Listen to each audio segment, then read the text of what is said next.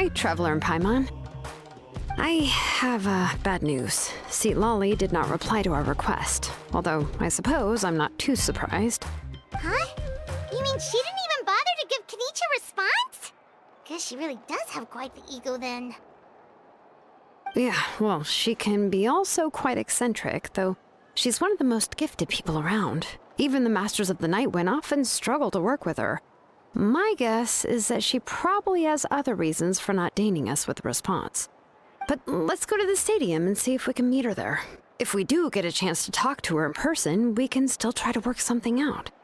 That's true. Let's go!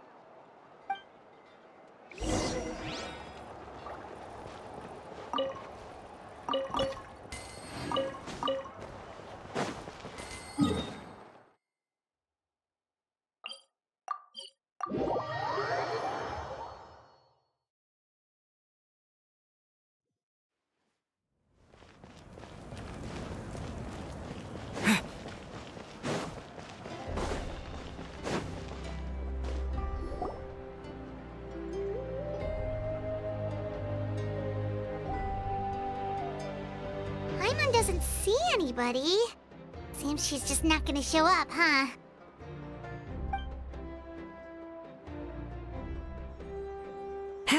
Well, we tried to be as considerate as we could, but she's under no obligation to help. That might be true, but this is still a request from the Pyro Archon, right? Shouldn't a subject always answer the call of their Archon? A subject? Well, if you ask me, I'd say we're all more like friends with the Archon. Yes, Mavuika is our leader, but that doesn't mean there's any kind of tall barrier between us and her. The only thing is that she often has very high expectations of us. Huh. So even though she's super powerful, it sounds like she's actually pretty down to earth and easy to get along with. Unlike that old hag Granny Citlali, right? Does she think she can ignore us just because she's famous? You all talk about her like she's some kind of huge deal, but she didn't even bother to reply to our letter! Seriously, if she didn't want to come, she could at least let us know. If that's what aging does to you, Paimon never wants to get old. Oh, really? So, that's how you see me? Huh? Who's there? Who's talking next to Paimon? Oh, don't mind me. I'm just a disgruntled old hag, right? Come on, relax. I'm sure my bark's worse than my bite. Huh? Citlali. Wait, you're Citlali? You're Granny Citlali? Yes, Granny Citlali. But emphasis on Citlali, not Granny. You must know this trope from light novels, surely. They use it all the time. The young man who's actually the oldest person in the room. The girl next door who turns out to be a seasoned veteran. The wise sage who looks like a little kid. Oh, wipe that look off your face! You've seriously never seen an older lady that doesn't look her age? Okay, well, don't go thinking it's a trick either. See? I'm barely wearing any makeup. Did I forget to mention, she's called Granny, but she's actually pretty young. It was an honest mistake. I guess we've just gotten used to it. I'm sorry. So, how old are you actually? What? How dare you? Don't you know it's rude to ask a lady her age? Paimon really didn't mean to offend you, it's just that your case seems really unique. Oh, Paimon just wanted to apologize, but now she's putting more and more of her foot in her mouth. Really, Paimon just got a little mad since we thought, well, you were gonna leave us out to dry. It was my idea to invite you here, Citlali. So if you're upset, you can just take it out on me. All right. I was only joking. I didn't mean to chastise anyone. There's really no need to take all this so seriously. If anything, I'm gonna feel awkward if we keep this going. I received Kenichi's letter and was planning to attend this meeting. Since I had already decided to come, I figured there was no need to draft a reply that simply said, understood. Besides, just showing up is the most important part. No? But, of course, it's also natural for people to get held up by one thing or another as they're trying to leave the house. It certainly was a bit awkward to see that everyone else had arrived before me. At first, I was thinking of quietly sneaking over, but since you were already here waiting for me, I started to think about how I should phrase my apology, only to hear you all talking smack about me.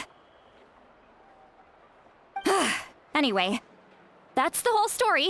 Honestly, it's not like I owed you an explanation anyway.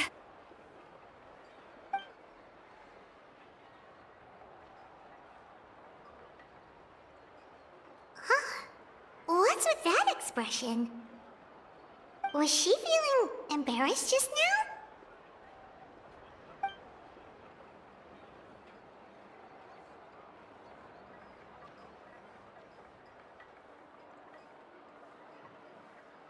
When the Masters of the Night Wind say they struggle dealing with her, I wonder if the feeling is mutual. She seems to be pretty awkward herself. Everything she does and says seems a little forced. Anyway, Xilonen, I heard that you require my help in crafting an ancient name. Correct. The situation isn't like anything we've handled before. Let me explain.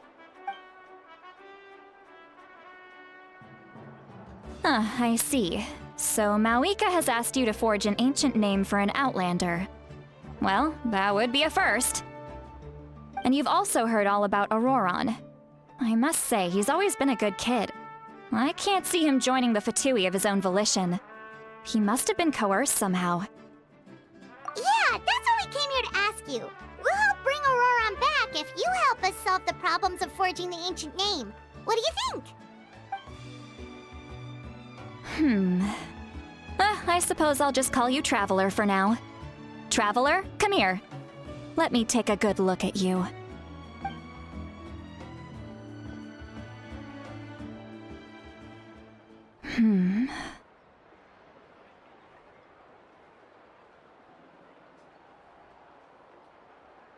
Wealth leads to unending conflicts between people. Yet you alone transcend the value of gold. Baleful thunder and wrathful waves bring terror to mortal hearts. Yet again and again, you've braved them to find new worlds.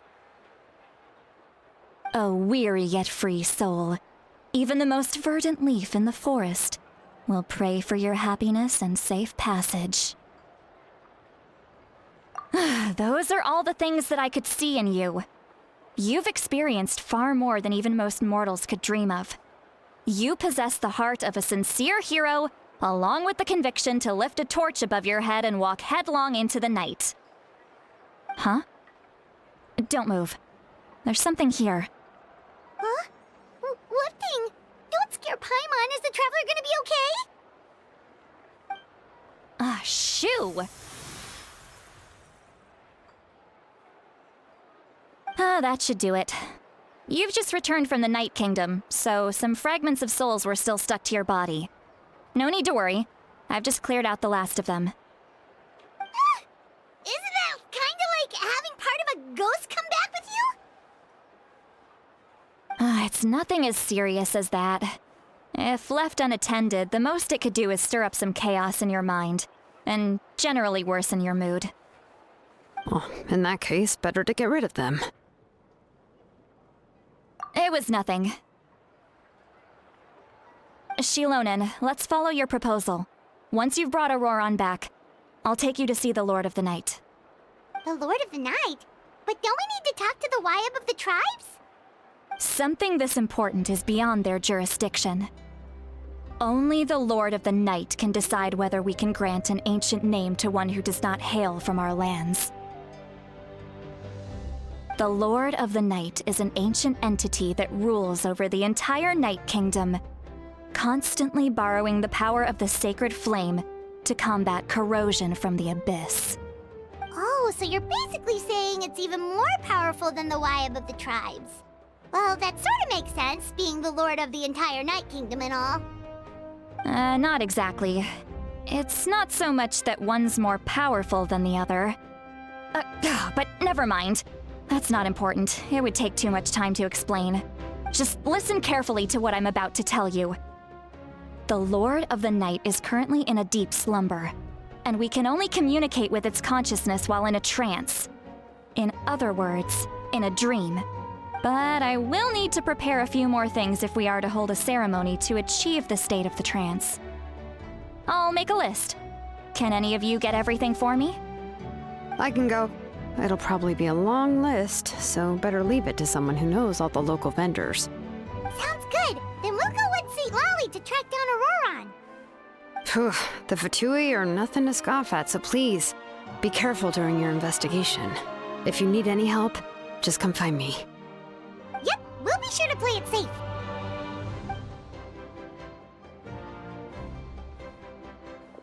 All right, now it's time for us to catch that brat and bring him back. I'm sorry I made you wait earlier. It was actually because I decided to swing by Ororon's place to look for clues. He has always lived alone, and I found a broken jar in his house. There was also something off about his phlogiston aphids, which I assume is because their keeper has been gone for quite some time. And interestingly enough, I saw some slash marks in the house that did not match any of our local weapons. My guess is they were left by Snezhnayan arms. Oh, sounds like the Fatui broke into his house and took him hostage. But why would they kidnap a kid who just spends his days living in the country and raising aphids? He's only in his 20s. What would they want with him? That's not to say that I believe he's totally innocent, of course. Since he's the only one who was kidnapped out of everyone in Natlan, he must have done something to attract their attention. In any case, we'll get to the bottom of this once we manage to get him back here. I'm truly sorry to put you two through all this trouble with me. But please help me get him back. You can count on us! All right, then let's start by heading to where Ororon was seen last.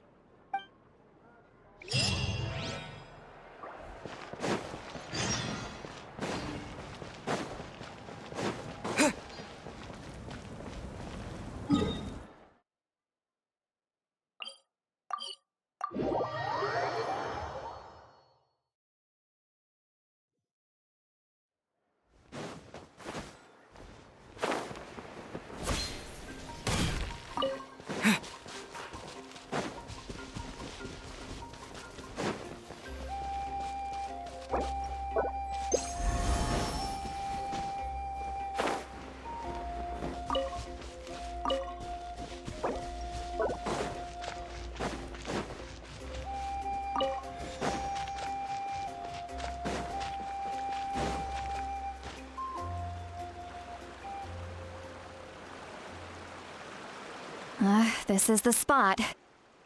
An eyewitness claimed to have seen Ororon speaking to some Fatui soldiers here. I don't know how much you're willing to believe me, but Ororon really is a good kid. I see no reason why he'd suddenly get involved with the Fatui. I'm convinced that what the witnesses saw was actually the Fatui coercing him, or perhaps trying to extract information. However, I doubt anyone would believe me, given there are no signs of a fight. Didn't Kanich say that she's a big name in Natlan?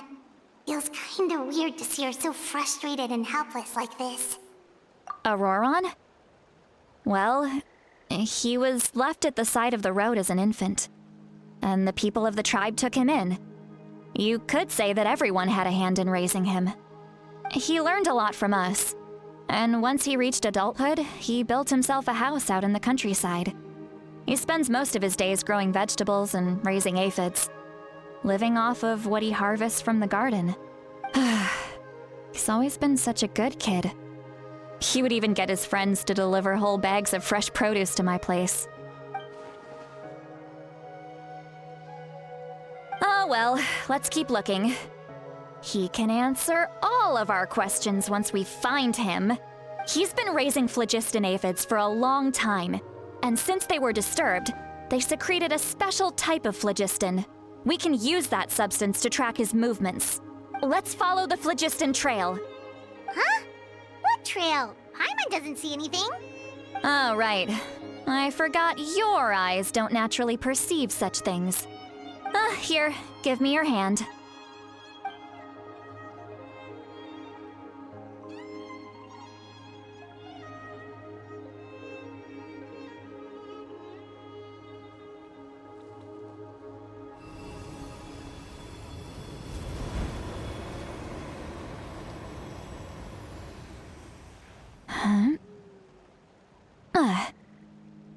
How about now?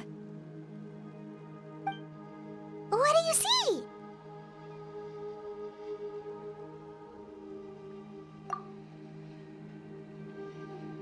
Whoa, Paimon can see it now too! That's right. I used a spell to temporarily transfer a portion of my senses to you. For a short while, you'll be able to see the phlogiston too. Wow, you can even share your senses with us? First time Paimon's heard anything like that. It requires a very rare spell that most people aren't adept at.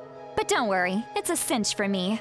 Between the two of you, it seems the Traveler's senses are a bit stronger than Paimon's. When I held your hand just now, I could sense that you've got a great affinity for phlogiston. You're extraordinarily gifted. Anyway, we'll need to use our vision now to track down Ororon. Good luck, you two. Over here, this way! Citlali might say a lot of deep and confusing stuff, but this spell of hers is really something. What was that? Oh, Paimon was just complimenting you, really!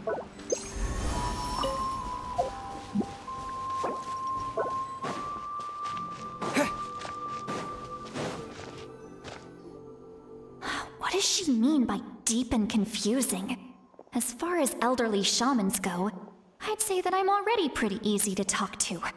Is there any other old hag who's as fluent in the language of the youth as me? But is my way of speaking still not trendy enough? I've already tried my best to match their speech patterns. But given the looks on their faces just now, or perhaps I'm still not fashionable enough? But that can't be, right? Don't tell me they're still getting the impression that I'm super old-fashioned. Huh?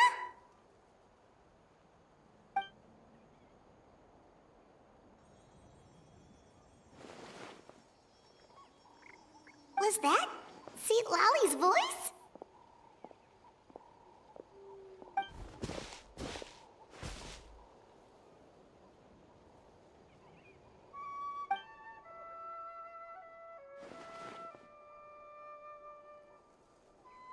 Now that I think about it, it's a good thing I found some helpers this time. Some things are best done with the help of friends.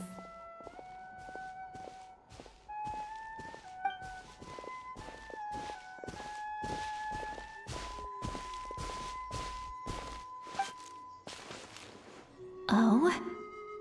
They appear to be feeling quite confident. Looks like our work will go smoothly.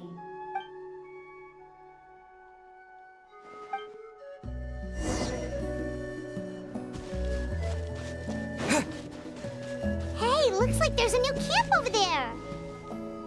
Let's go take a look.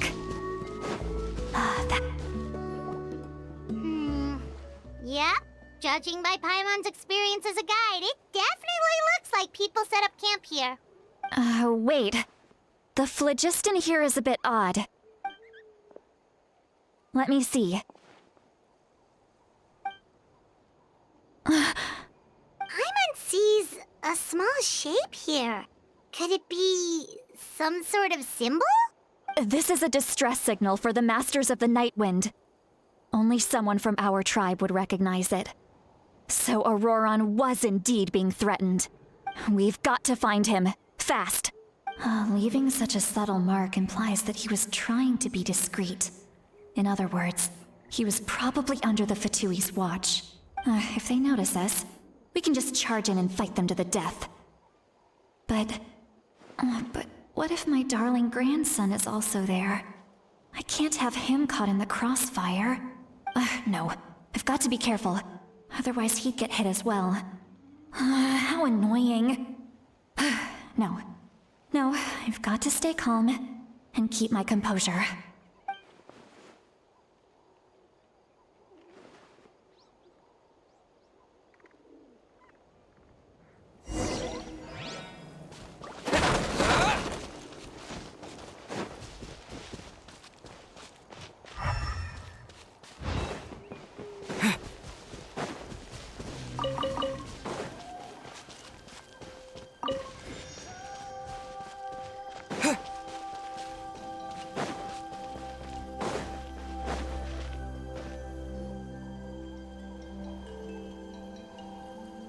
Traces of people staying here too.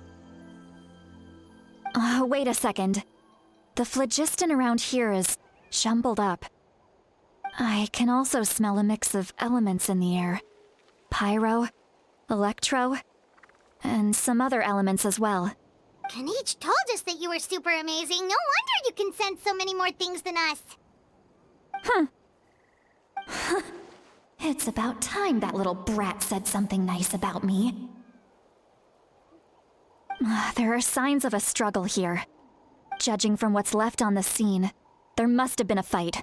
But after that, the factions seem to have gone their separate ways. Both the phlogiston and the elemental traces in the air support that.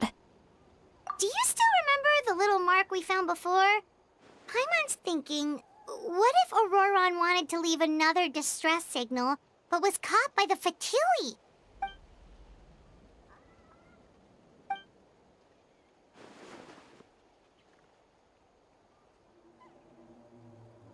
Given there are 2 signals leading from here, we should split up as well. I'll take this direction, and leave the other one to you. Let's meet up again later. Ororon, what the heck were you doing? It's one thing to trouble me, but now I had to bring other people into this as well. You little brat. And off she goes! Traveler, did you hear all of that as well? Once Citlali left, that voice went away as well. Paimon even tried calling her name inside Paimon's head, but there was no response. So you were thinking the same thing! Paimon also thought that if we could hear what she was thinking, then she could probably also hear what we were thinking in our heads. She did say that she was quite adept at this spell, and it doesn't sound like she's had any trouble with it in the past. Maybe we're a special case and can hear her thoughts as a side effect. If you think about it, she's really got a lively inner world. It paints quite a different picture from Paimon's first impression of her.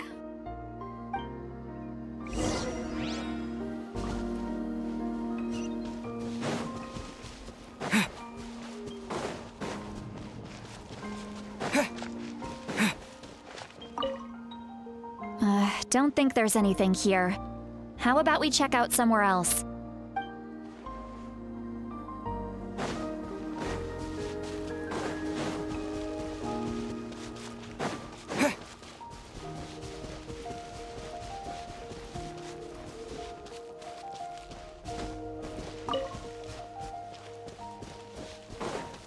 Paimon sees some traces here. Let's follow them and see if we can find anything up ahead.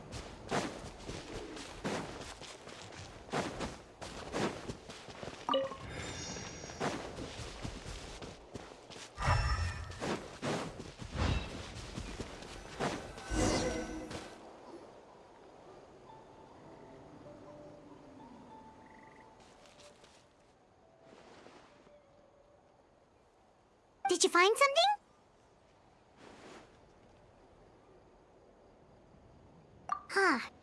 So we can't tell where Ororon might have gone from here. That's weird. The phlogiston trail suddenly stops. We can't make anything of these footprints either. But he can't have just evaporated into thin air, right? We know he wasn't alone. He had all those Fatui with him. So, you can hear the sounds of the wind from beneath the earth.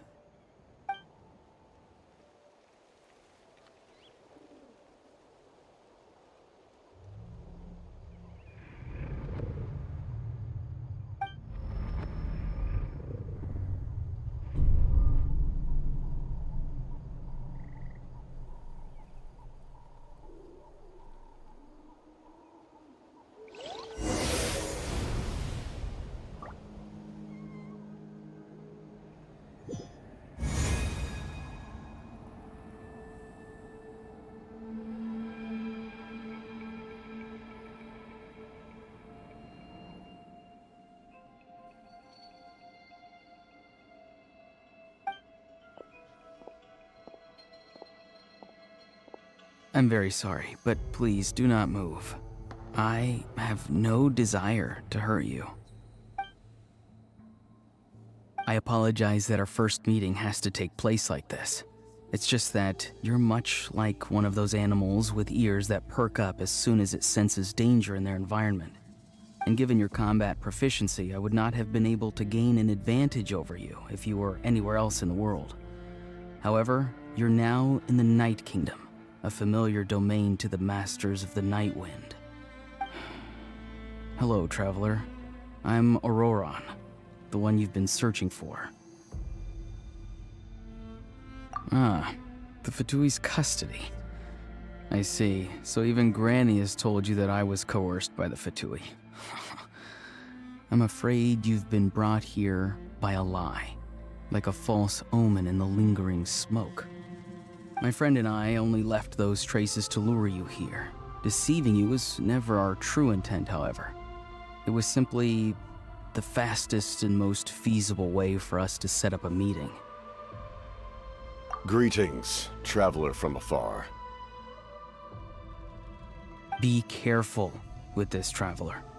His soul is temporarily restrained by us, and it appears to have become more fragile in the process. It's taking all my concentration to hold on to him. It was I who tasked Ororon with leaving the traces to lead you here, and I who used the Master's ritual to bring your soul to the Night Kingdom. I've heard much about you from the past encounters you've had with my colleagues.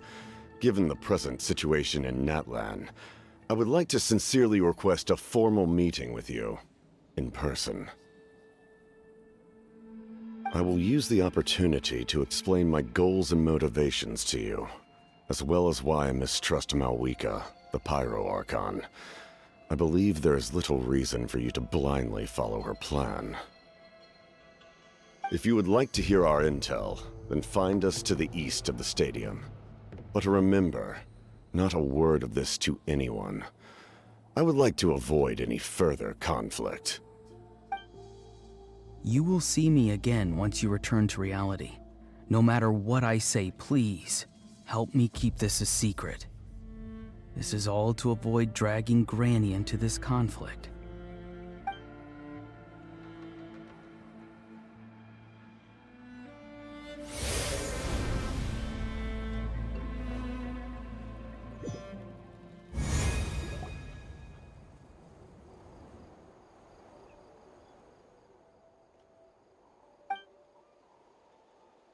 Hey, what happened just now? You suddenly collapsed and stopped responding.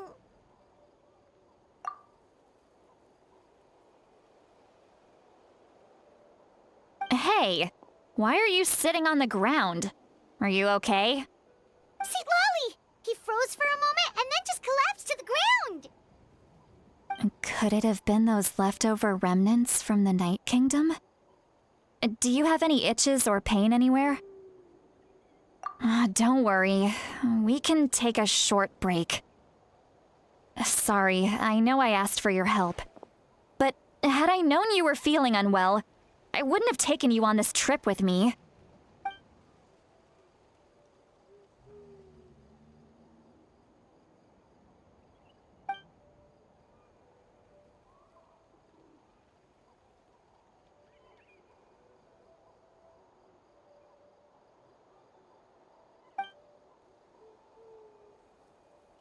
If you're feeling sick, you should just say so. Citlali should be able to, exorcise any ghosts or weird stuff that you picked up in the Night Kingdom. A seasoned traveler must know the importance of not pushing yourself beyond your limit. If you need anything from me, just say the word. In any case, let's take a bit more time to rest now.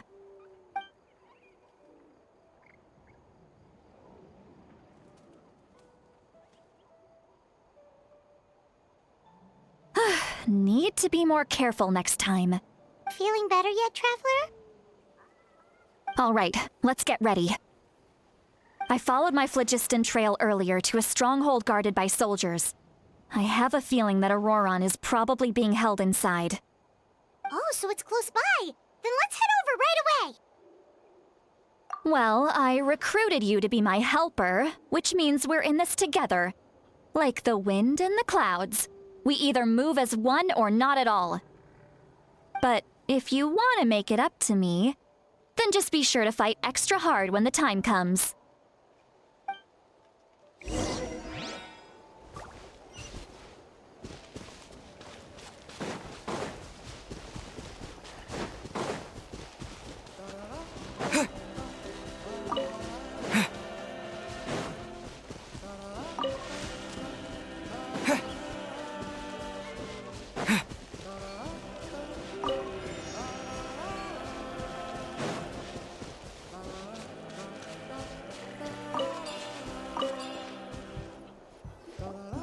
Look over there. Huh? Paimon thinks she sees someone in the middle of the camp. That's Ororon. So he really was taken by the Fatui.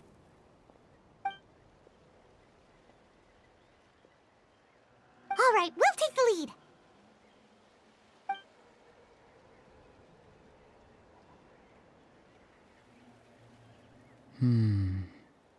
Hey, quit daydreaming. Don't you have work to do? I cannot see the sun. What? Without the sun, I cannot see the truth. You are currently blocking the light, so I must beseech you to move aside. Huh? Okay, Mr. Philosopher. That's enough mumbo-jumbo. Wow. I'm going to rip that guy's head right off. Citlali's struggling to control her temper now. Are you ready? Let's go kick their butts. On my count. 3, 2, 1! Still trying to resist? You've got no idea who you're up against. You're back into it! Get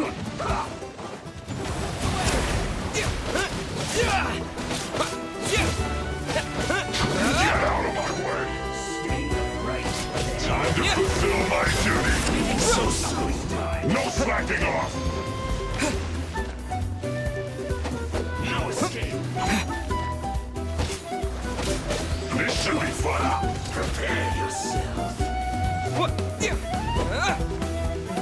It isn't time for a break yet! Listen this quickly!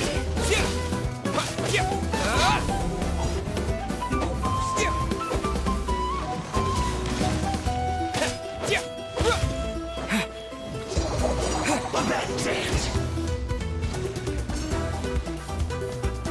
Prepare yourself! My work!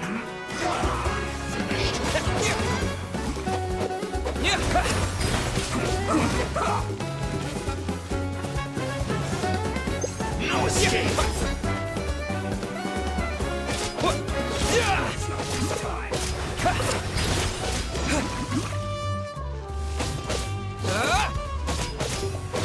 Let's end this quickly!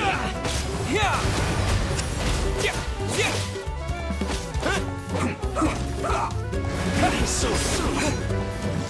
You can't run from death.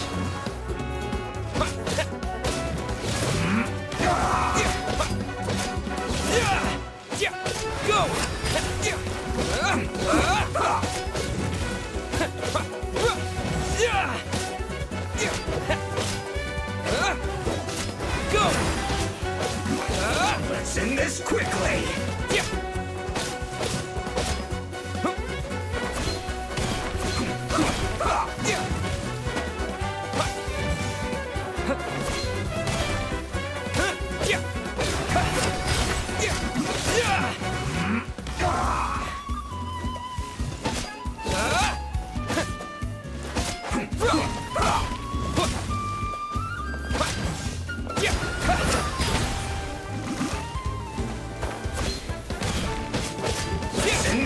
quickly!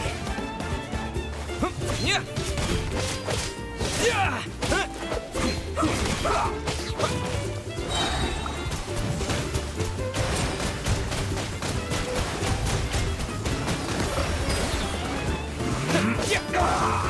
Bombs away!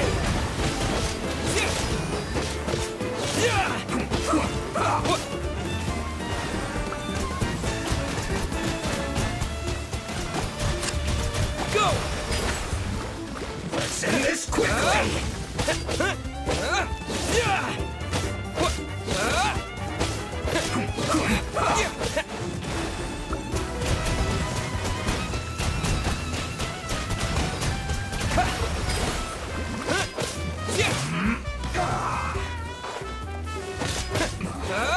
This isn't good.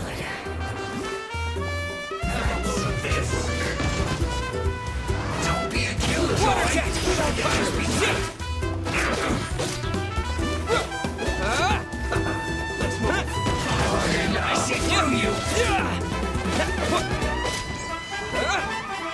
I must collect myself. Well done!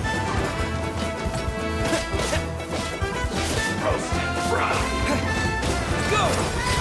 You can't run! This one's well done! You got it! Roast and fry!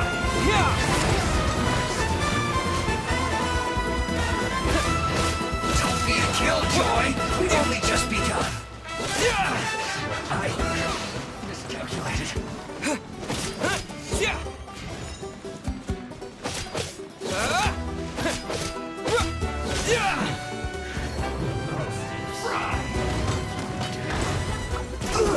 Feel clogged!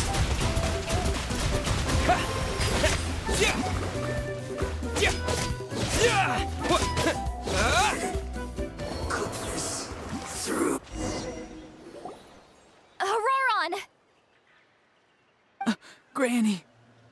Paimon knows she's called Granny Eats to Lead, but it's still kind of weird hearing someone actually call her Granny. And greetings to you too, Gramps. What did you just call him? Gramps? Is that not right? You're Granny's friend, are you not? You seem to be approximately the same age as her, so I figured you've got to be Gramps.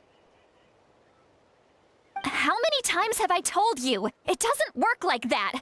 There are a lot of people who look about the same age as me. You can't go around calling everyone Gramps or Granny.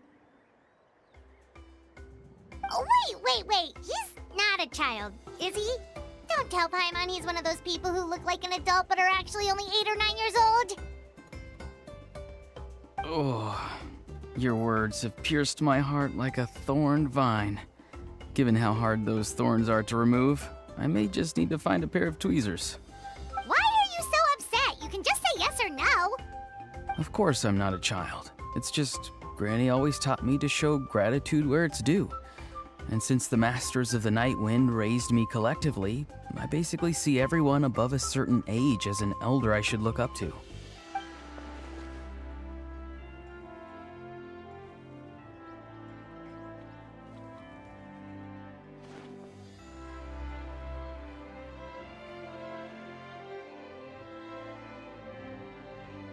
Exactly. But if you keep that up, then everyone's going to be your senior. And do you think saying all of this is gonna save you from a scolding, Ororon? Haven't I told you 100 times since you were a kid? Heed the 3 warnings.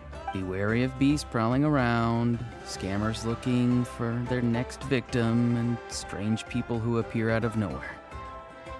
Oh, so you do remember, and you just chose to ignore them. I always knew that living on your own was going to get you into trouble sooner or later. But getting kidnapped? That really takes the cake. You won't always be able to rely on other people coming to your rescue, you know. You're just lucky we got here when we did. Or we might be launching another search and rescue operation to find out where they put your severed head. I'm sorry, Granny. I'll be more careful next time. Next time? Oh, good one. You think there'll be a next time after this? Not a chance!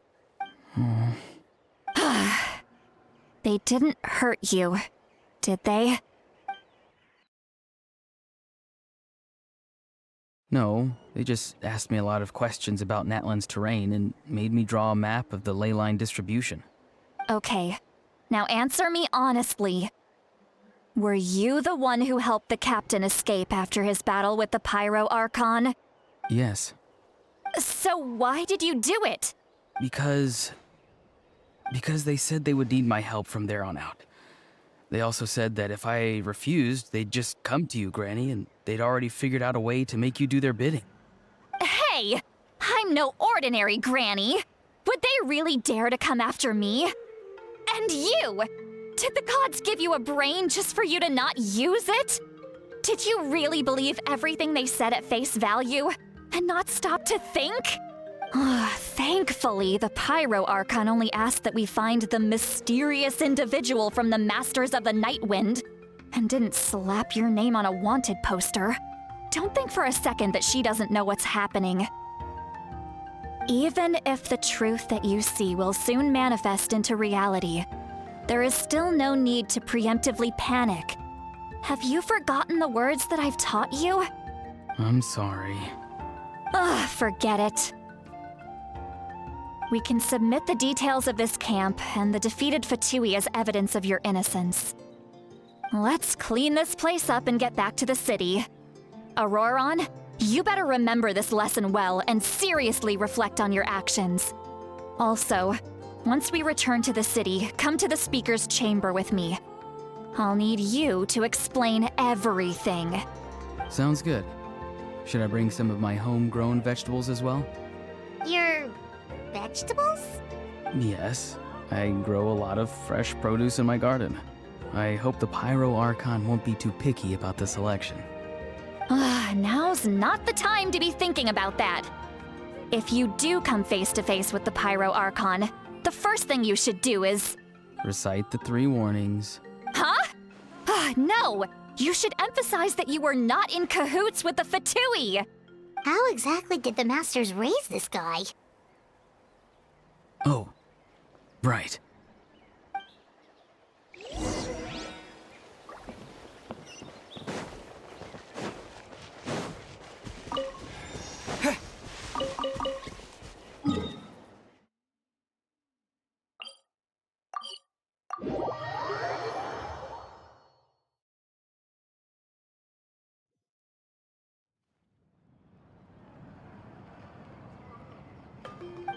I see. So Ororon came to the captain's rescue because he promised to help him in exchange for Citlali's safety. That's right. I'm sorry. Now that you know Ororon was only trying to protect another member of his tribe, could I ask you to petition the Pyro Archon for her forgiveness? We'll give her a full report. We'll let you know once she's reached a decision. Will I need to stay here? Technically, yes. But if Miss Citlali is willing to serve as your guarantor, then we can release you from custody. Sure. I'd be happy to do that. I don't have any more time to waste here. I still have other things to do. Understood. Thank you very much. Mr. Ororon, please report back to the Speaker's chamber as soon as you've received notice of the Archon's decision. I understand. Thank you. And thank you too, Granny. Well, at least you won't need to hide your face anymore. Traveler, Paimon, thank you very much for your help. And don't worry, I haven't forgotten about my side of the deal. Once Ororon is settled, I'll go talk to Xilonen and get started on forging an ancient name for you. Oh, thank you. You scratch my back, I scratch yours. It's as good as done. You can just go twiddle your thumbs or something while you wait for the good news. Bye for now. Come with me, Ororon. We've got to find you a place to stay for the night. Goodbye, Gramps.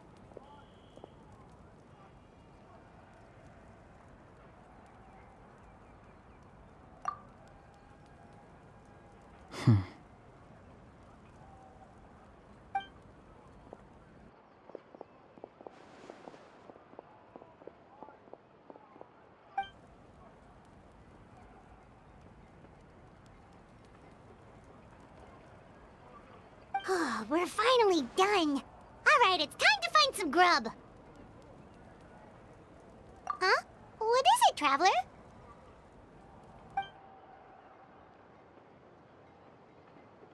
What? That captain? Sorry. Paimon just didn't see that coming. So you really saw him in the Night Kingdom? And he didn't attack you? Oh, that Ororon, what is he up to? He sounded earnest enough just now. Paimon would have never guessed anything was happening. All that stuff about protecting Citlali and being forced to help the Fatui, when he's actually been a willing accomplice all along. Yeah, you're right. Still, Paimon appreciates you telling her about this.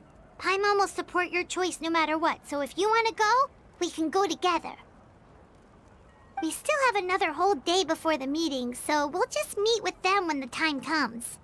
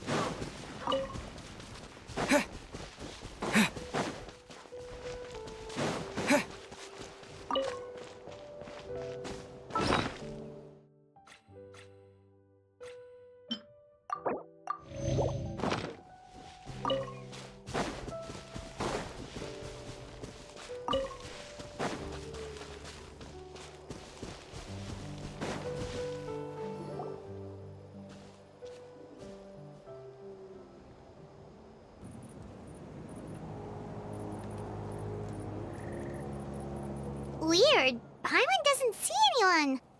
Oh, please don't let this be a trap.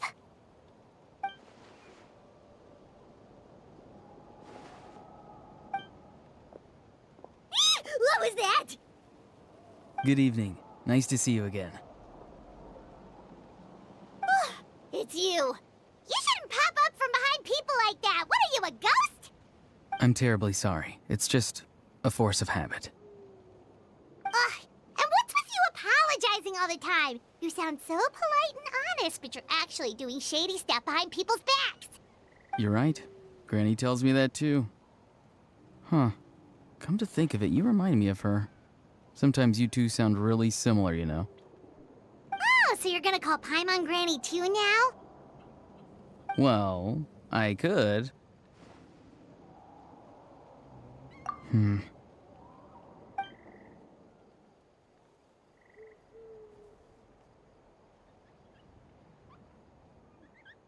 It's all clear.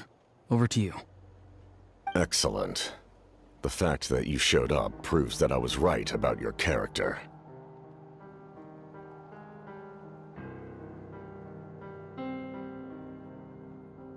Yet, there's been a lot of talk about you. Child told me that you're passionate about the unknown and willing to take risks. Rather than facing you as an enemy, I would much prefer to bring you to my side.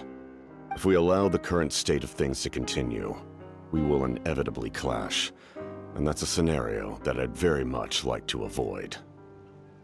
I've long heard of your exploits across the nations.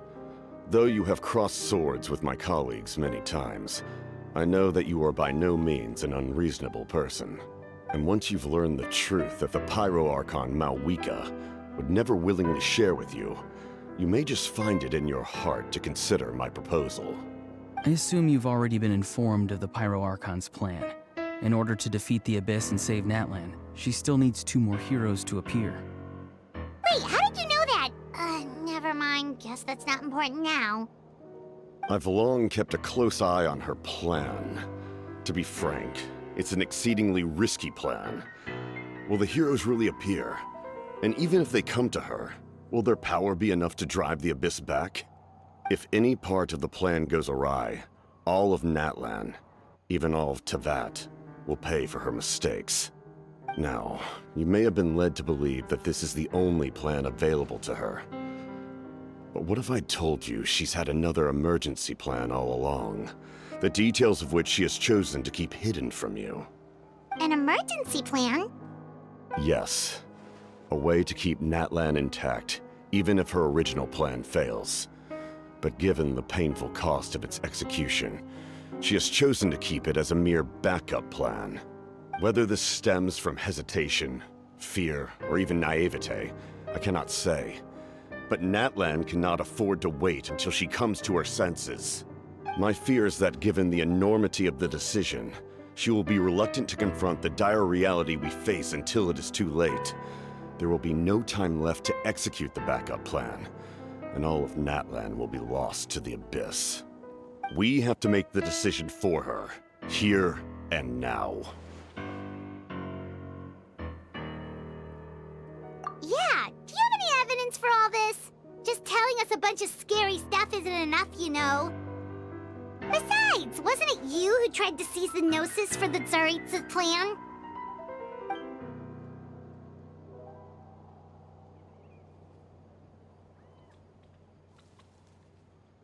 I knew you'd be clever enough to see. That's right. I did not seek the Gnosis for the Tsaritsa. Since I was defeated in battle, I must put to rest my thoughts about the Gnosis.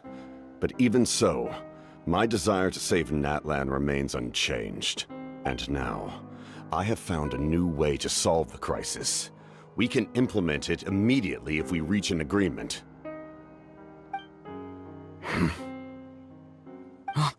Someone's here. Huh? The captain disappeared! Something is rapidly approaching. Oh no. Something? Bad news, chump! It's your granny!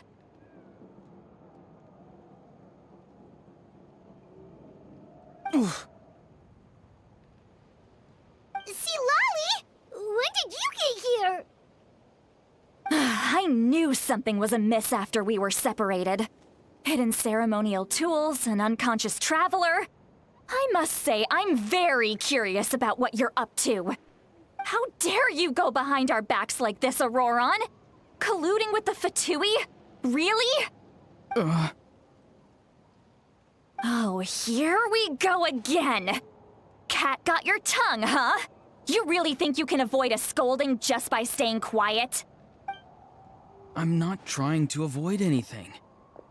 Oh, and now you're talking back. Well, go on then. Explain yourself. What the heck are you up to? I'm sorry, Granny. I feel so guilty. You! That's it! Where are my tools? I swear if I don't teach you a lesson right here and now, I'll... Wait, Citlali! Please, calm down. We, still learned a lot of info, didn't we? Like the fact that the captain isn't trying to seize the Gnosis anymore. So, maybe just save the scolding for later, okay?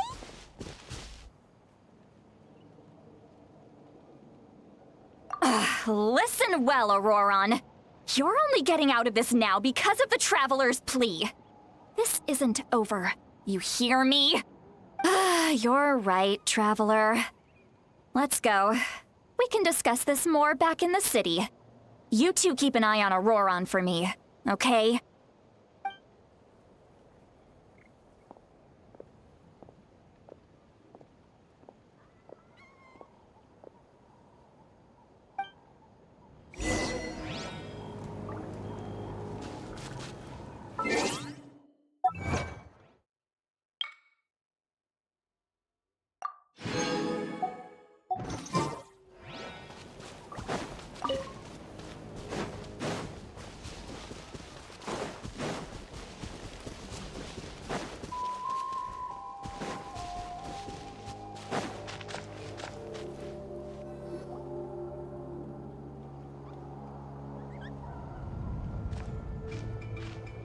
In all my years, I've never had a child cause me so much grief. Do you seriously not see what's at stake here? You've got a head on your shoulders, Ororon. Use it! Why did you help the captain? And I want the truth this time. No answer? Think you're being smart? Then let me ask a different question. What does the captain want? What is his purpose in Natlan? Really? You're just going to stonewall me?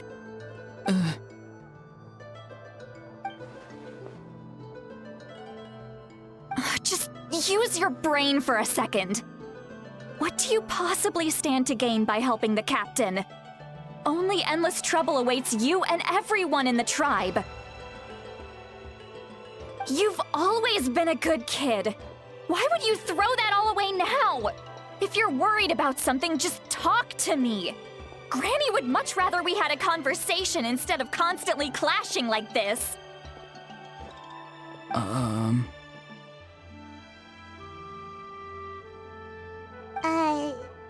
Why is he staring at us all of a sudden? I'm sorry that you have to hear all this. You're very kind. Most people would have fled by now. Not everyone can handle Granny's scolding. Oh? You dare gossip between yourselves instead of listening to me? You... Sorry, Granny.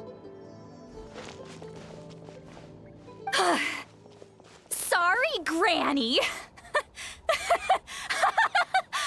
Sorry, Granny. You know what? Fine. I'm perfectly aware that everything I say goes in one ear and out the other. You're all grown up now, so why would you listen to an old hag like me? You say all the right things, but then you go and completely ignore me. Well, if that's how you're going to treat me, you can stop sending Aoife over to my place to deliver your stupid vegetables! I don't need anything from you! Who's Aoife? A delivery person? That's irrelevant. The point is, he hangs out with this kid, so he must be no good. You kids get to a certain age and suddenly act like you know it all. There's nothing I can say to get through to you.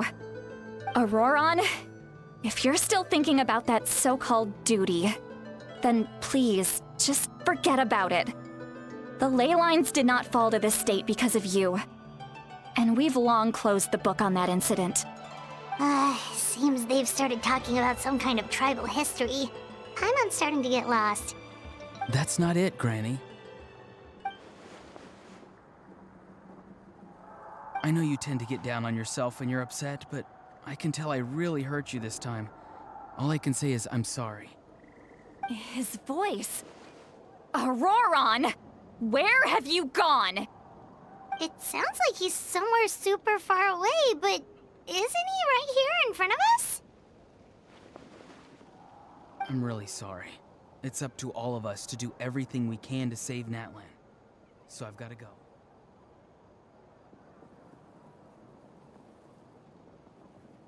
Get back here this instant! Ororon! What is this? Powder from plant spores? Is that the trick he used? What just happened? How was he able to suddenly get so far away like that? It's a trick of his. If you grind spores into a powder and spray it in the air, it can be manipulated to create an illusion. He pulled it off flawlessly. He must have put a lot of time into perfecting it. Don't tell me that's how he's been hunting in the fields these days. Couldn't he have picked up something more useful? Little brat. That's it. The next time we meet, I'm definitely going to break his legs. Whoa, that's a little extreme. But still, why does he feel like he needs to run from us? If his goal is also to protect Natlan, then can't we work together?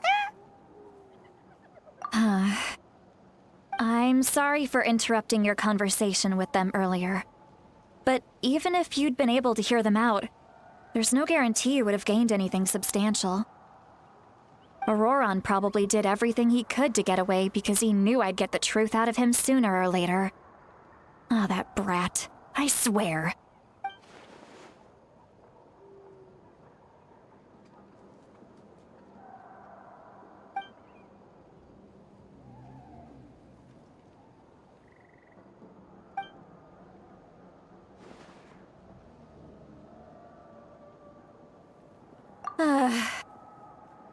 We've got quite a long walk back to the city.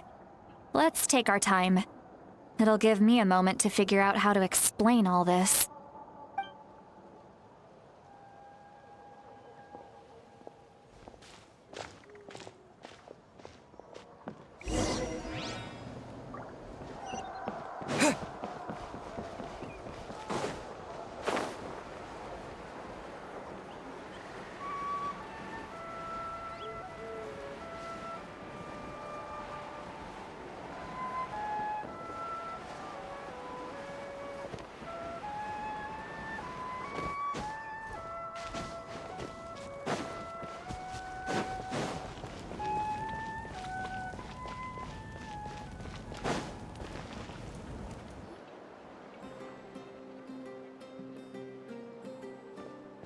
Do you two have some time?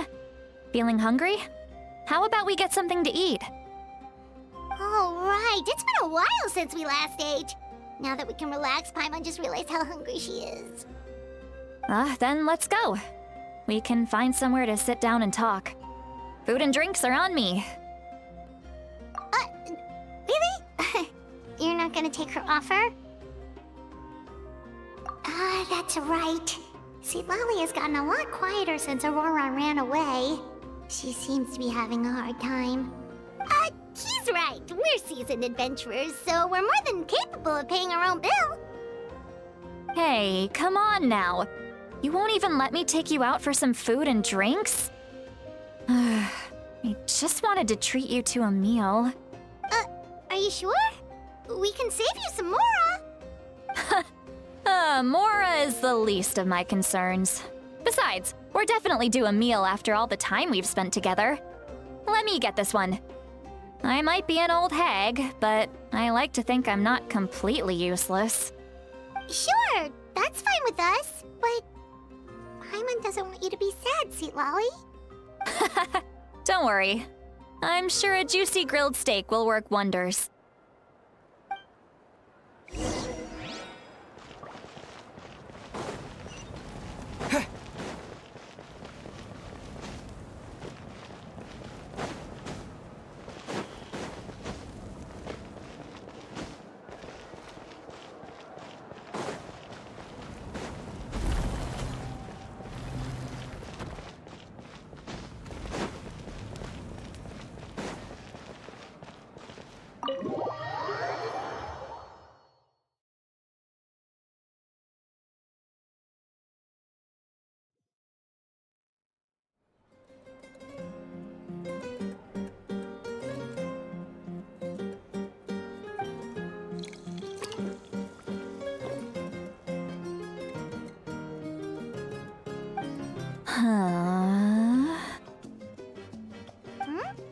What are you looking at? Do you see two people standing by the door? They look like spitting images of each other. Are they twins?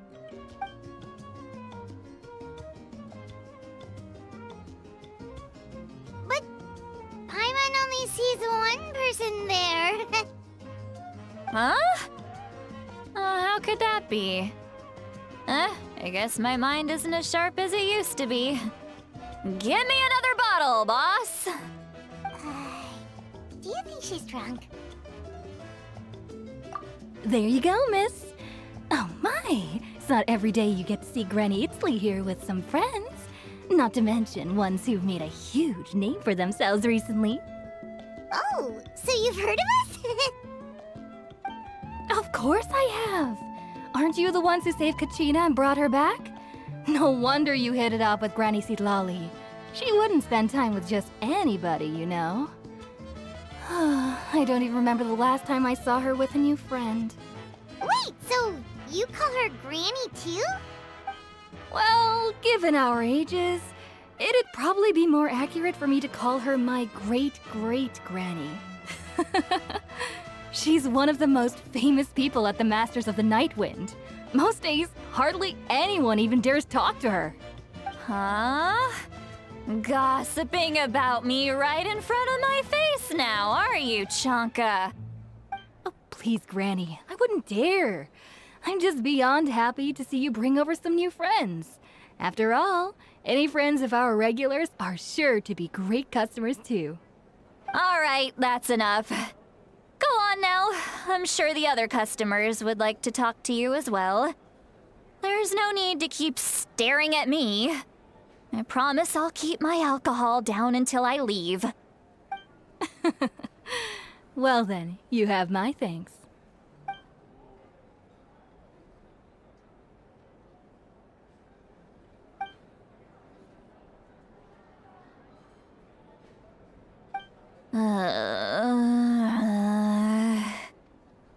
Citlali?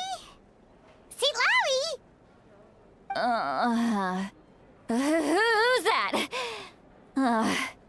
You got some gall calling me by my first name. Let me guess. You want to test your skills against Granny Eatsley, don't ya? Are you still with us, Citlali? You're kinda talking to no one. You chumps come around here, picking fights with me? Well, you know what happens next. You lose, and then run off home to tell everyone about how I'm this big scary bully. It's always the same story. You brats start it, I finish it, and then I end up with the reputation of being some kind of terrible monster among the shamans. I mean, come on. Monster? Me? Really? What did I do to deserve that? Granny Citlali, you're not a monster at all. Exactly! And while we're at it, I'm not some lazy slacker either. Between meditation, advising the chief, and speaking with the Wyab, I actually have a pretty packed schedule, you know. Oh yeah, and I have to mentor all the new kids. Hey, new kid. Yeah, you. Don't play dumb. Didn't I teach you how to find phlogiston? You see? I know my stuff. I'm a good teacher. You tell him. That's more like it. About dang time someone showed me a little respect. Yeah, Granny's a hard worker, all right. You can always rely on old Granny.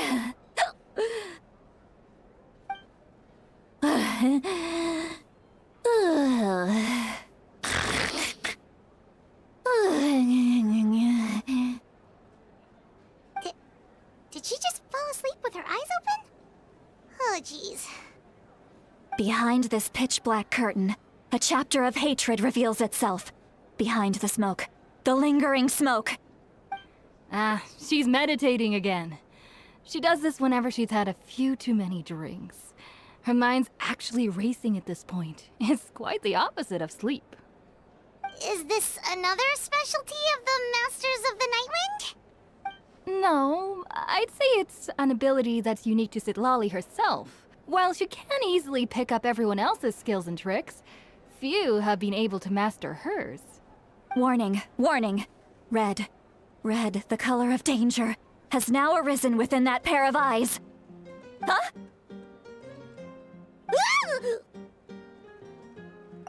Traveler?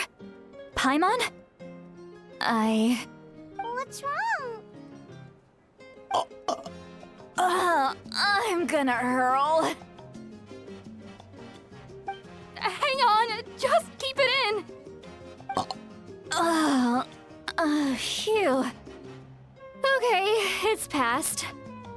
That was a close one. You had Paimon worried. Paimon really thought you were about to barf all over the table just now! Ugh, how embarrassing. I'm sorry you had to see me like that. That's never happened before, I swear. I've never thrown up, not once.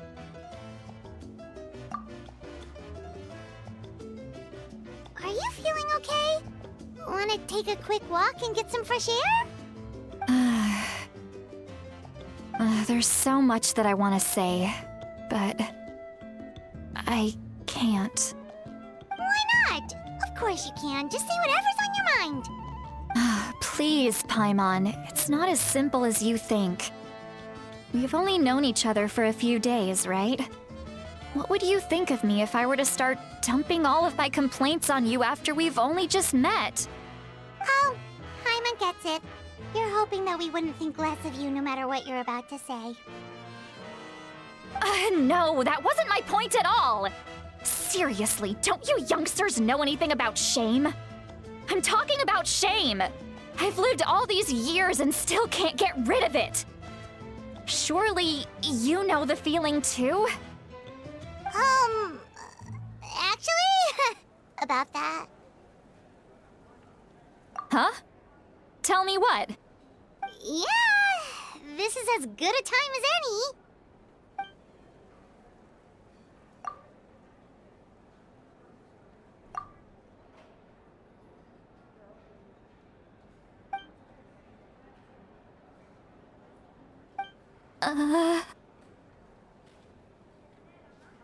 So, you heard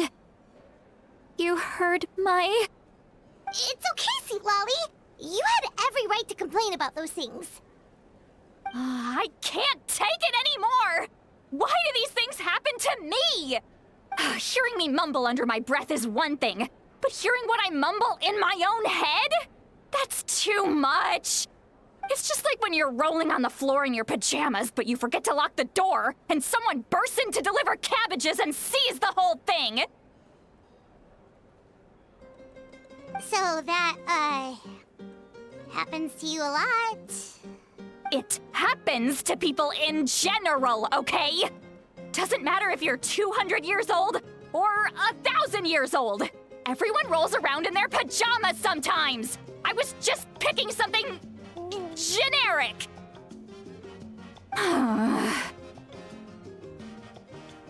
Take a walk with me. I have things to share with you. Looks like she's completely given up. Like those criminals who just confess everything and accept their fate.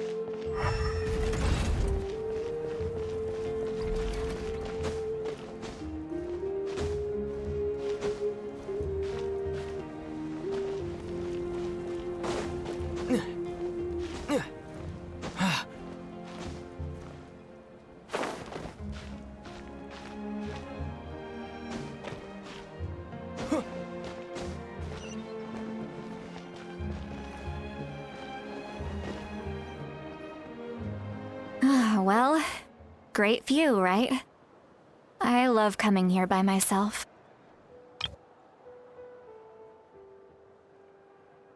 Wow, it's beautiful!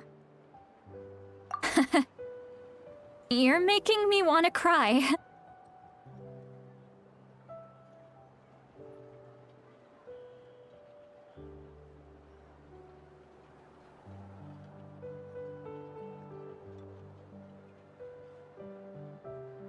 Oh no, what do we do? I was an expression, okay? A figure of speech. I'm just... embarrassed. Here you are thanking me, even after you helped me all this time.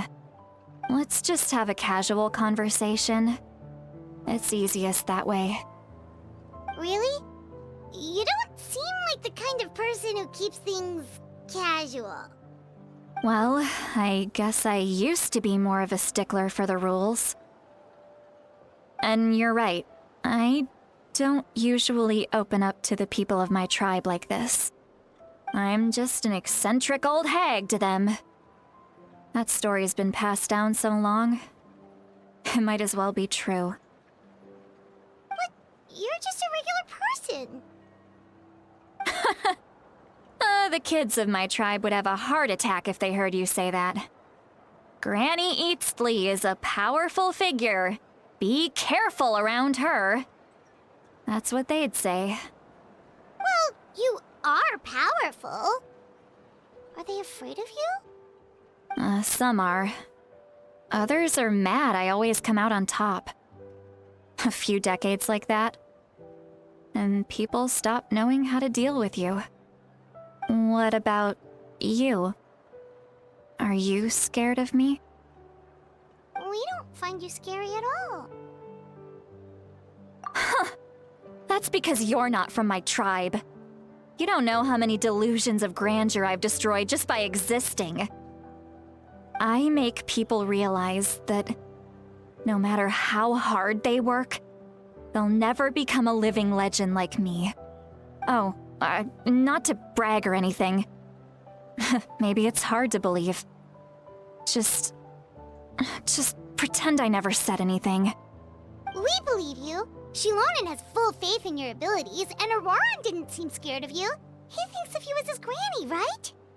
Yes, but Ororon's a special case. Mavuika already told you about her plan. And you've given so much help to Ororon and me. You deserve to learn the full truth.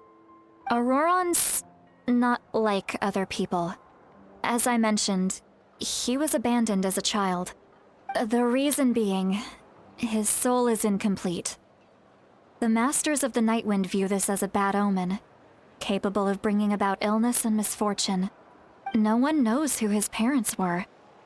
He was just left on a rock in the wilderness. It's a miracle he wasn't devoured by some wild beast. The Masters of the Nightwind believe they can see human souls, and in Ororon's incomplete soul, they saw a possibility for Natlan. A possibility to turn Ororon into a vessel for lost souls. The ceremony would allow lost souls to gather within him. Ororon would then be sent to the Night Kingdom to return the souls to their rightful place, strengthening the ley lines and completing the ceremony. Wait, that doesn't sound right. Now you see the problem. When damage occurs to the Night Kingdom, the souls held within disperse and remain adrift, unable to find a way back to the ley lines. This loss of souls damages the Night Kingdom even further.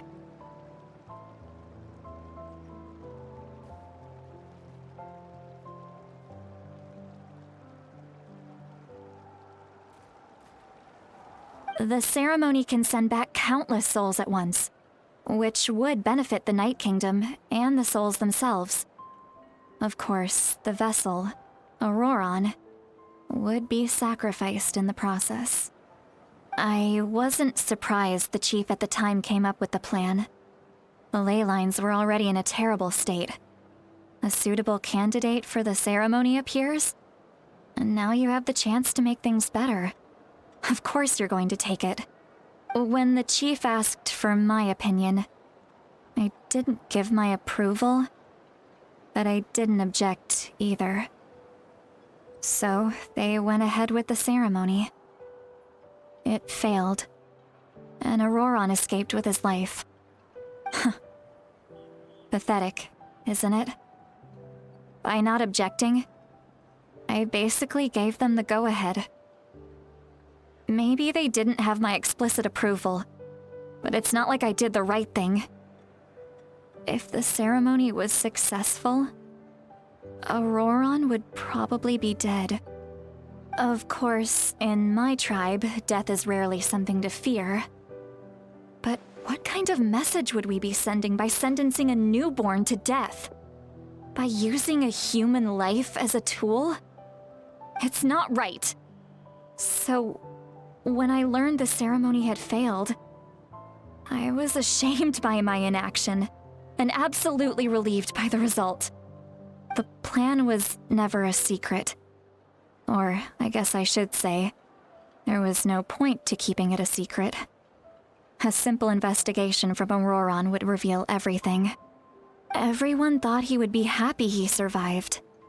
And he never really said anything to the contrary.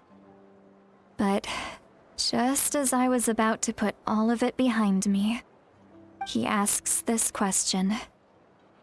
Would Natlan have been saved if the ceremony succeeded? Wait, but it's not his fault. He knows that, but he still feels guilty. Ororon has a strong ability to perceive souls, more than any of us. He understands just how dire the situation with ley lines has become. Maybe he chose to work with the Fatui because he still thinks he owes a debt to Natlan. I can only imagine what they told him. Traveler, didn't the captain say he found a way to solve the crisis? Maybe that's what brought Ororon into this. Anyway, we can't just let things go on like this. We have to convince him to come back! You don't look so good, Citlali. Maybe you should head back and get some sleep. Probably drank too much. It's okay. The fresh air is doing me good. Okay. Forget that. I need to go home. I hit it a little too hard. You've helped me so much already. How do I even begin to thank you? Hey, we're friends, aren't we? Besides, you already said you owe us a favor, so you don't need to worry about us. Good point. Well, I'll go home and get some sleep. We can figure out our next move in the morning.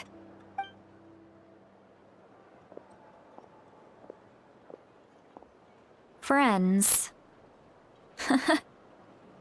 I like the sound of that.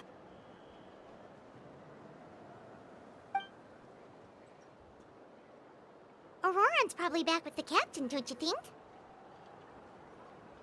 You mean about the backup plan? Do you really believe what the captain told us?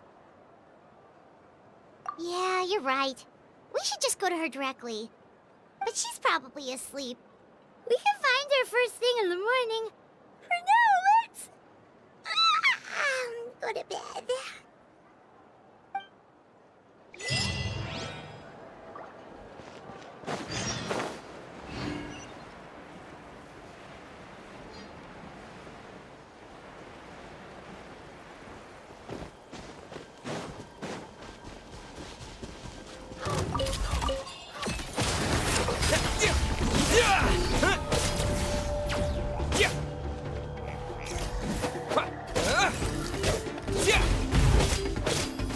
Water jet!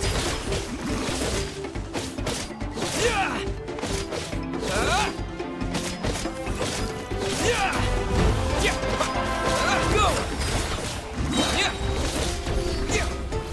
Wipe out!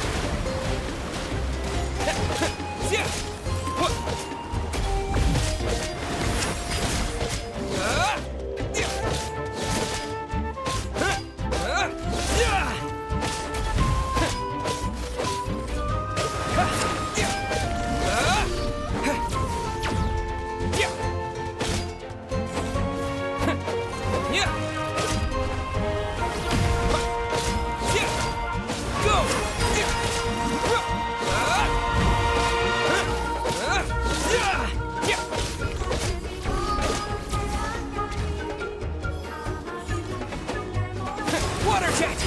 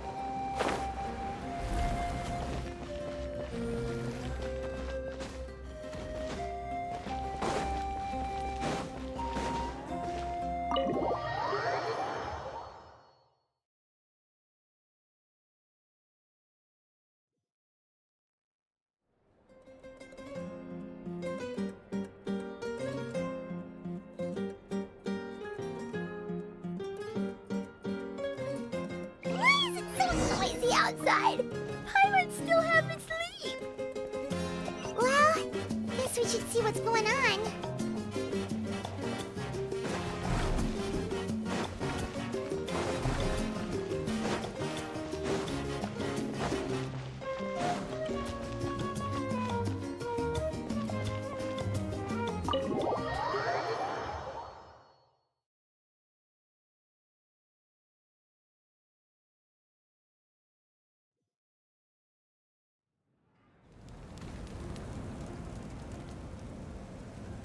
You're already here.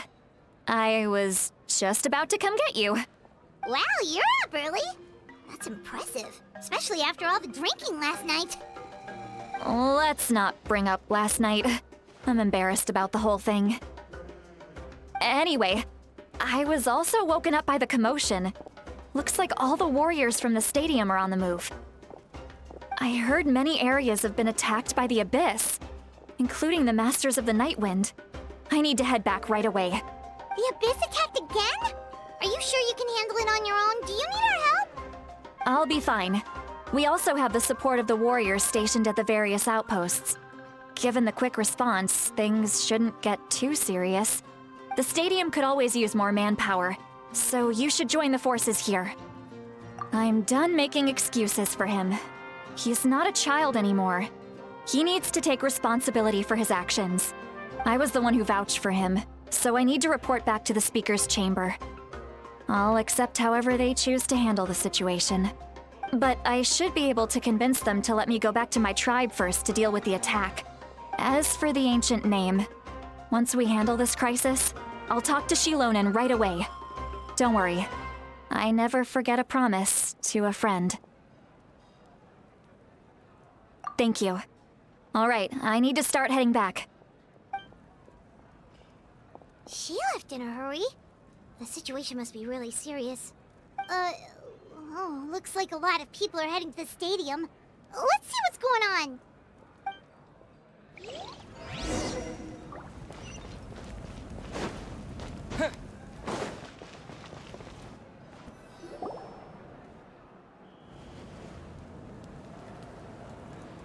Traveler, over here! Perfect. Our star Outlander has appeared. Oh, you're all here! But, what's with the whole Star Outlander thing? Just my way of saying how awesome you are. We've got a real emergency on our hands, so this is the perfect time for you to show off your skills. Alright, but can we get a quick rundown of the situation first? The Abyss suddenly attacked the Collective of Plenty, the Masters of the Nightwind, the Children of Echoes, and a number of our camps and outposts in the wild. Yes, and the attacks are increasing in frequency. The tribes have plenty of defenses, so they're safe for now, but I can't say the same for the adventurers and merchants stuck in the wild. Chaska and I have been searching for survivors and treating the wounded. We just got back, but we need to head out again soon. I plan on heading back to the Collective of Plenty, just in case my tribe needs me. What about you, Mualani? Where are you gonna go? I'll go help the Children of Echoes. They're the closest, so I can start fighting right away.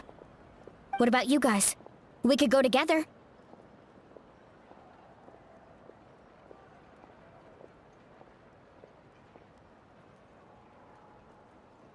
Yeah, that does sound important. No worries. Just leave the Children of Echoes to us. Who knows?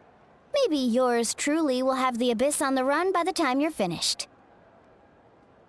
That would be pretty great, actually. I hope my tribe gets through okay. It'll be fine. Your tribe doesn't do all that bodybuilding for nothing. Let's part ways here for now. And most importantly, be careful, everyone. Oh, and some of us need to avoid getting contaminated by dangerous-looking substances. That will make my job a lot easier. Koichi, do we really have to do this now? It's alright. She's just looking out for everyone. Alright, let's hurry up and talk to the Pyro Archon so we can help the others.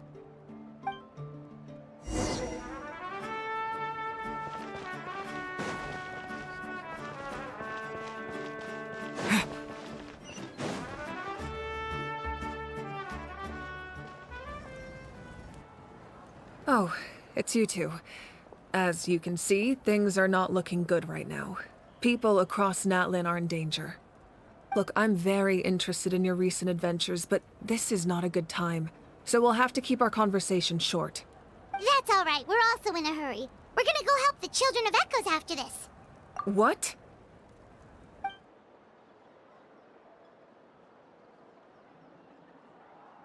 So he thinks my plan is too risky.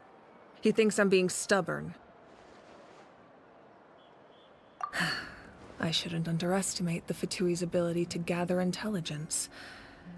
The Gnosis does have that function, but there's more to the story. I will answer you honestly, but you must help me keep this a secret. I can use the power of the Gnosis to save Natlan, but it comes at a heavy price. The Gnosis would drain all the souls and memories from the Night Kingdom and weave them into a giant net, which would surround the ley lines and protect them against abyssal corrosion. Wait, you can use souls to weave a net? But does that mean... Yes. It means sacrificing those souls in the process. Souls are just another form of life.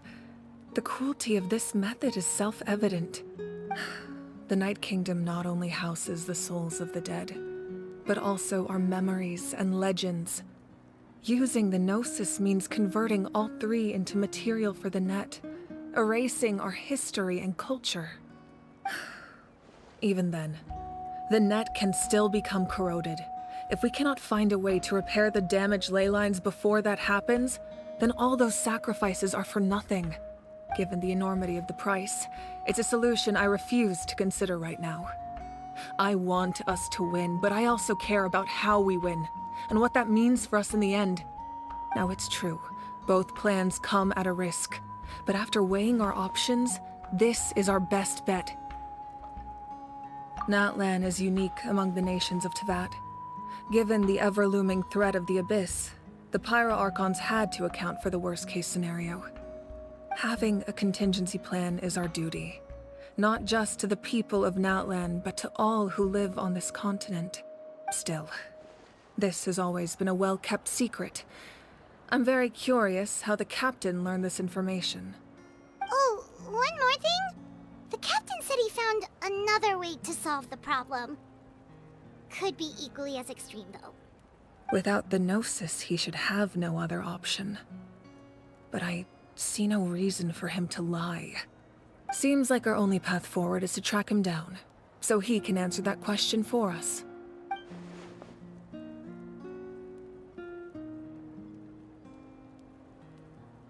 Judging by your expression, you must have doubted me. even if just for a second. Not even a little! We would never... Wait, what are you talking about, Traveler? Just as expected. I appreciate your sincerity. Maybe it was out of caution, anxiety, or simple curiosity, but know this. No matter what, our goal remains the same. We both want to save the people of this land. So now that you have your answer, do you still doubt me? You scared, Paimon. You've really got a lot of guts, Traveler. That's a good thing. Oh, and feel free to call me Mavuika. It's what all my friends call me, and I like it that way. As for the captain, the intelligence officers we assigned to the Fatui should be back soon. We'll get our answer then. That's great! Sounds like we just have to wait a little longer. Not just yet. Even though the Abyss is attacking several locations at once, I'm confident the warriors stationed in those areas can handle it. Don't worry. I just need to finish coordinating our available manpower, then I'll take a small team to handle the difficult locations. Wait, you're going to fight in person? Didn't you give up your power? That's true. I'm far less powerful than a god in my current state. But don't forget, I was an experienced and powerful warrior before I ever became the Pyro Archon. No matter how you look at it, my duty is on the front lines. I just think there's strength in numbers. If the people feel emboldened, that's just a bonus. Anyway, even if we respond to these threats in time, it's not a permanent solution in the long run. I've considered moving my people to other nations, but given their close connection to the Night Kingdom, a forced evacuation would have devastating consequences. I've told the chiefs of each tribe to strengthen their defenses and advise people against leaving their settlements. Now, I just need to find the right time to disclose the true nature of the crisis to the people of Natlan. Paimon's a little worried about how people will react.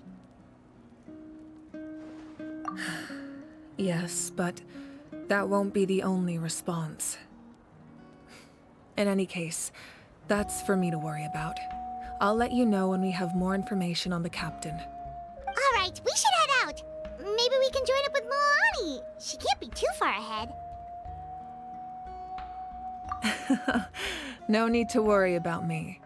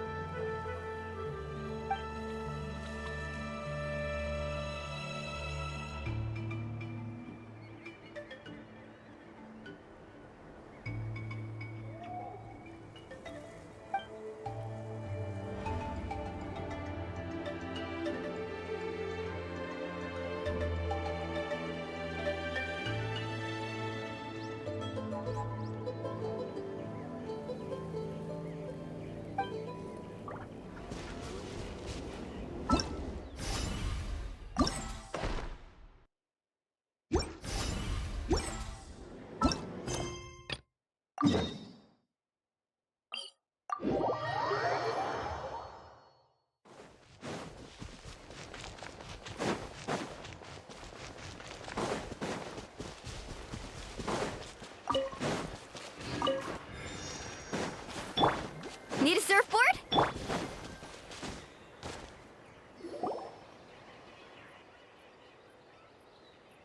Quick, over here, to safety!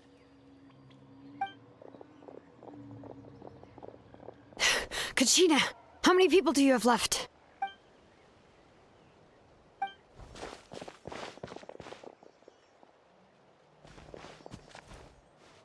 What's the situation?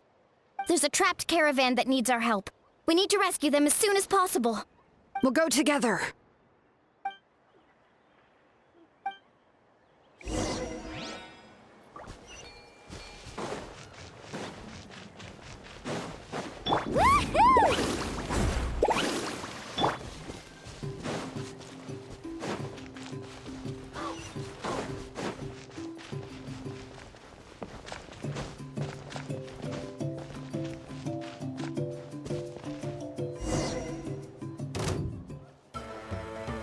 Stay safe. We've got this. Letting brave names echo! Yeah! Carving waves!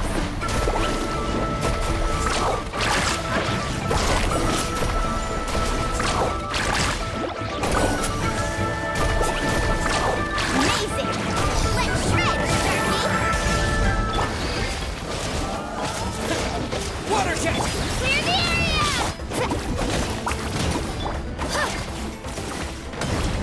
All right.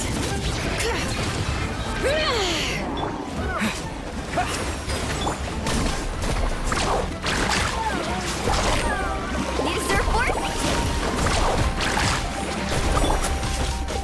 Yeah! Water jet!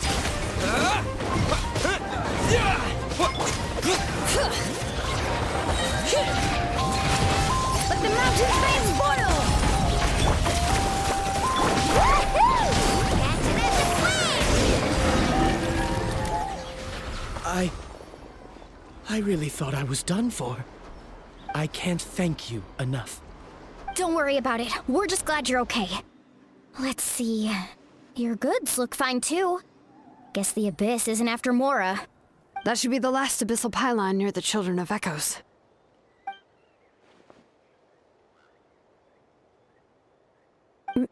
By the way, where's Citlali? I thought she would come with you. The Masters of the Night Wind also got attacked, so she went back to help her tribe. She said we can deal with the ancient name later. Yeah, that makes sense. The attacks are more urgent. All right, this isn't a good place to talk. Let's head back to the tribe.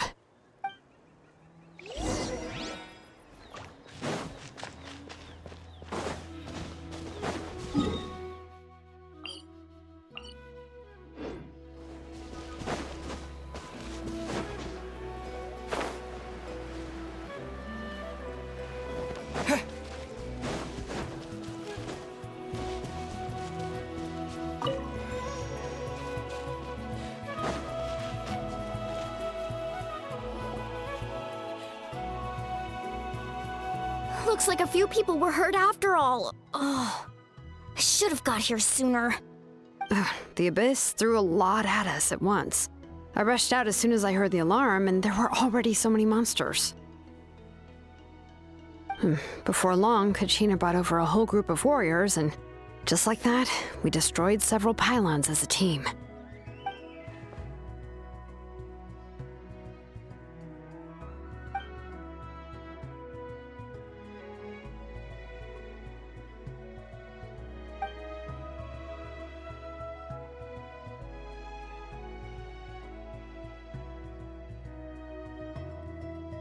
You mean the situation in the Night Kingdom, right?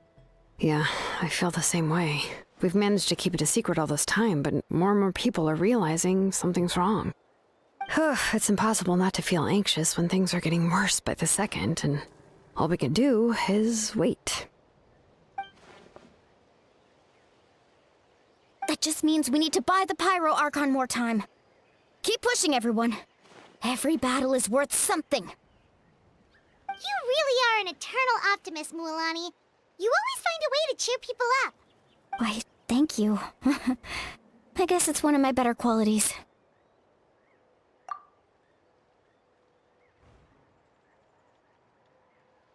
So, specifics aside, the Pyro Archon confirmed the Gnosis can resolve the crisis, but it comes at a huge price.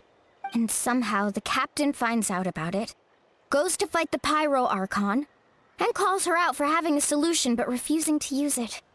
Honestly, if he has the same information as us, I can't really blame him.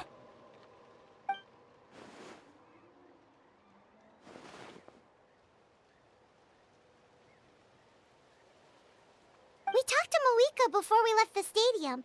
According to her, the cost of the captain's plan is too high. And, well, it makes sense. If that was truly the better choice, she would have picked it. Yeah, I trust the Pyro Archon. When I was upset about Kachina's disappearance, she was really sincere and patient with me.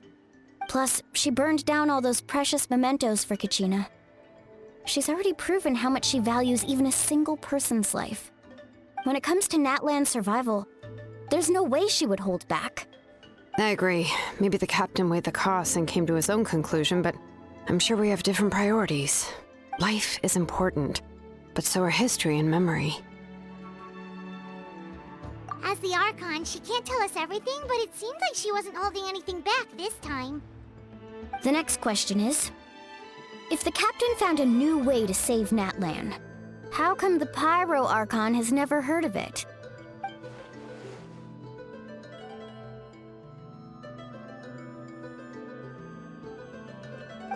This is all super confusing. We still don't have enough information. Once we figure out what the Fatui are doing, we'll have our answer. Let's head back then. Mavuika said her intelligence officers should return soon. With how many Fatui there are, someone's bound to give something away. Sounds good.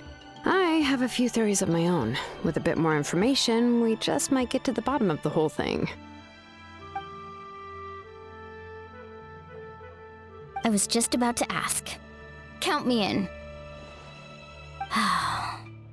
If I was just a bit faster, we could have prevented a few people from getting hurt. People who could help us in the next battle. It's all a chain reaction.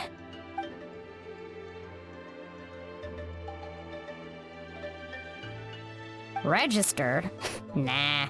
I'll just follow you around. You know, go where you go, do what you do.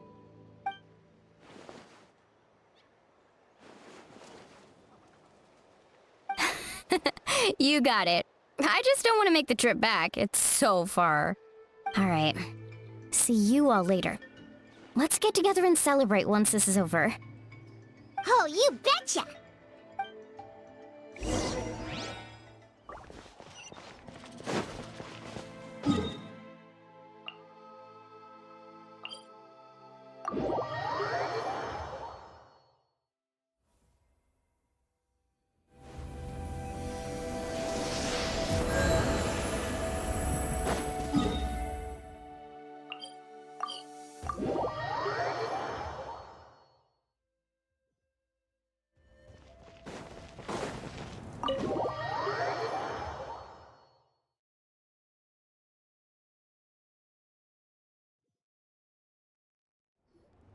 Mavuika! Oh, Chaska and Koichi are here! Wait, are you okay, Koichi? I'm fine. No need to worry. They ran into the Fatui while out on a mission and decided to follow them. The Fatui? Calm down and let me explain. Here's what happened.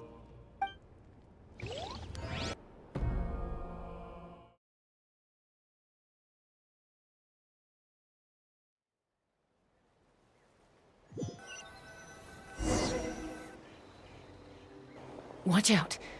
It's the Fatui. Were they attacked by the Abyss? No, wait.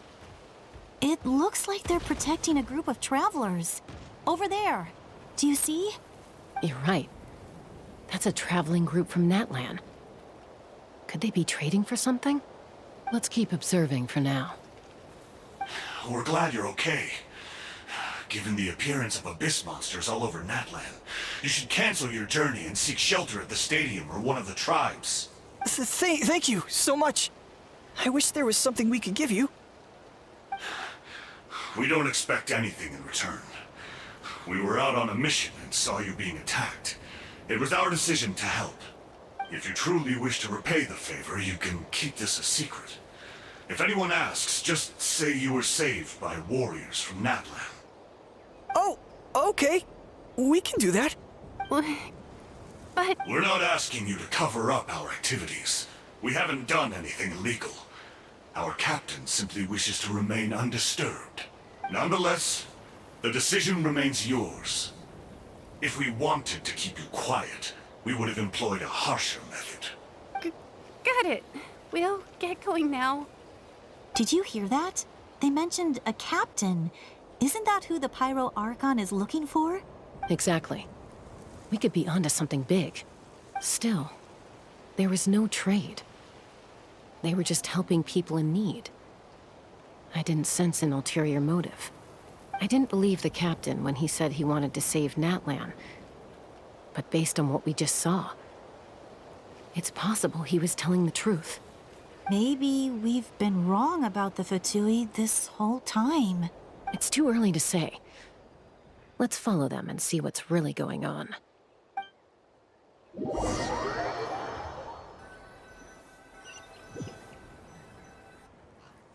So this is where they were headed. Looks tricky. It's heavily guarded on all sides. Koichi, wait for me here. I'll go in and check it out. Oh, no you don't. How are you planning to get through all the guards? Look, I can use this terrain to my advantage. With our tribe's special way of getting around, I doubt they'll see me coming. We still can't see anything on the inside. What if you can't find cover? You won't have anyone to watch your back if you go in alone. The more heavily guarded the location, the more valuable the secrets. Even if the captain isn't here, we can still figure out what the Fatui are planning. That intel is worth the risk. Fine. You're not gonna listen to me anyway, so let me come with you. That's even more risky. You've been running around saving people for days. You're already at your limit. I'm confident I can protect myself. I'm not sure you can say the same. At least right now. I can. You really believe that? Fine, don't believe me. But you can't honestly tell me infiltrating a heavily guarded Fatui hideout all on your own sounds more reasonable. You know, growing up, even if I insisted on doing something, it never gave you any trouble. I'm not sure you can say the same. All right. If we start arguing, this will never end. We can't let this opportunity go to waste. Guess that means I win. Don't worry, you're not the only capable young person from our tribe. I can handle this. All right, same plan as usual. We split up, communicate with hand signals, make sure our blind spots are covered, and support each other once we strike. Got your ropes? Yeah, let's go.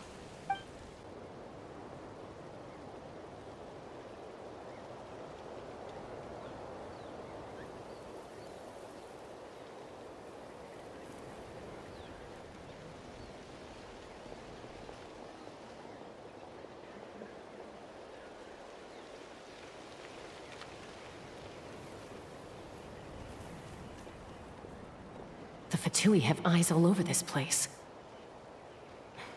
I should wait for Koichi's signal.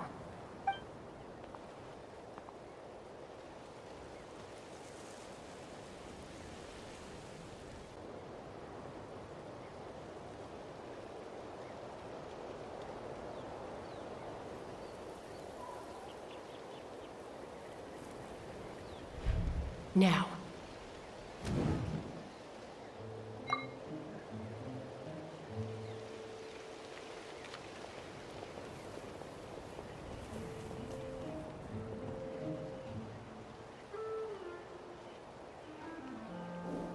Not sure how many chances I'm gonna get.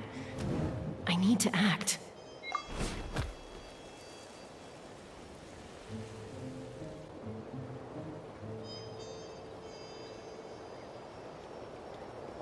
Good. I made it without getting caught. I should get to that platform over there. But it's guarded by the Fatui. Koichi should have line of sight. I'll wait for her signal.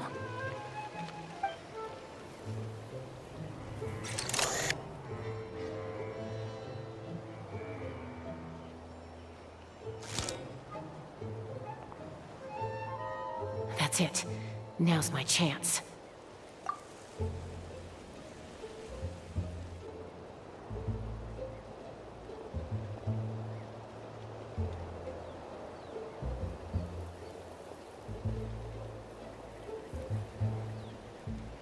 It's no use staying in one place. I should keep moving. Looks like Chaska is helping me by keeping an eye on the Fatui movements. I'll wait for her signal.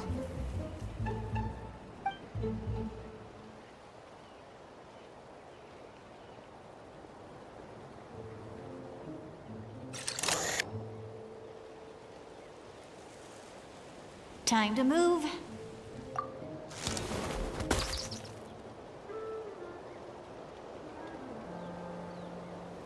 Whew! That was close. Almost got caught. Probably can't make it over in one go. I'll wait for my next chance. Now's my chance.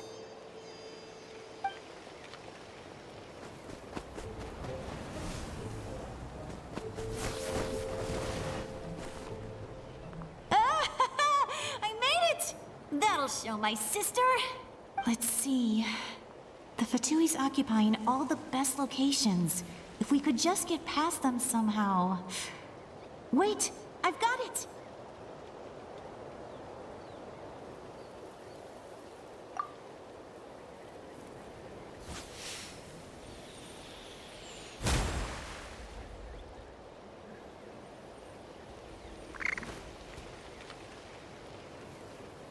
Huh? What's that noise? Did something explode? Oh! It stings! What the heck is that? What do you think you're doing? I could ask you the same thing! Good, they're arguing. Looks like they just needed an excuse. They've probably had enough of this job already. The people on the hill over there left to help their comrades. This is our chance.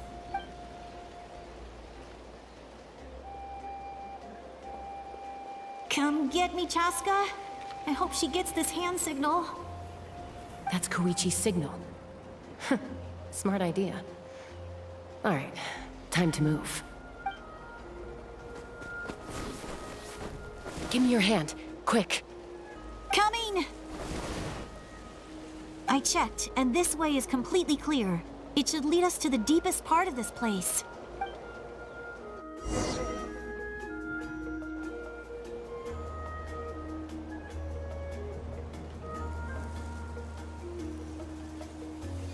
Well, I was pretty helpful, right? You know, everyone usually jumps at the chance to work with me. Not my own sister, though. No, she avoids me like her life depends on it. I was wrong, Koichi. You've done well. Wait, you're just gonna admit it? Now I look like the mean one. Let's focus on the task at hand. We're in the heart of enemy territory. The more time we waste, the more dangerous this becomes. All right. If you're not gonna take the bait, then I'll drop it. Looks like the Fatui are here to dig something up. I'm surprised they mobilized this many people. I doubt it's because they're interested in our culture and history. It seems like they're looking for a dragon relic called the Source Mechanism. The device is ancient. Barely any information survives to this day. And even people from Natlan don't know how to use it. Why would this be the Fatui's target? Not bad. Looks like it's in good shape. This should be what our Lord's looking for. Took us long enough. Come on, let's get this thing back. Back? Back where? Should we keep following? You really want to keep going? Of course. We make a good team, don't you think? No reason to stop now. What was that sound? Uh-oh. We've been spotted. Time to go. Falling rock incoming! Watch out for your gadget! What? You'll regret that! After them!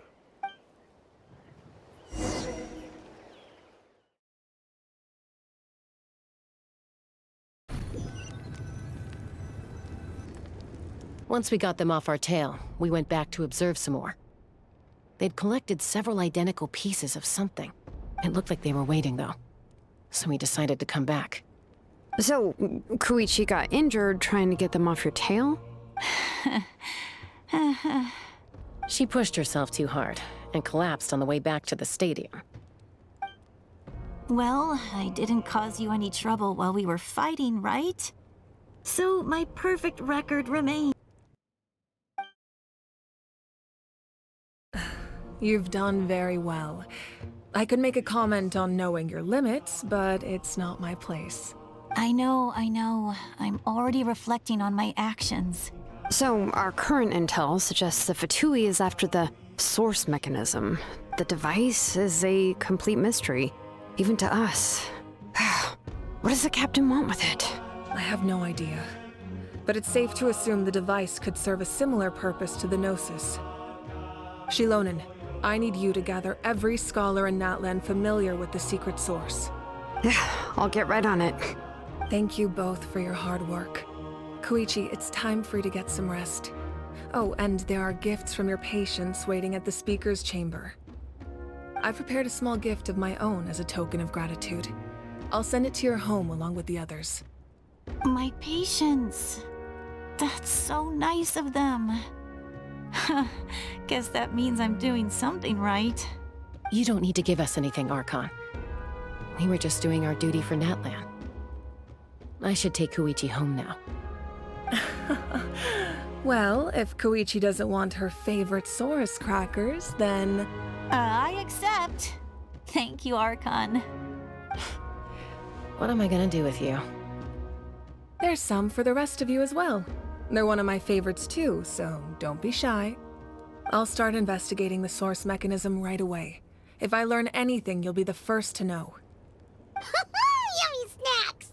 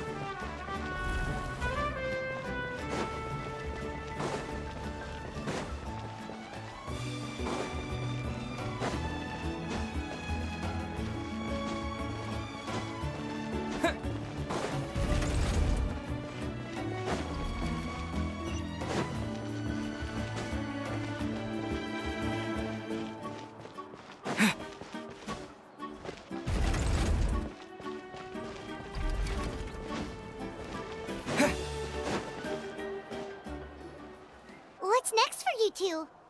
I'm taking Koichi home. With our parents there to keep an eye on her, I can make sure she actually rests. Hey, it's not like I'm some kind of prisoner. I'll be fine in a day or two. There's no need to go all the way home. That's what you always say. Everything's no big deal until you collapse. What if the Abyss attacks again? You're saying if I let you rest in a hotel, you're not gonna rush out the minute you hear the alarm? I won't.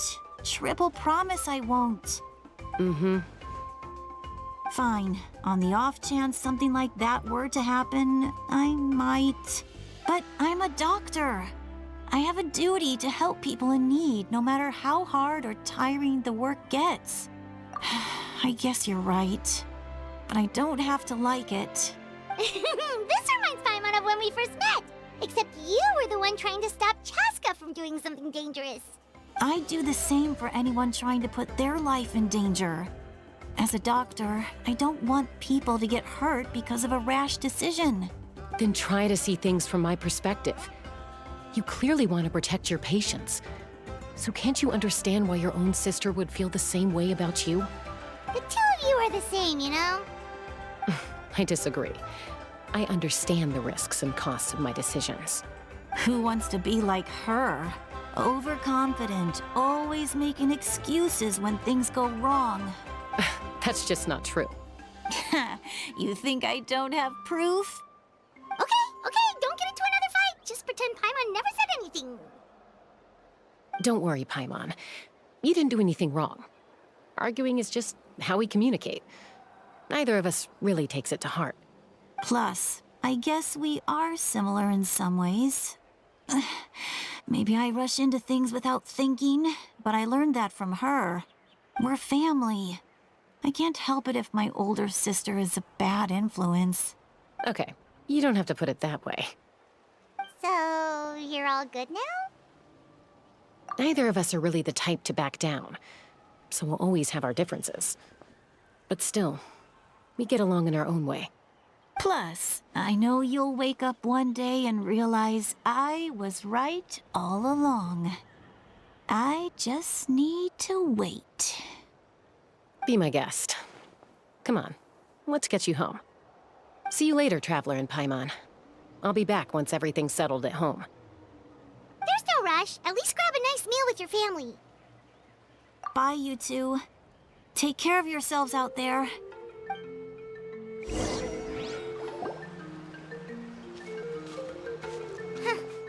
Those two will probably make up for real at some point, right?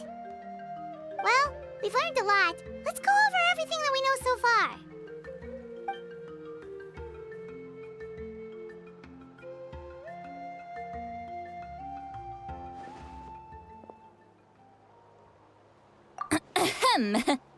Sorry for popping up out of nowhere. Again. Why do you look so awkward? Oh, is there something you need from us? Okay, I won't beat around the bush. Oh, and I'm sorry for interrupting your rest. I'll treat you to some charcoal grilled steak to make up for it. Awesome! Just give us your orders! Hey, friends don't order each other around. I'm just here to share some news. Remember what we talked about before parting ways? Oh yeah, you mentioned how Ororon has always wanted to save Natlan, and something about his soul being fragmented. Paimon and the Traveler discussed it after you left, and we think Ororon is probably back with the captain. What do you think? I agree with your hypothesis. And just now, I confirmed it myself. Ororon came back. He helped the Masters of the Nightwind defend our camp. What? He came back? I told him to give up whatever he's doing, but he refused. He said they're just one step away from success, so there's no way he can back out now. Apparently, he came back to fulfill his duty to our tribe. When he left, he said it was because he still has a duty to Natlan as a whole. I'm surprised you let him go at all. I had to prioritize my tribe. Besides, the situation was intense. I couldn't focus on outside and inside threats at the same time. Plus, he was on guard. He knew I would try to go after him, so he made sure to keep his distance. I kept an eye out for a good opportunity, but it never came. All these years of calling me Granny, and I couldn't do a single thing for him in the end. Don't say that! Your tribe all raised him together, right? That couldn't have been easy. You're right. Seeing him come back reminded me of when he was little. Running around the tribe, dropping by random houses right and left. He's not only a child of the Masters of the Nightwind, but a child of Natlan. It's only natural for a child to want to do something for their family. Besides, Ororon is my apprentice. He might have a few tricks up his sleeve, but I guarantee I know every single one. Wait, what are you saying? Look. Remember how I said Ororon's soul is fragmented? This is the talisman I created to keep it stable. And this gem is what makes the talisman work. It just so happens that Ororon is due for a gem replacement. Since I can't get close to him, I put the new gem in a supply bag and asked Aoife to bring it to him. You guys know Aoife, right? No? Well, he's a pretty famous vet around these parts. He's always bringing me all sorts of things, and he happens to be very good friends with Ororon. Aoife doesn't know what's going on, so he agreed, no questions asked. Ororon would find the gem as soon as he opened the bag. He knows how important it is, so I knew he would make the switch. He probably suspected that I tampered with it. But here's the catch. The trick is on the bag. The moment he touched it, a portion of his memories were copied onto the old gem, which he no longer needed. That's amazing. You can do something like that? Most people can't, but I can. That trick he used to bring you to the Night Kingdom isn't anything special, by the way. My technique is much more subtle. He won't notice anything.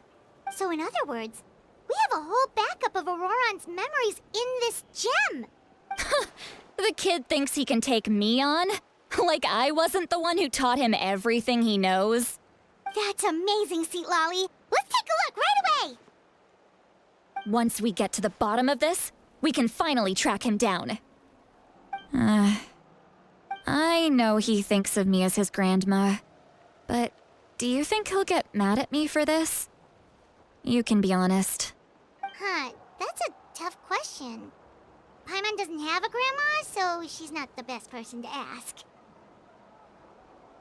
To be honest, I've always doubted my ability to look after him. I didn't stop the ceremony all those years ago, and now I'm useless again. But if I stop here, it will haunt me until I'm 500 years old. Every night I'll wake up in a fit of anger. Yeah, you're right. First anger, then tears. Oh, wait! Who are you calling a crybaby? You're just making it worse, Traveler! I need to look at his memory.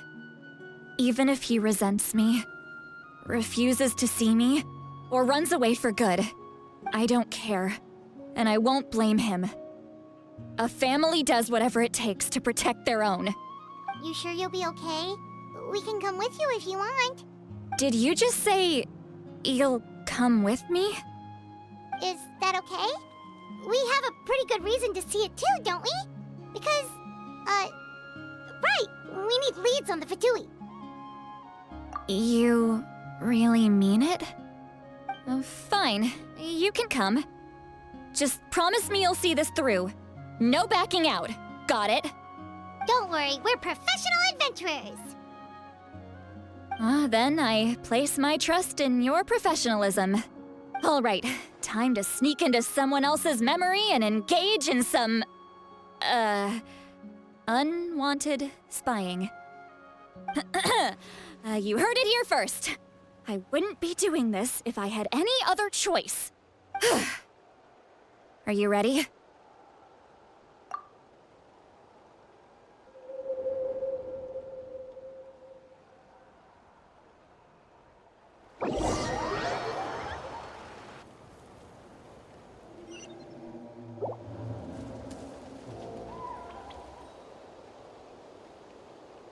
Look how good you're doing.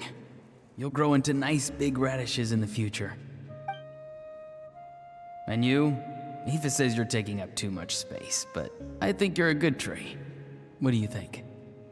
Hey! How's it going, Ororon? Good. How are you, Uncle Okanbi? Can't complain. What you up to? Naming your vegetables again? No, just some idle conversation. Sounds fascinating. What did they say?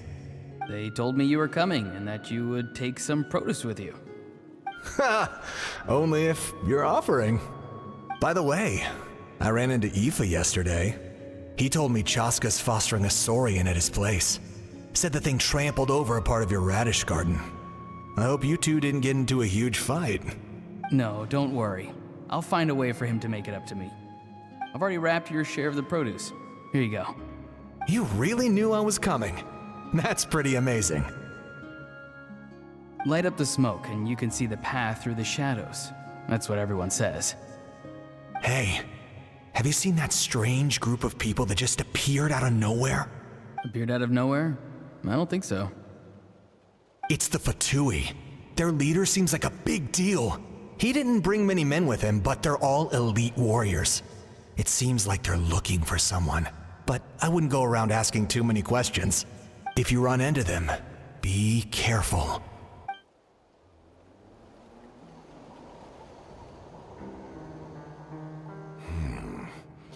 You're from the Masters of the Nightwind, are you not? Why do you live here alone? I enjoy living by myself out in the wild. I guess you're from the Fatui, the one everyone's calling a big deal. Not an inaccurate description. I'm looking for someone who may be known to you. Citlali is her name. Granny? What does an Outlander want with her? I've heard the name. You have business with her? There's no point to further questioning if you insist on hiding things from me. I shall seek answers elsewhere. Oh, he could tell I was lying and now he's leaving? He gave up just like that? Hey! At least tell me why you're looking for Citlali. It's none of your concern. I have my own means of tracking her down. Why are the Fatui looking for her? What does she have to do with them? I can't just let them go like this. I have to figure out what they're planning.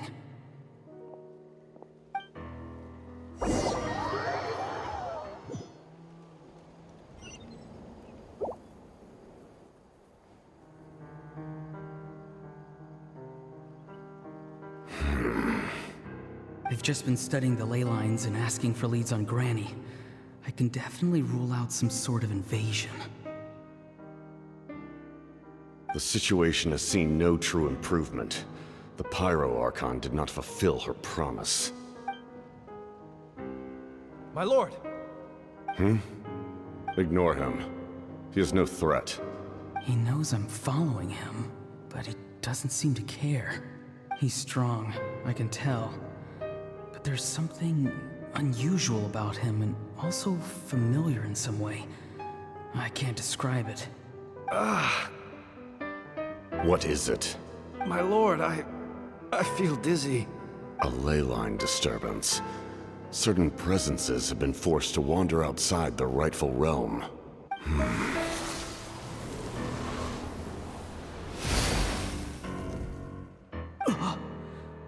That was a spell from the Masters of the Nightwind. How did he know that? Is he sending those escaped souls back into the ley lines? How did he do that so easily? Soulfaring is supposed to be extremely difficult.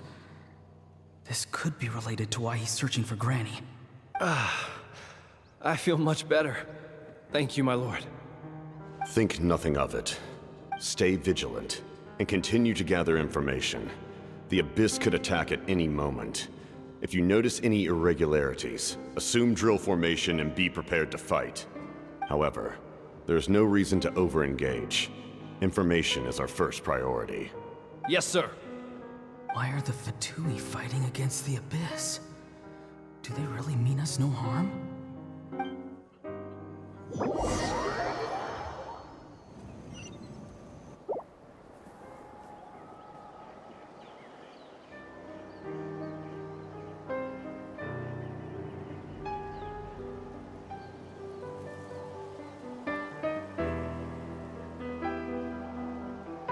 I've been following him this whole time and still they ignore me? Do they really not care? It seems like his subordinates refer to him as the captain. Never heard of him before. And now he's headed to the stadium. That's unusual. Oh, what is he gonna do? You two, with me. Everyone else, wait here as instructed. Send word to the other teams to retreat immediately if this fails. Yes, sir! He's going inside? But the Pyro Archon is in there. What does he want with her? Forgive me, my lord. Allow me to check one more time. Do you truly wish to do this? The time for idle observation is over. It now falls on me to act. This nation is out of time. Yes, sir. He just walked straight into the stadium. What is he gonna do? They're both incredibly strong. How long will they have to fight until someone comes out on top? Wait, this feeling. Just like the other day near the ley lines, it's faint, like a soul's trying to escape. Where is it coming from? Is that why he's looking for Granny? If he dies here, then all clues will be lost. I can't let that happen.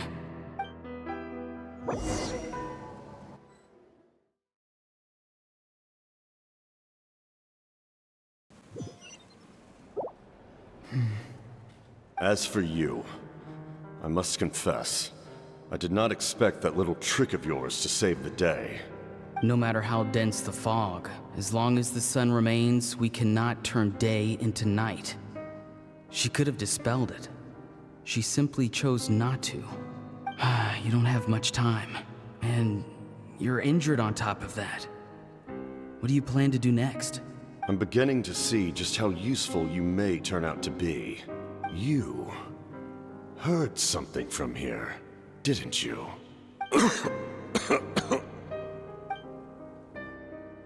No need to force yourself. I've never seen anyone match the Pyro Archon in battle before. I didn't expect you to intervene at such a critical moment. You know I've been following you. Why didn't you stop me? When walking in the forest, it is only natural to encounter wild beasts. However, not every beast has the courage to come out and bite.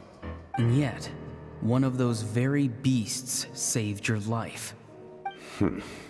Then speak. What do you want? I didn't save you because I wanted something. My soul is more perceptive than others. I can sense that the ley lines are extremely weak.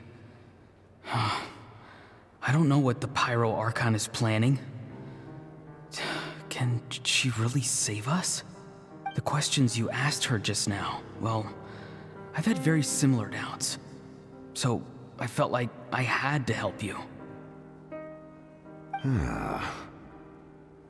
So, you can tell the truth. That was quite a reckless decision to make. I'm not sure you realize that. There's no turning back for me now.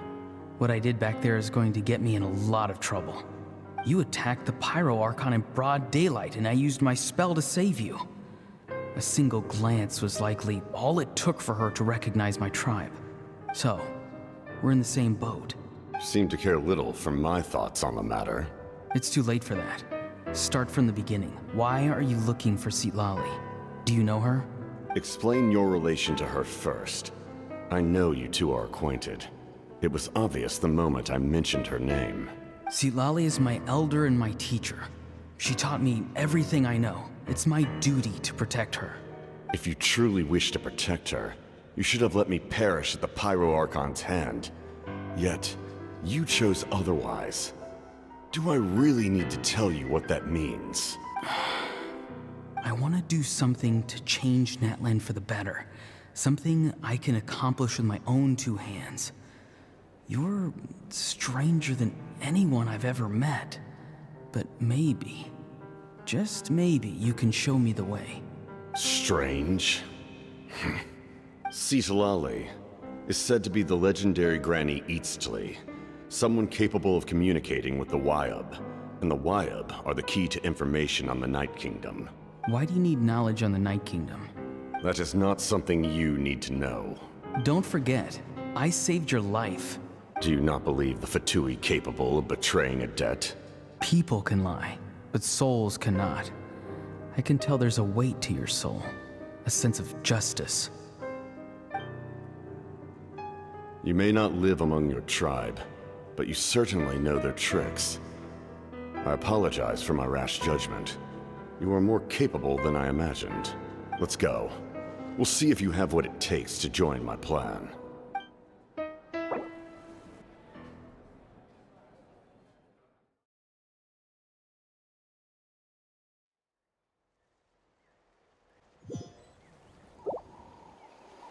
I see. Interesting approach. Worth trying, I think.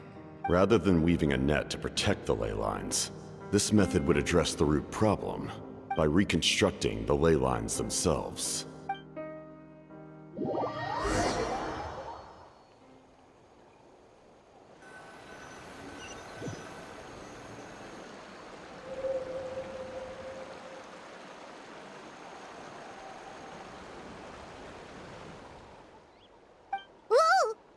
Traveler, Paimon. Are you two alright? Paimon's fine, just, a little dizzy. Of course. I'm so mad at him. After everything, he still can't let go of the past.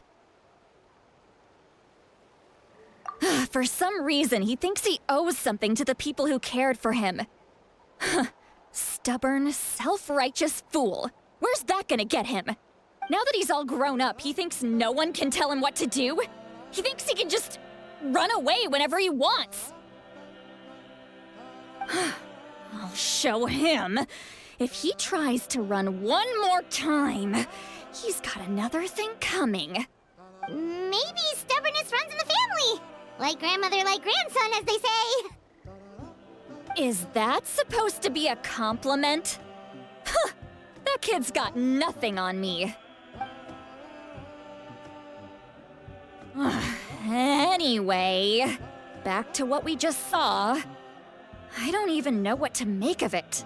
Yeah, the captain seriously wants to reconstruct the ley lines? What does that even mean? Something like the loom of fate, maybe? But how does that help with the abyss? The loom of fate? Oh, it's kind of hard to explain. Basically, it's a device from Conrio that has unbelievable power. Anyway, if he really wants to manipulate the ley lines, everyone in Natlan will be affected. Oh, this is big.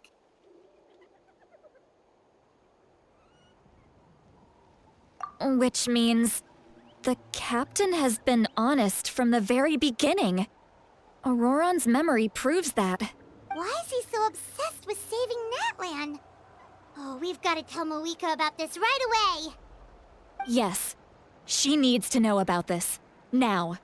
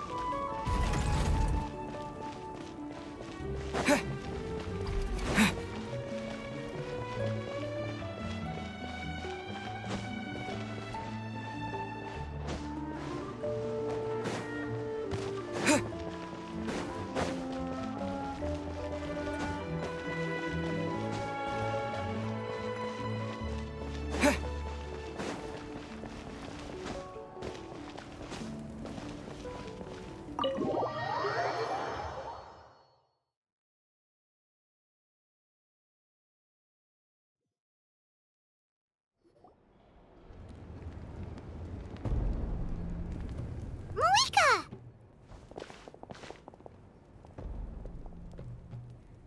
Traveler, Paimon, Citlali. Perfect timing. I've located the captain. Oh, really? That's great! We also just took a peek at Ororon's memories and discovered something huge! Oh, all with his granny's permission, of course.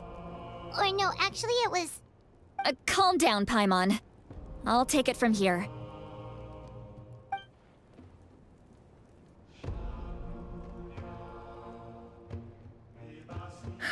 So the captain was searching for the source mechanism to reconstruct the ley lines.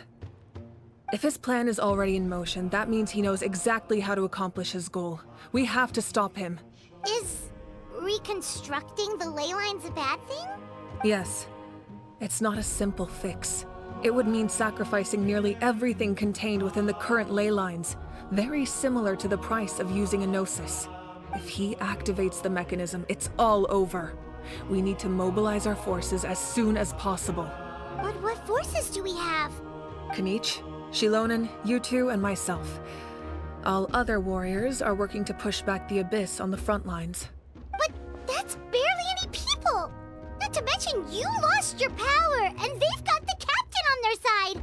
Oh, maybe we really should get Citlali to break Ororon's legs. That won't help us with the captain, I'm afraid. In any case, the Masters of the Nightwind are in urgent need of manpower. Citlali, I was hoping you could head back and help defend the tribe. All right. I understand where I'm needed. I'll head out right away. Don't worry about your grandson. We'll figure something out for sure. I'll leave him to you all then. All right, back to the matter at hand. I don't believe defeating the captain needs to be our ultimate goal. Let me grab Xilonen and Kanich, then I'll tell you my idea.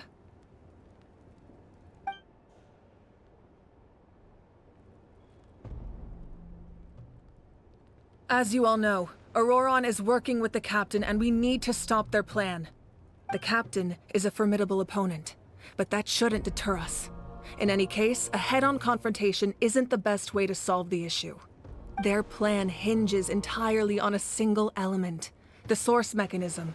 If we leverage our forces, we can destroy it, and then success is ours. We'll head out together. In the event that a confrontation becomes inevitable, I'll stall the captain while you advance.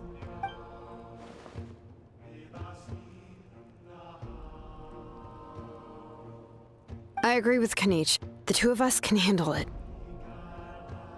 Listen to my plan first. Kanich, I want you and Ahau to launch an assault from the front and break through the Fatui defenses. The captain won't be on the front lines.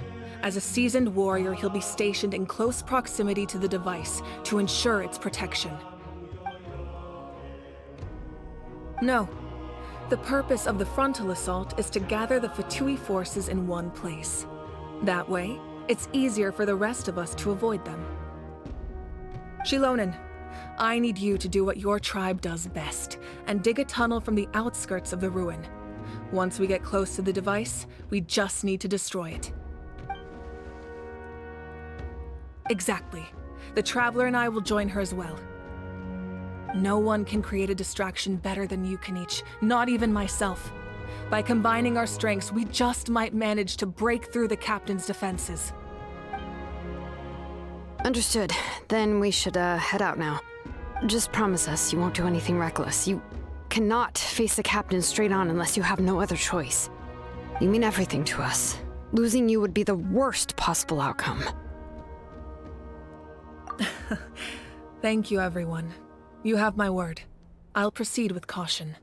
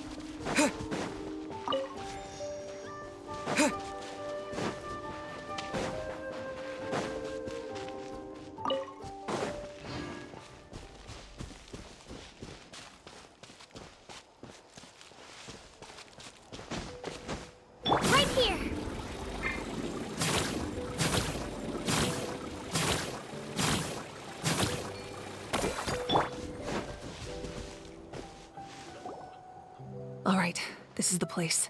Their tunnel must be behind that gathering of Fatui guards. Any of the nearby mountains could be a good infiltration point, but if we want to stay under the radar, we should approach from the side. There are only a few Fatui stationed around the perimeter. We should take care of them first so they can't alert anyone.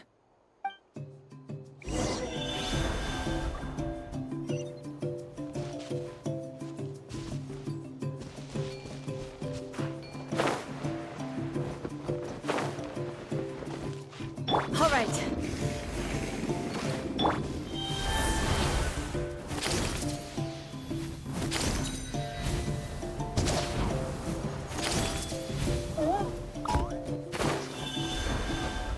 All right.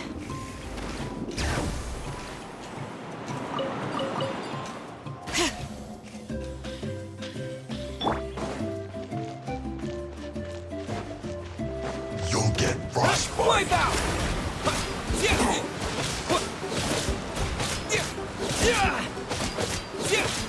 Freshness preserved. Hear the echoes of the valley! Bring it! Don't be a killjoy! We've only just begun! Water jet!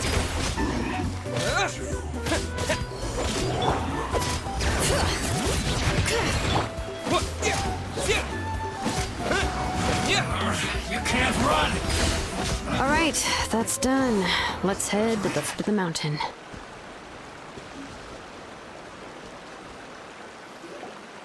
What do you think, Xilonen? Is this a good spot? Yeah, looks good. We'll take it from here.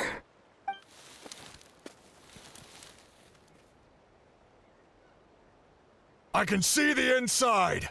Perfect. We'll keep going. The rest of you should head back. Things are about to get dangerous. All right.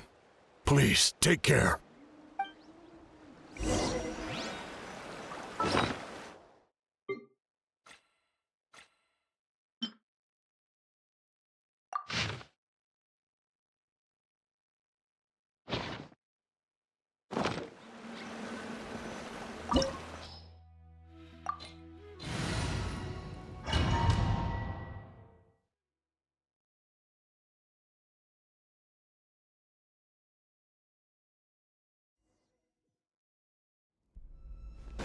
The Fatui wouldn't concentrate all their forces in one place. There's sure to be guards on the inside, so stay sharp. Oh, nice job smashing those rocks, Mavuika! You look super cool. Ah, that was some expert level rock clearing, even by my tribe's standards.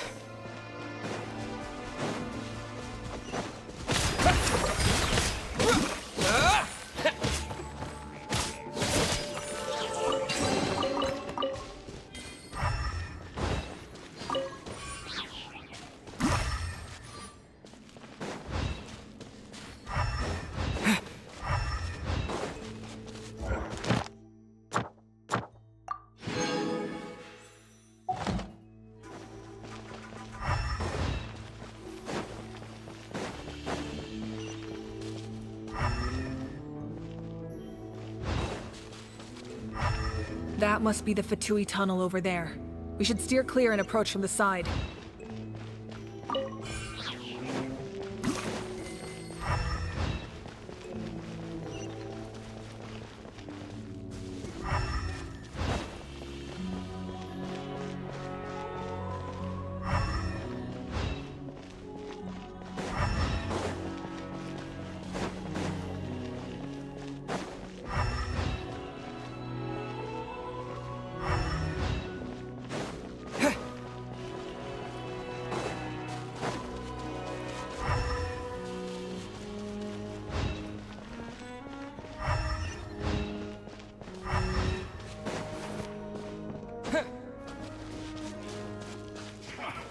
Come. I see through you.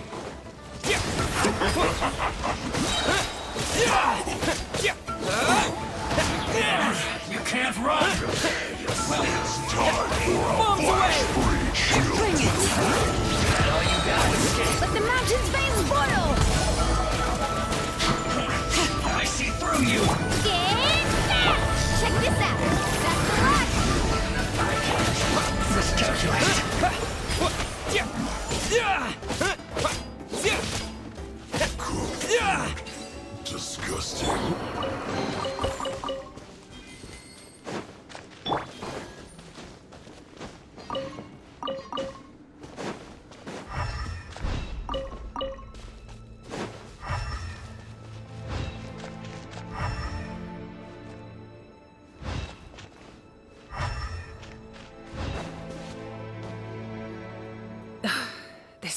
is from the Masters of the Nightwind.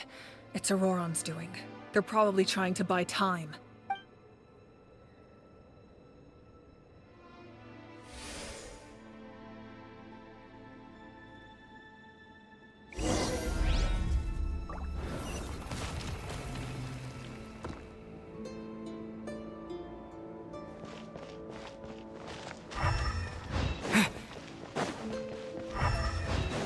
These wheels are relics from ancient times. We should try to restore them. These mechanisms probably control that wheel, right? Let's give them a try.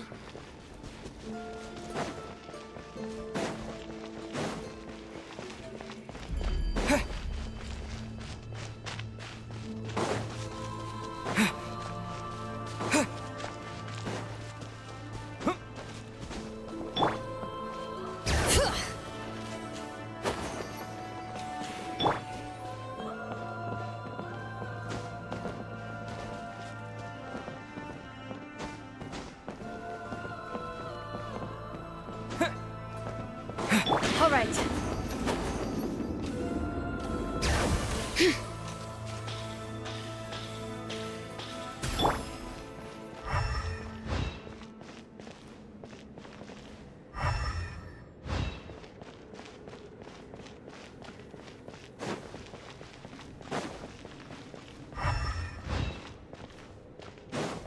Woohoo!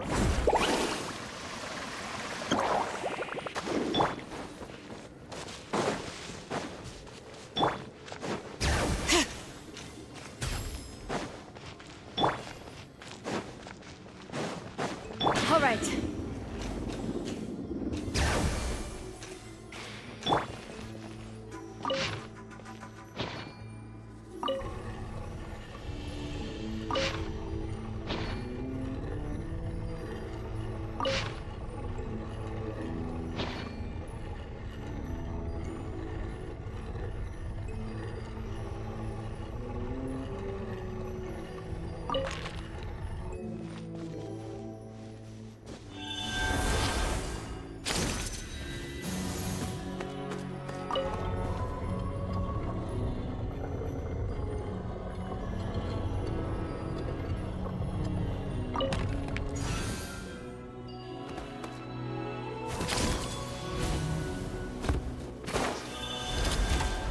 Water jet! Here goes! Let's ride! Woohoo! Surf's up! Water jet!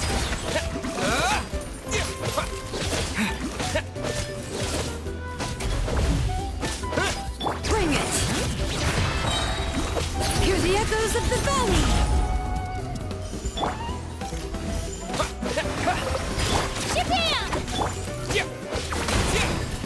Wipe out! Yeah!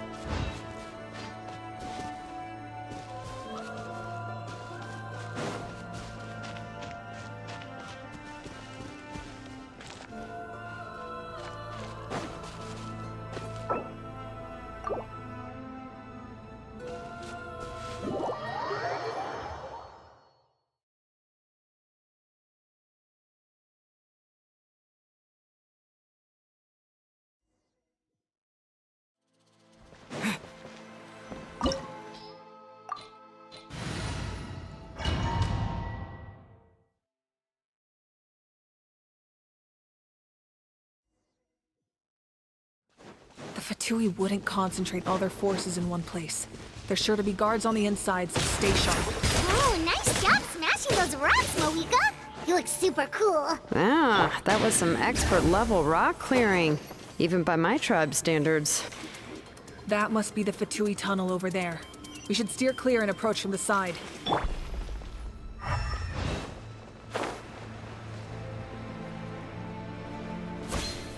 You'll get frostbite.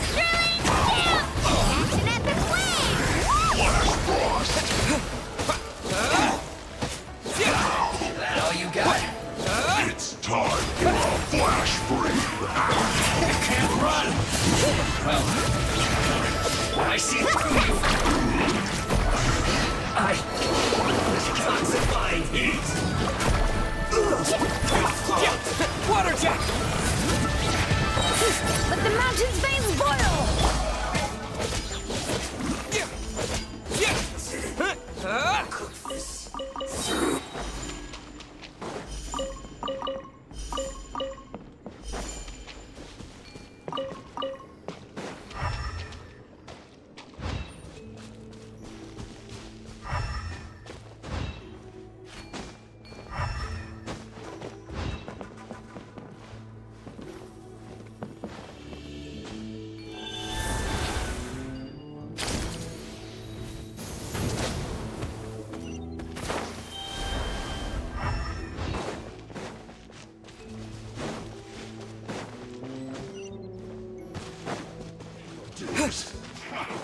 Come at me! Bombs away! I see through you! All right. You can't run! Well, try. Freshness preserved. Shield to the Bring it! Let's shred, Sharky!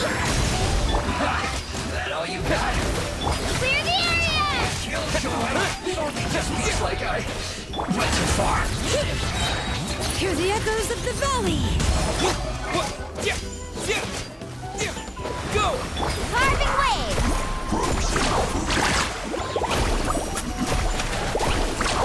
Amazing!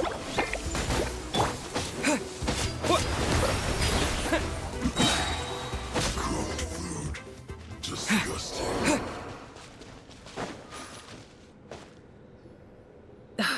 This spell is from the Masters of the Night Wind.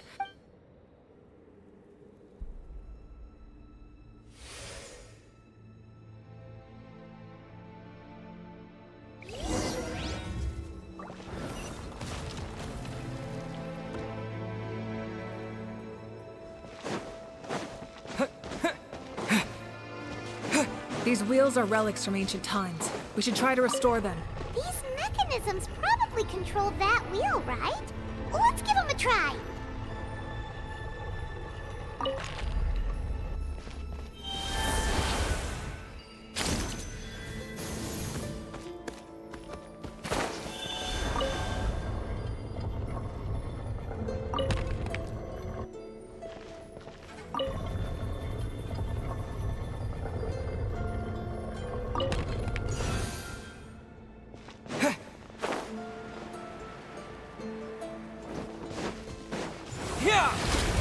Let's ride! Thumbs up! Check this out! Best of luck!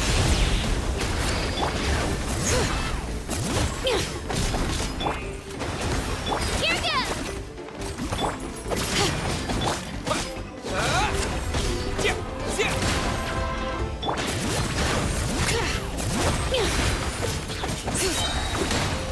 Letting page names echo!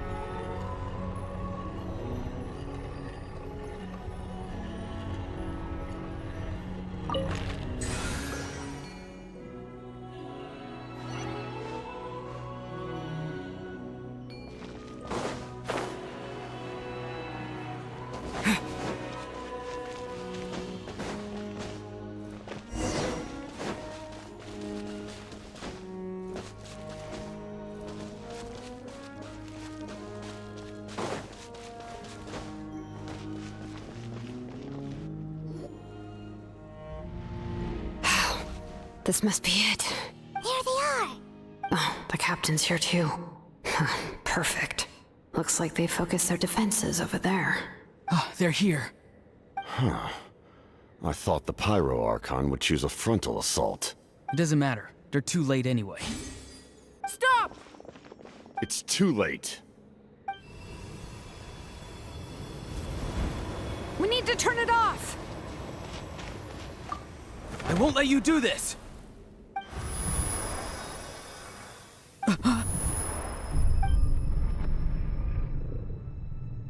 The sound of... lament? What was that sound? It was like a piercing cry! Now's our chance to turn off the device.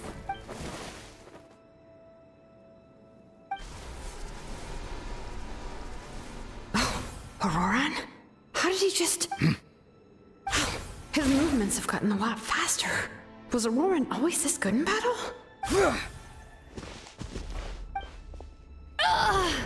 This ends now! Huh? Something's wrong.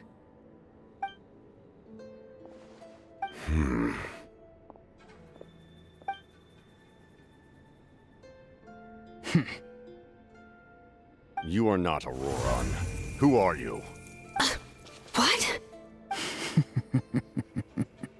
Commander. You... So, you still recognize me, Commander? I'm glad. Although, I believe you have some more pressing concerns at the moment.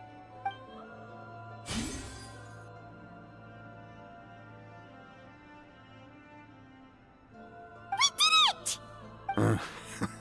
You see? You indulge your sense of honor for just a moment, and now you've lost your chance. Even now, you're still the same as ever. His voice is completely different. Is someone inhabiting Ororon's body? Stop worrying about other people's survival, about their losses and sacrifices. You just need to win. That must be why I've returned. For this moment.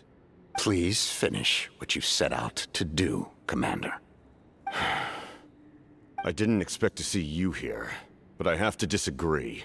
Abandoning one's comrades is not the way of a warrior. Why do you care about a doomed man? I know you can see it. He's already close to death. After all, his soul has been incomplete from the start.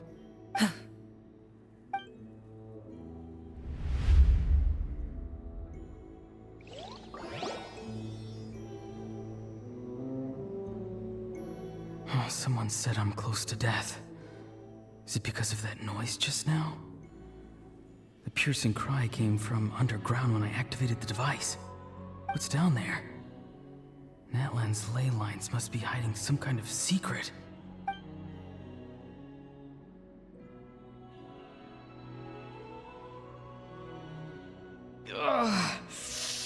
Am I dying?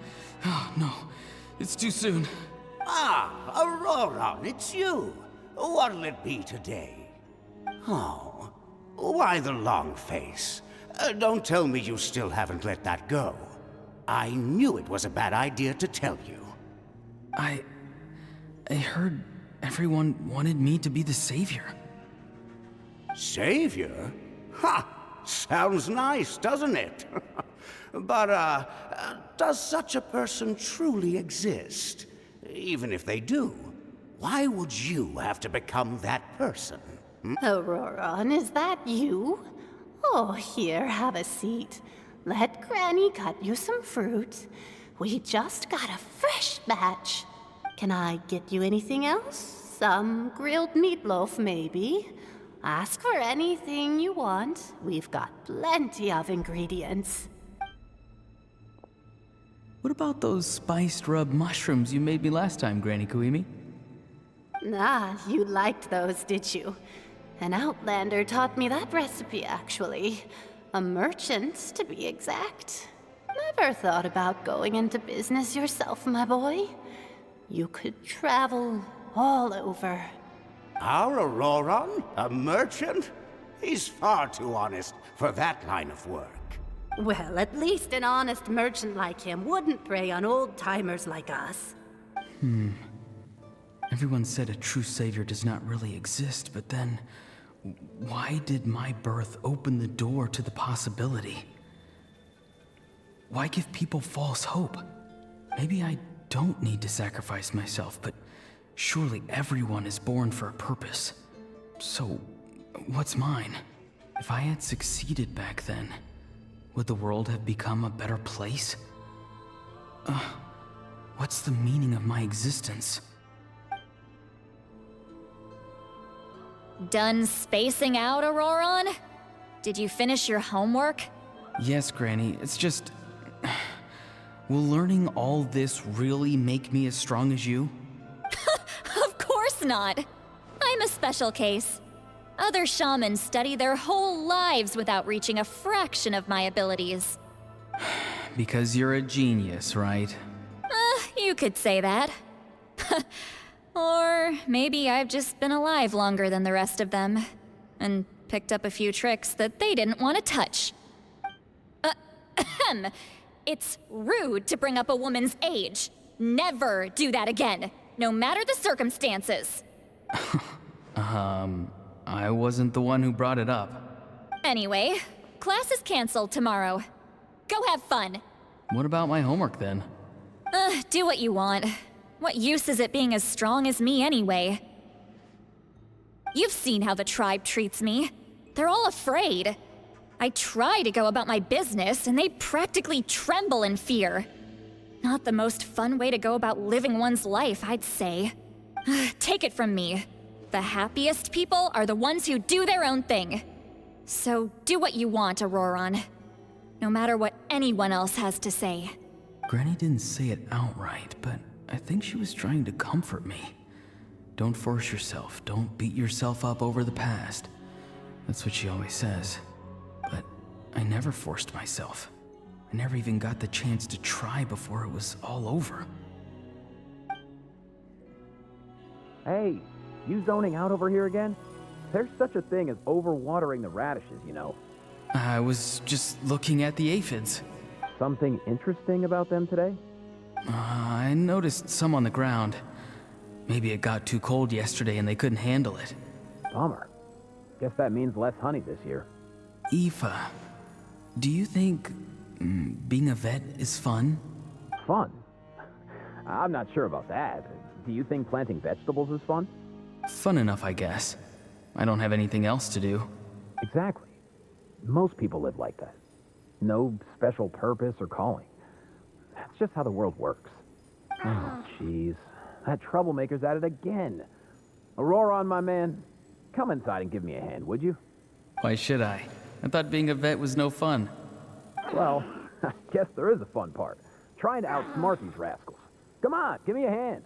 Maybe Aoife was just too nice to tell me the truth. That attempting something above your capabilities will kill you. My soul is unstable. I only survived because I had people to help keep me in one piece. A part of me has always been missing. That's why the other spirits said I was close to death, but... Why struggle? It's a miracle you were even born. Just close your eyes and wait for death. It was you, the thing that came out of nowhere. Thing? I'm a warrior. Far stronger than a weakling like you. I'm not weak. There's just a limit to what I can do. And that's exactly why your fantasy is so ridiculous.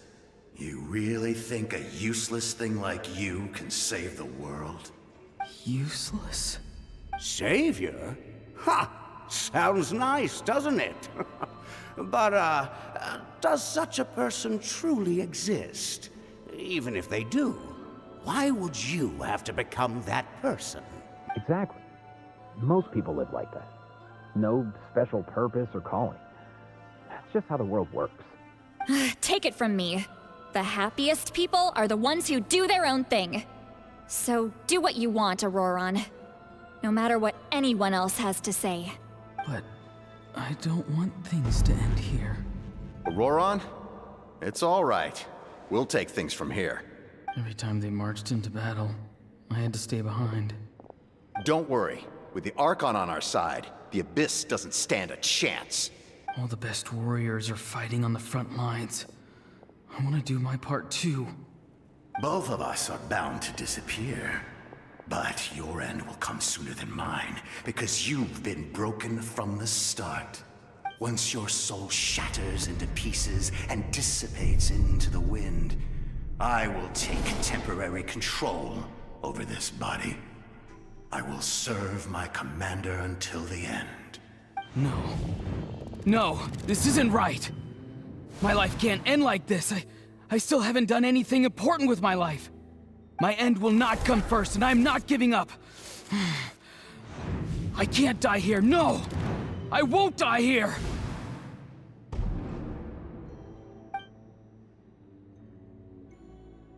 Ororon! Ororon! That voice. Control your mind. Feel the ground beneath your feet. This is not your end.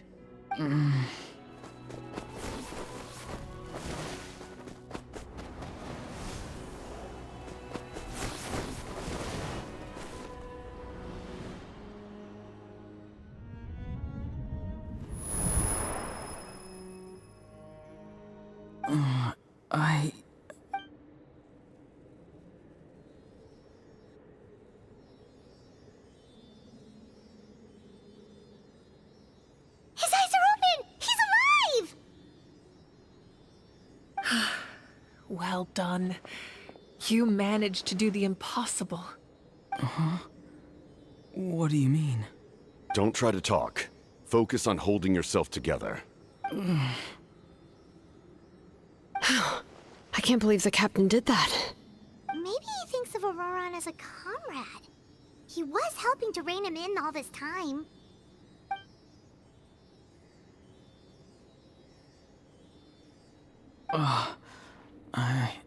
I'm fine now. Damage to the soul is a tricky thing. The pain almost consumed you for a moment, but you managed to hold on to yourself. That's no easy feat. The worst appears to be over. I'm sorry for causing so much trouble. We can talk about that later. Our plan. It failed, didn't it? I'm sorry. We were so close. You saved my life, and now the debt is repaid. Ororon, I never thought you actually wanted to sacrifice yourself in that ceremony. But you never gave up. Have you come to a conclusion on what it is that you truly want? I just want an answer.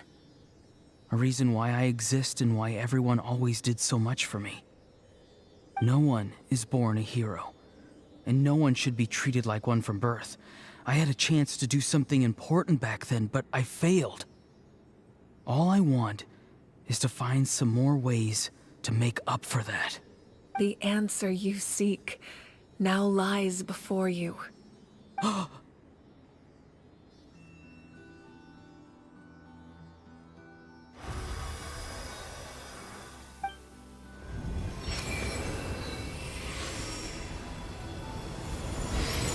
You are the inheritor of my name. The hero from the Masters of the Nightwind, who shall fight for this generation. Fascinating. You're not the person that the others thought you were. And yet, you're also not the kind of person that you thought you were. It can take a lifetime to truly discover who we really are. Like you, I never thought I had what it took to be a hero. I was too cunning, too self-absorbed. But in the end, I sacrificed my life for this nation. Now, remember your name. Even if others will see a different meaning, it still symbolizes your nobility and yearning. My ancient name. BD. It means devotion. You will give your all, not for the sake of a heroic death, but to do justice by the answer you found for your life. For that answer, you will offer all of your strength and be born anew. Through your devotion, you will prove your worth. Having foretold his own death, the omniscient man holds a feast in celebration. Let us raise our cups in honor of his heroism and send him off with this final tribute. For at last, his wish is now fulfilled. It's nice to see you again, Sunhudge. With your recognition, we now have the 5th hero of this era.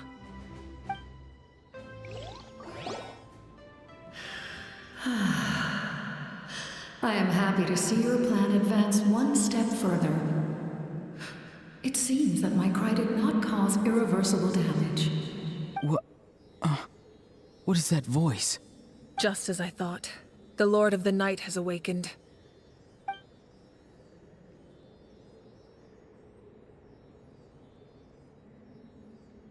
The Lord of the Night? As in the one who rules over the Night Kingdom? I preside over a realm of souls. Due to my limited power, sleep is the only way I can extend my existence. When you activated the device, I awoke and could not hold back my cry.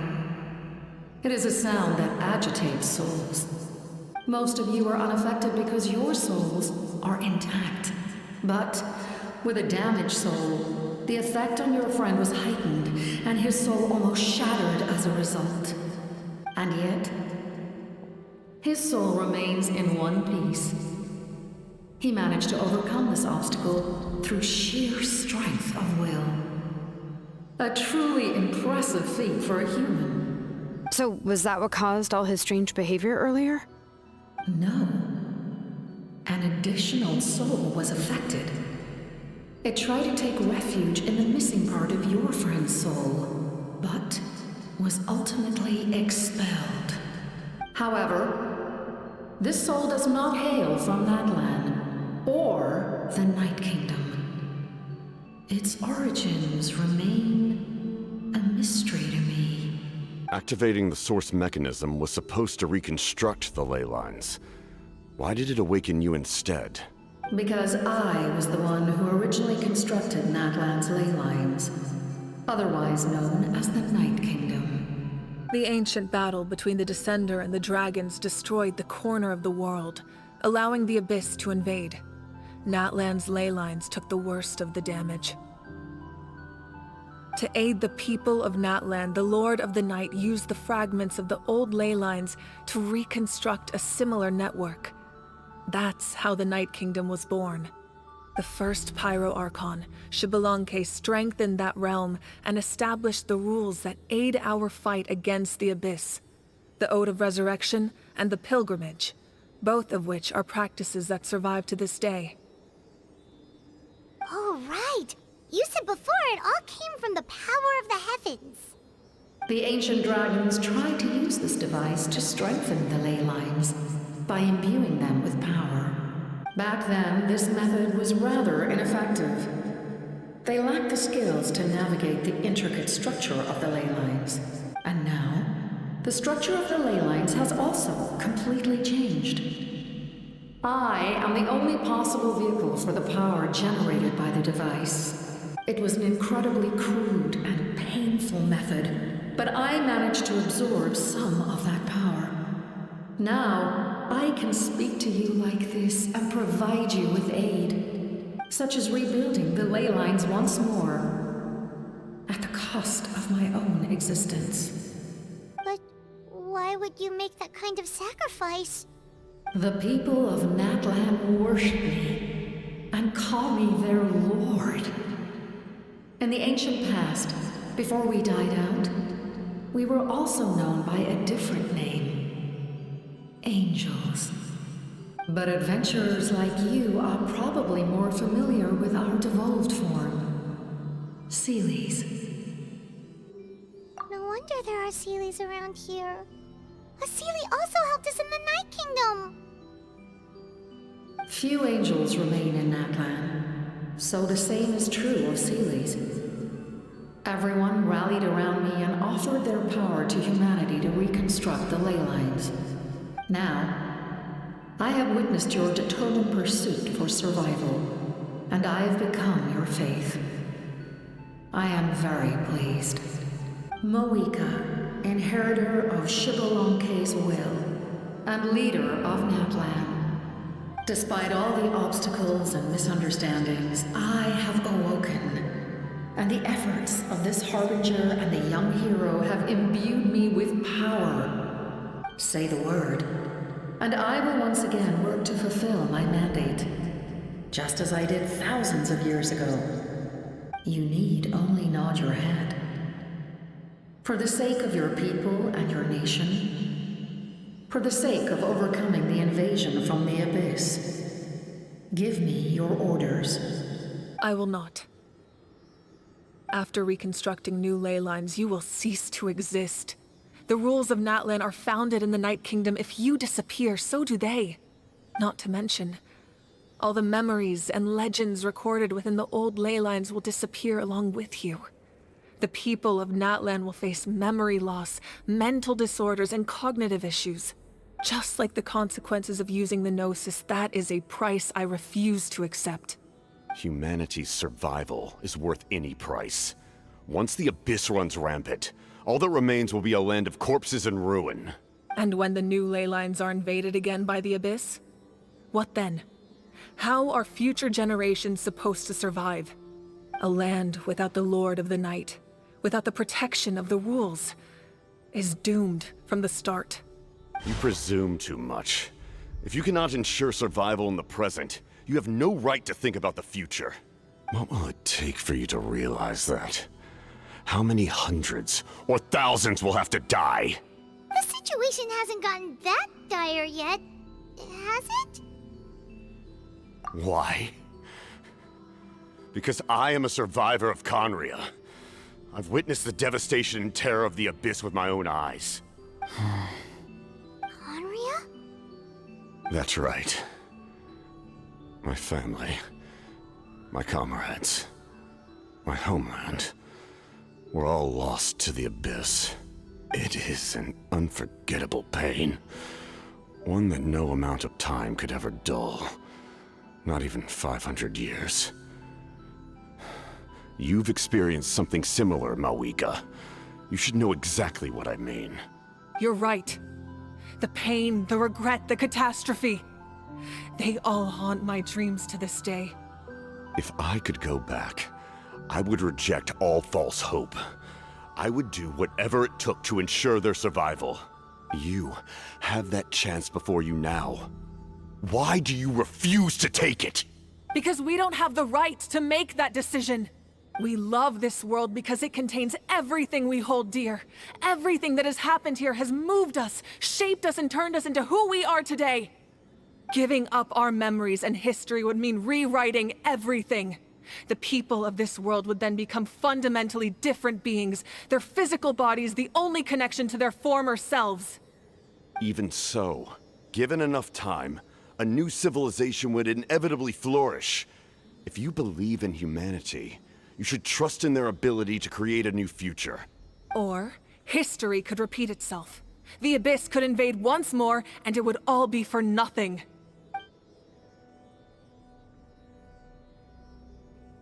Can I say something?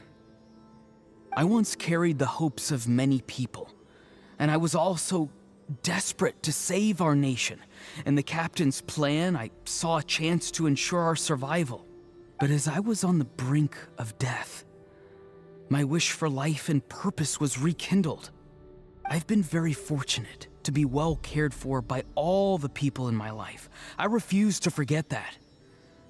My feelings were so strong, they overrode my compulsion to sacrifice myself for their safety.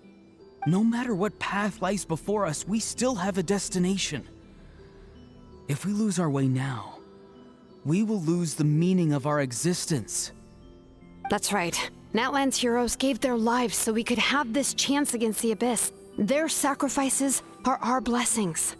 Not only are their deeds and spirits exceptionally meaningful, they may also well be our path to victory. I don't want to give up just yet. Yeah, we're just one hero short.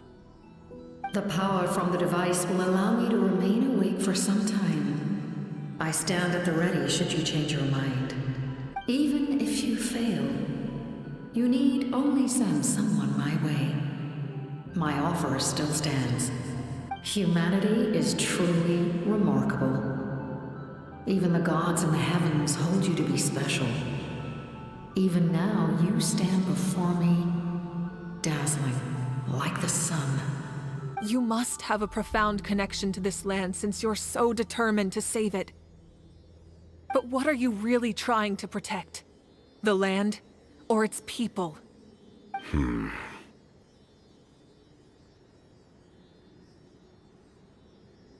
Pretty sure he wants to hear what you have to say, Traveler.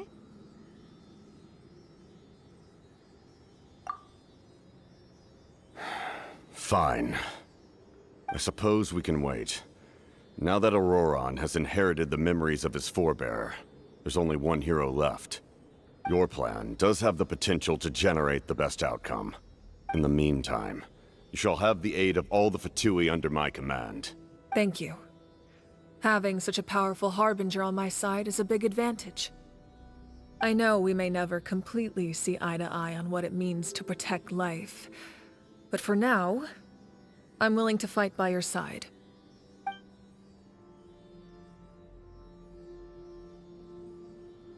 All right, we should let everyone else know about the plan. They're probably still at each other's throats outside. Good idea. We need to explain the situation. Oh, guess we'll stick around then. I'll update everyone outside. Let's meet back up at the stadium.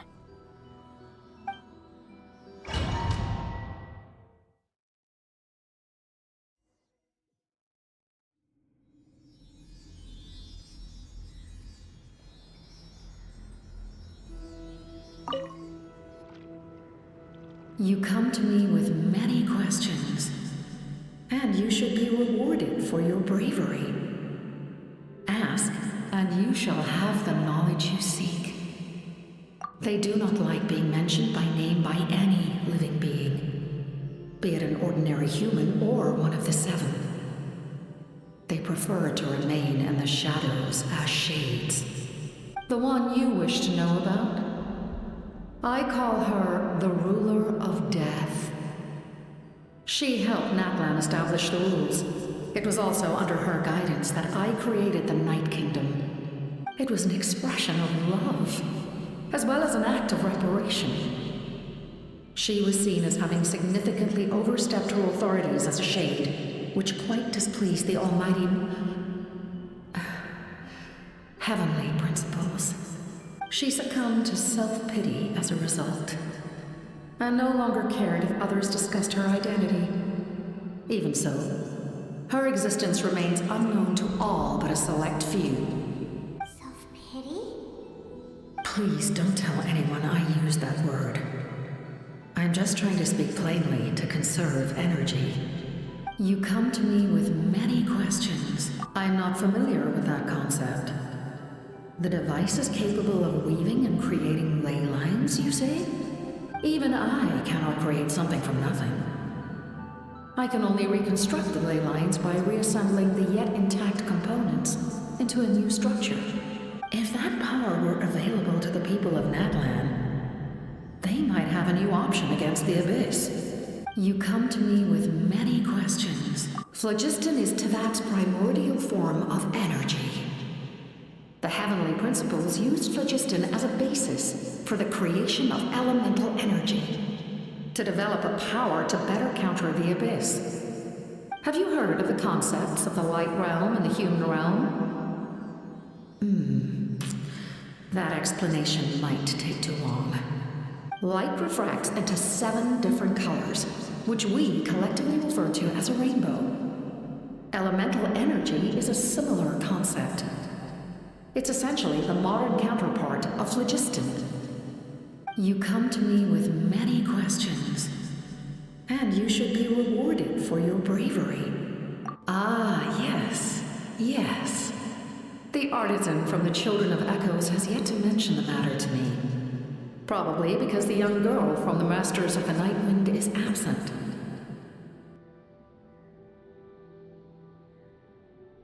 No matter. I'll reach out in a dream and tell them what needs to be done. Young girl? What? Did I say something wrong? You come to me with many questions, and you should be rewarded for your bravery.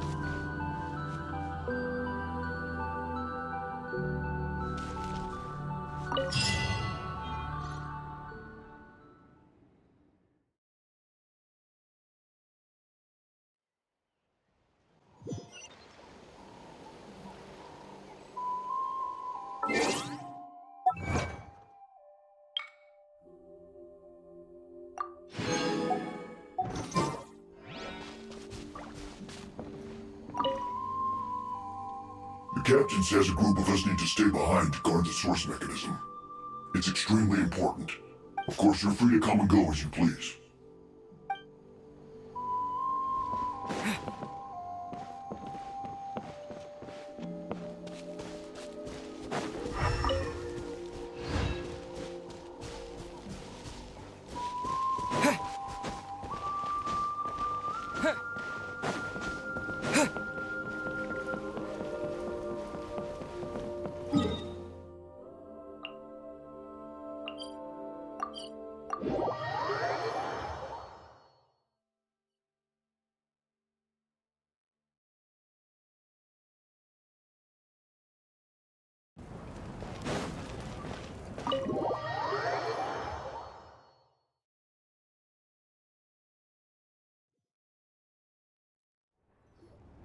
In that case, allow me to formally welcome the Fatui to our cause. We now face a common enemy. It's time to put our differences behind us and look to the future. As for Ororon, his actions may have been out of line, but I don't intend to punish him right now. I'd rather give him a chance to prove himself. A magnanimous decision. We're back! Whoa, seeing the two of you chatting like this, Paimon almost feels like she's dreaming. This may be an unexpected outcome, but a favorable one nonetheless. Now that we're all here, I have some questions of my own. Tell me, how did you discover the source mechanism? We weren't getting any closer to obtaining the Gnosis, so I had my men scour Natlan for a different option. Ororon helped as well. We tracked down 3 scholars, Aberawa, Bosamtwe, and Kushtal, and combined the results of their research to locate this ancient device. I've never heard those names before. Seems like my own investigation failed to locate some critical personnel. I'm just not sure how I missed them. Strange. Perhaps they simply live in seclusion. In any case, their results speak for themselves. That's true. Now we have another option at our disposal. Compared to using the Gnosis, our current plan will buy us some time. And if all else fails, we still have this plan as a last resort. Even though executing it will come at a heavy cost. But that means making everyone forget their past! We should definitely try to avoid it if we can. Oh, actually, speaking of the Gnosis, how did you know what it could do? That story begins with the Cataclysm 500 years ago. I failed to save Conria from the rampage of the Abyss. When the situation became unsalvageable, I fled to Natlan with the remainder of my platoon, only to find that Natlan had fallen victim to the same tragedy. I defended this land for quite some time, and, in the process, met the chief of the Masters of the Nightwind, Aizu. I'm sure many people viewed Conria as the cause of the tragedy. But Aizu was kind to me all the same, and even helped me in my time of need. From that moment, I made it my mission to aid Natlan. In battle, a warrior fights to win. Even though my homeland was lost, I was already committed to this fight.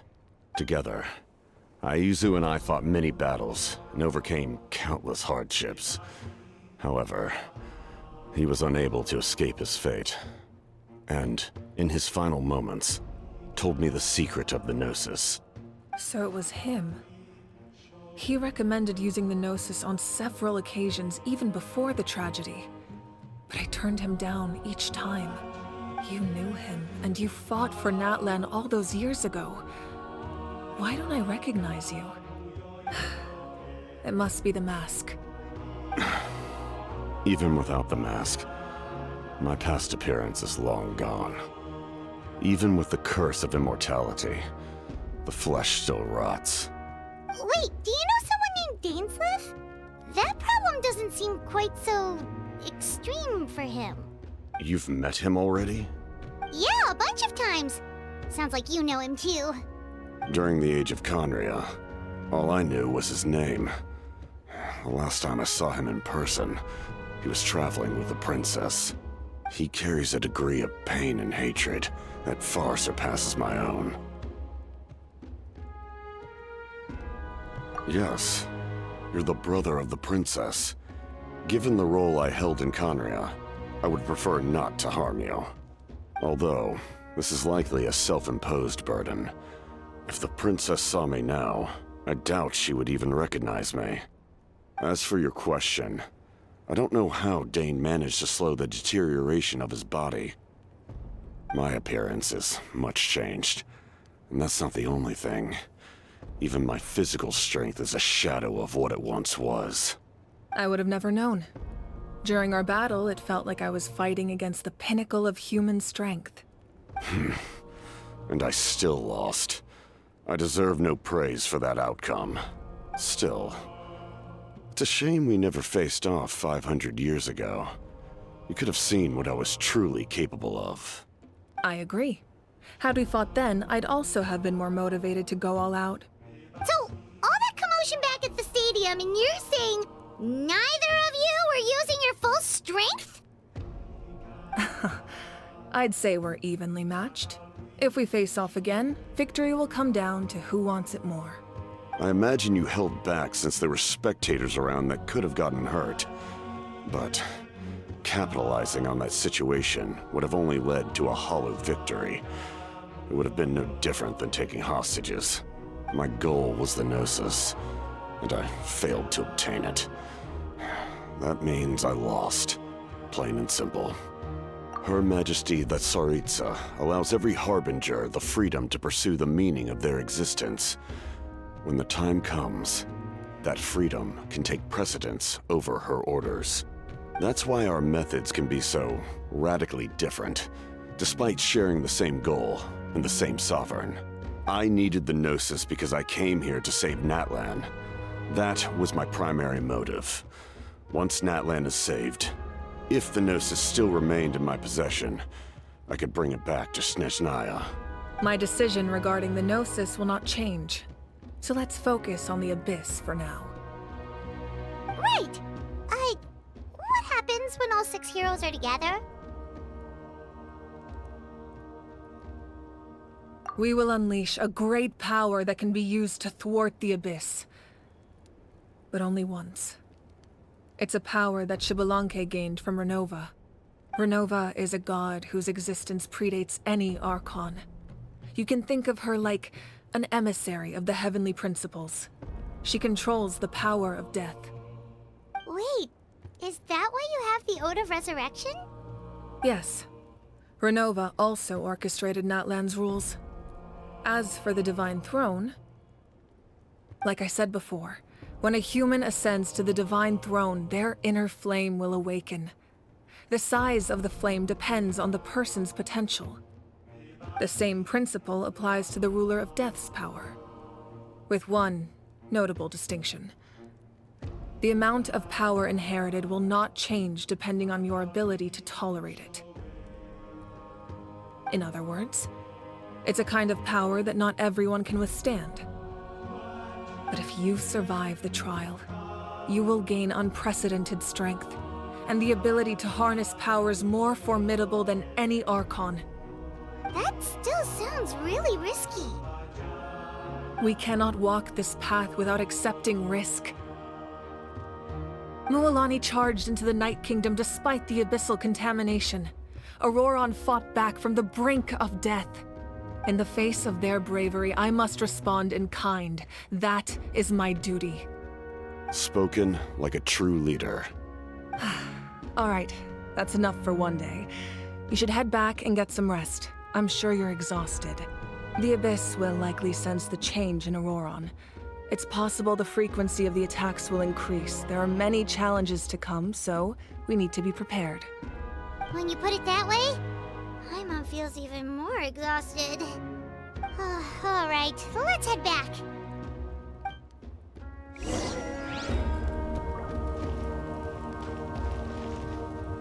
Now that we're working together, we'll need to coordinate our efforts. I'll leave a portion of my forces for you to command. That will definitely help relieve some pressure. You're sure they won't object? It's an order. I will make that clear. Excellent. I appreciate your trust.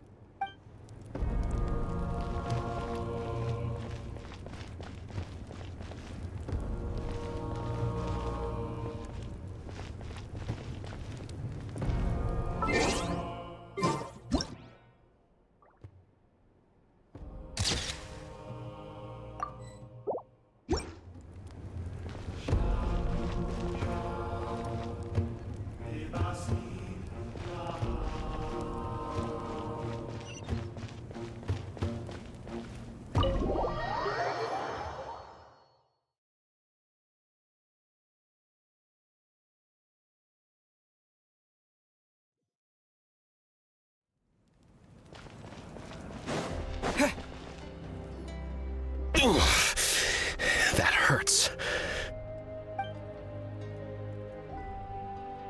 The monsters keep increasing in number. It's like something changed. It's definitely unusual, and we should all be careful. But don't worry too much. You have us by your side. If there's one thing the Abyss fears, it's strength. If they think we're easy prey, they've got another thing coming. Oh, someone's calling us.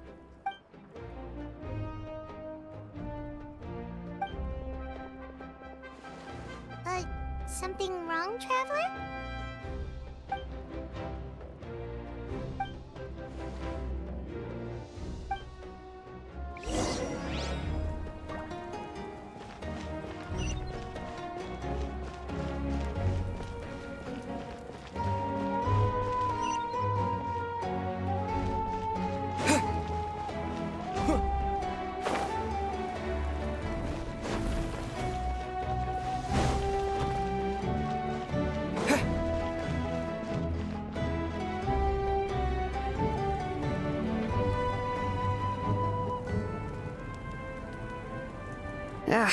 Nope.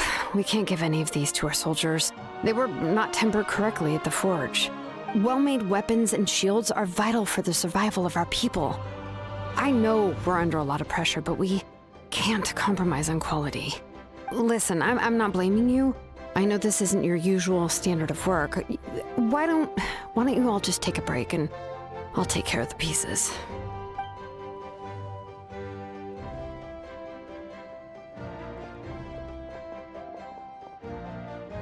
Hey, Xilonen? Is something wrong?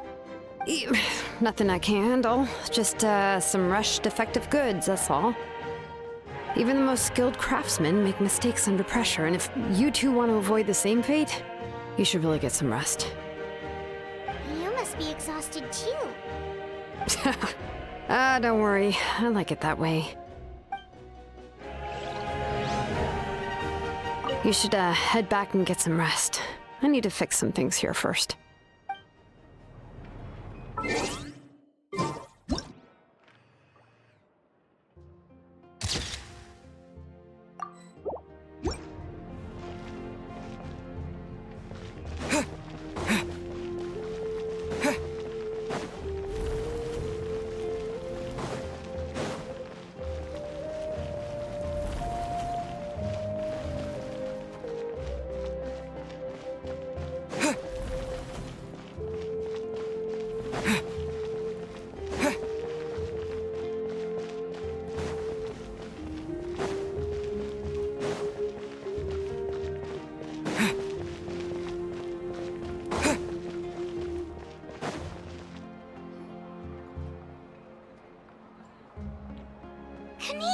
You made it back in one piece! Oh, these must be friends of yours. Well, head out then. See you later.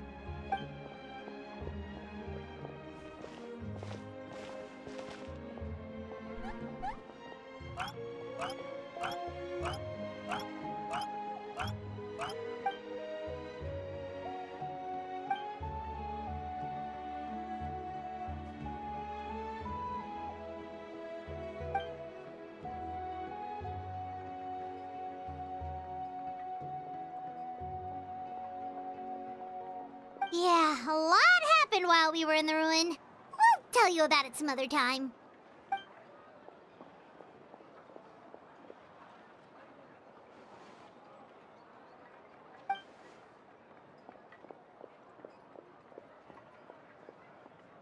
We won't keep you then. Let's talk later.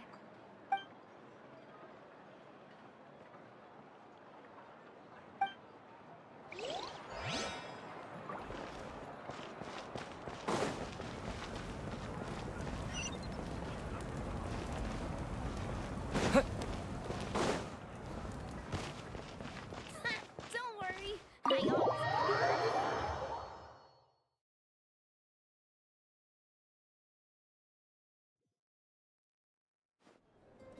Ororon. Granny? What's wrong, Granny?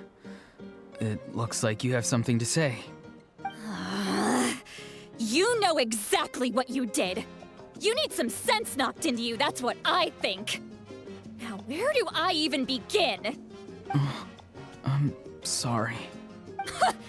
Now that you have nowhere to run, that's when you apologize? You couldn't wait to run off last time, and the time before that. Pretty sure I apologized those times too. What exactly were you thinking?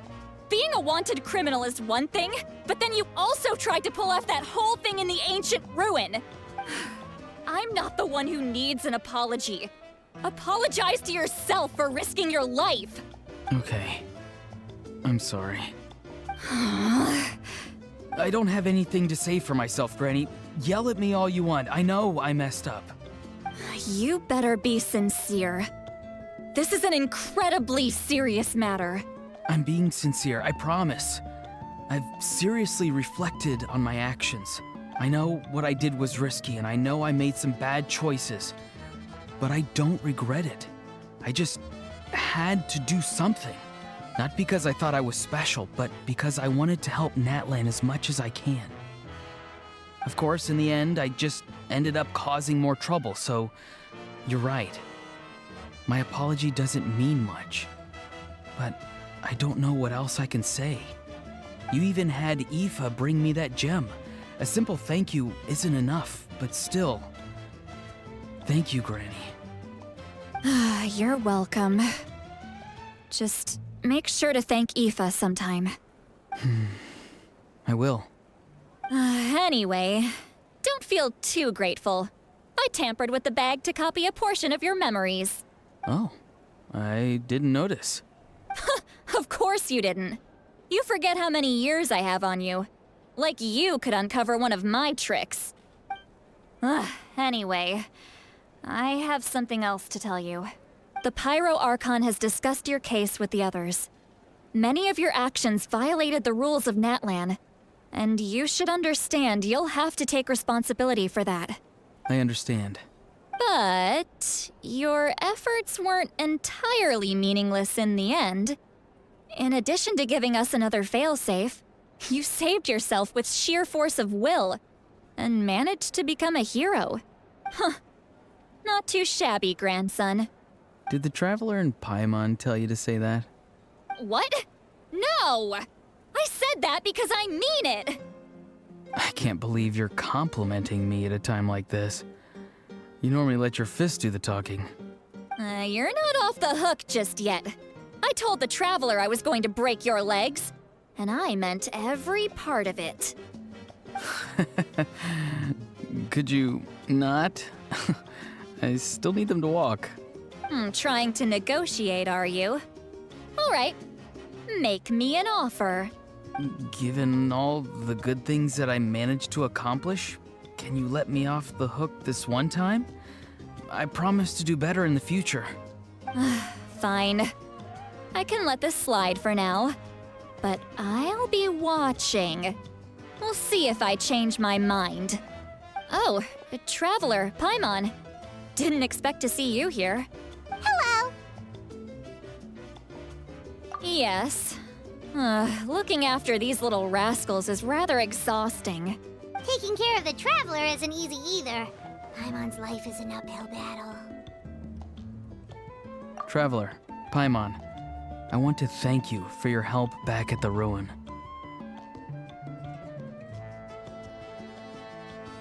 I won't. Let's get together sometime. If Ororon really wants to thank you, he can treat us all to a tasty meal. Sounds great! We'll be there!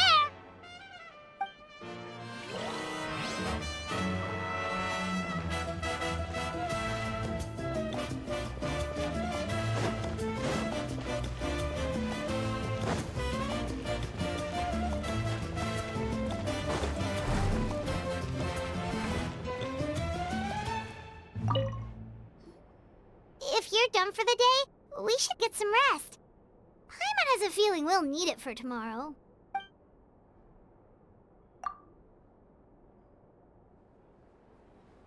You ready? Yep. Let's go meet the Lord of the Night.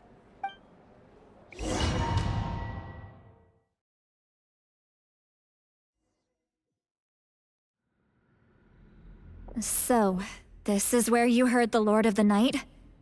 Guess that means she really has awakened. Hopefully we made it before she falls asleep again. Fret not. I'm still here. For a weak life form, falling asleep is no less taxing an exercise than staying awake. I'm sorry for disturbing your rest, but there's something we didn't have the chance to ask you earlier. We need to forge a new ancient name for the Traveler. But we ran into a problem. He's not from Natlan, so there are no records of him in the Night Kingdom. I see. Mavuika must hold him in high regard. It would seem the two of you are not simply here on her orders. So, what say you? Do you believe this traveler to be deserving? Speak your mind. There are no others here.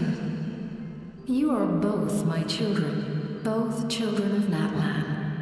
I would hear your opinions on the matter. He is special. He saved Kachina and devoted himself to helping us avert this disaster. Natlan owes him a debt. But that debt has not been repaid, and with an ancient name, we can at least guarantee his safety. Even though that guarantee will come at the cost of your own life? Yes. So, it's true. Forging an ancient name consumes the life of the craftsman. Forging an ancient name is an act of creation. It involves taking disparate concepts throughout the Night Kingdom and condensing them into a heroic epic. But it takes time for the new concept to be integrated into that realm. If the ancient name is like a seed, then the life of the craftsman is the outer shell, serving as its protection. Once that process is complete, the seed will sprout, and having served its purpose, the outer shell will gradually disappear. Forging an ancient name is no easy task, and creating one for an outlander makes it even more challenging. Still, if you're here, that means your mind is set. Yes, because I believe forging this name will be well worth it. We don't know how long we'll be able to hold back the abyss or what the final price of averting this disaster will be. If giving up my life means that all the people of Natlan can have a future, then the sacrifice is practically negligible. Even when I'm staring death in the face, I don't think I'll regret this decision. I bear the name Baraka. This is a part of my duty. I understand. The chance may be exceedingly slim, but you still want to seize it, because this could be the final step to victory. And you, Citlali? The anxiety you feel. It's because you saw something, yes? Something you were not meant to see. So, you know about that too? What is she talking about? I've had concerns for a long time. Mavuika's plan needs too much time, and too many things can go wrong. The Masters of the Nightwind have a ceremony that can be used to glimpse the future. It's just... using this power on the Pyro Archon has always been seen as a taboo. And you did it anyway? What did you see? Death. How? A key part of Mavuika's plan is using the 6 heroes to release the power Xabalanque obtained from the Ruler of Death. Considering its origins, the price of using that power is death. You're saying Mavuika is going to die in this war against the Abyss? Yes. I can't just ignore what I saw. That's why I need the Traveler's power. I need the power of a Descender. Don't forget, Citlali. Even if it may seem like someone is fated to die, the nature of death and fate are different. Fate indicates what will happen in the future. The time, manner, and place are all predetermined. But death is different. Death is a rule. The ruler of Death's power will allow Mavuika to triumph over the Abyss. But she must offer her own life in the process. The ruler of Death cares little for the time and manner of a death. She simply guarantees that it will occur. Fate may be able to influence the timing, but that is all the Traveler can change.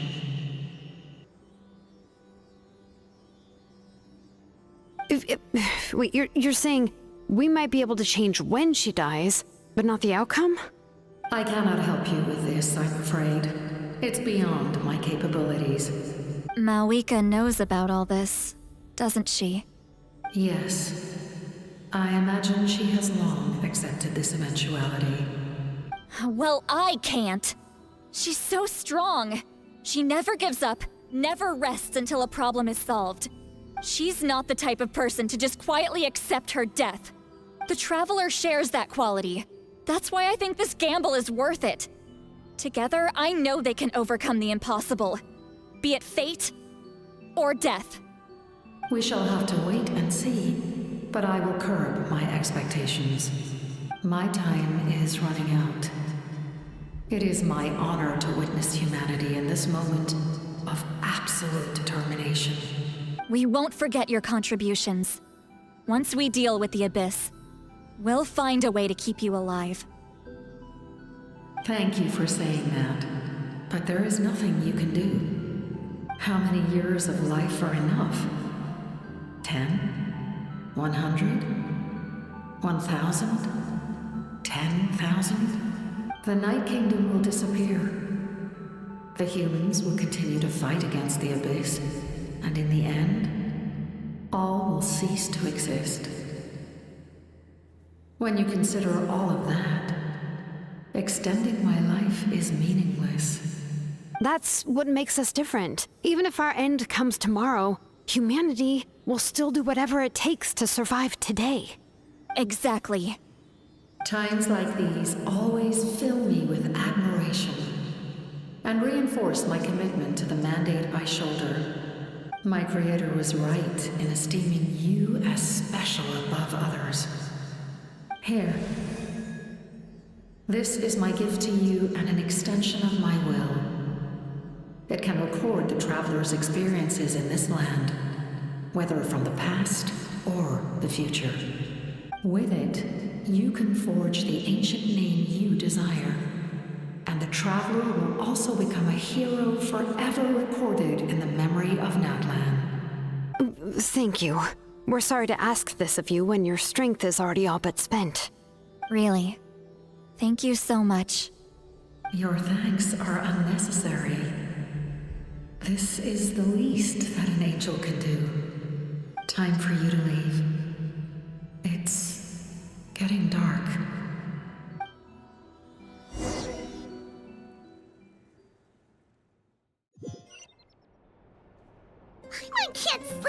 the noise outside?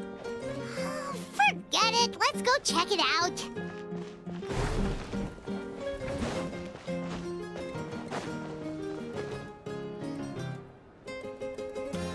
Xilonen, Citlali, is there a reason you're up so early?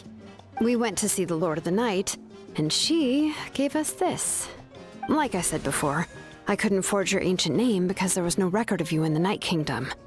But with this, we can finally record your deeds. Just keep it with you during your time in Natlan, and eventually it'll be full of your adventures. Really? Let Paimon see!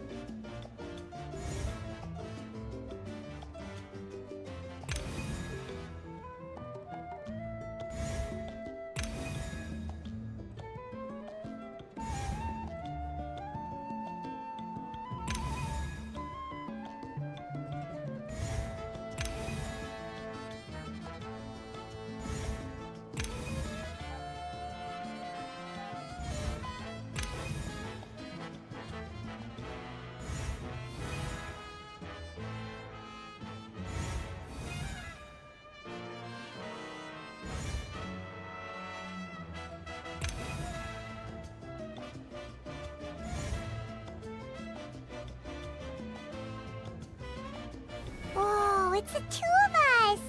And a sun in the middle! Oh, and that must be... Kachina? It's not a concrete medium. It reflects the Lord of the Night's will, and shows what she wants you to see. Oh, in other words, don't worry about his form. When you want to check the contents, just take it out and have a look. Sounds convenient! It's also super light and doesn't take up too much space. This is a really awesome gift! Oh, yeah. We'd feel bad accepting something like that. Oh, yeah, don't worry, you two. It's, like you saw yesterday, aiding humanity is the Lord of the Night's mandate.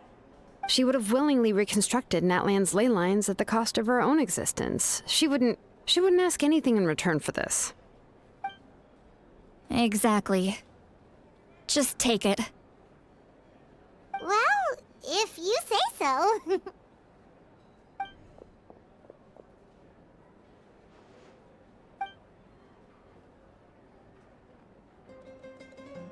So soon?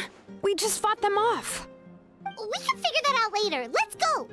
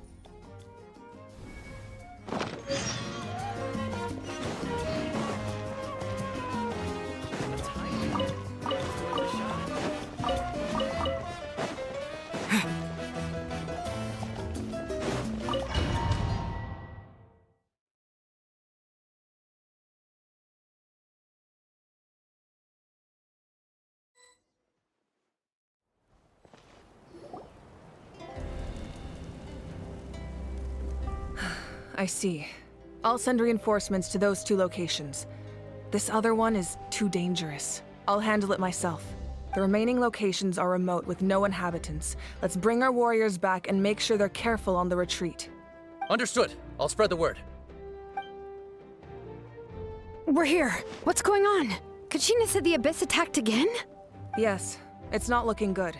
Our forces have always been able to handle the sporadic attacks, but now there are more monsters than ever, and the attacks are more frequent. What about the scale? What areas are they targeting? All of Natlan. Not just around the stadium, but even the remote areas of the Collective of Plenty are reporting attacks. Could this also be some kind of omen? If things continue like this, then... We won't last much longer, I know. What we're seeing now is the desperation of the Abyss. It knows we're only one hero short. I don't have the strength to fight it right now. This is its best opportunity and its final chance. You're saying we just have to hold out for as long as we can? It'll be a long fight. Our current focus needs to be on protecting civilians and conserving manpower. There are caravans and adventurers trapped in the wild. Many of our warriors have already left to rescue them, but they'll need reinforcements. All right. Xilonen, Kachina, head to the camp near the Children of Echoes. Citlali, you're needed in the Masters of the Nightwind. As an important figure in the plan, Ororon will stay here. Your tribe is too far from the stadium. Understood. I'll leave right away. I prepared a hot air balloon to take you where you're needed. Messengers from the Scions of the Canopy are traveling all around Natlan. Update them once you've completed your mission, and they'll compile the information into a battle report. As I receive intel from the various regions, I'll plan your next move. All right, no time to lose. Let's go!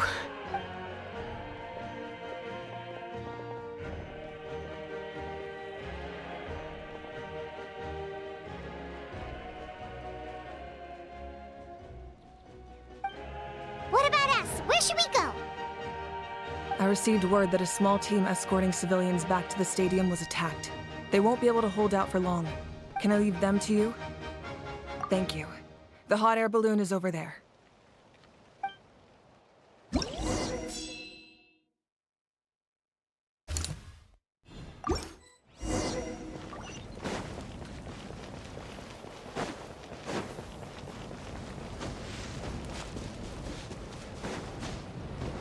And we're off! Hey, this thing is pretty convenient. It's not only fast, but also saves us a lot of energy.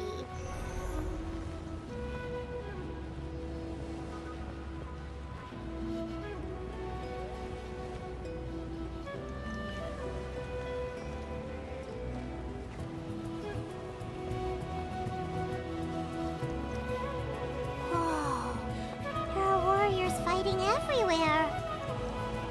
Seems like chaos in the making. Good thing for those battle reports.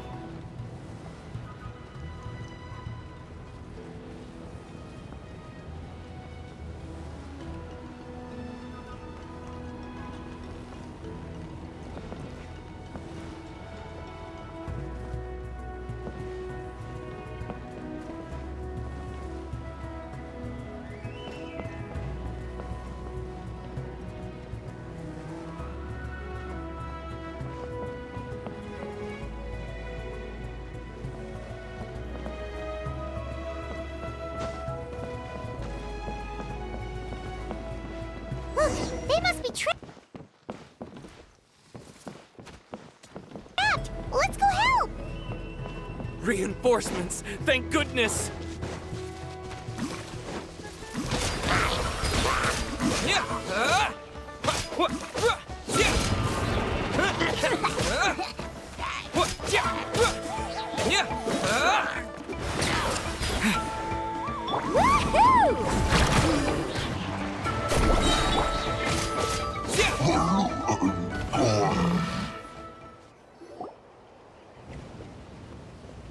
Thank you for coming. We were almost at the breaking point. There were just too many monsters. They just kept coming, wave after wave. I've never seen it this bad. At least we got here in time. You all should get going. I know, but it's not that easy. A lot of people were hurt in the battle just now. Our cart was also attacked, and now our supplies are scattered everywhere. That's not important right now. We need to focus on getting out of here alive. I know, but these were medical supplies. What if they need them back at the stadium? It's them! Over here!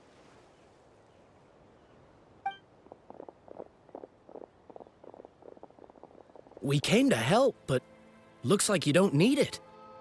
Nice job making it through. Now we can head straight to the next location. What other areas need help? Here, take a look at the latest battle report. Messengers from the Scions of the Canopy are traveling all around Natlan to pass along the latest intel. If you see a messenger from the Scions of the Canopy, feel free to ask them about the latest battle situation. Thanks! Now where should we go next? Seems like you can hold your own in a fight, so let's split up.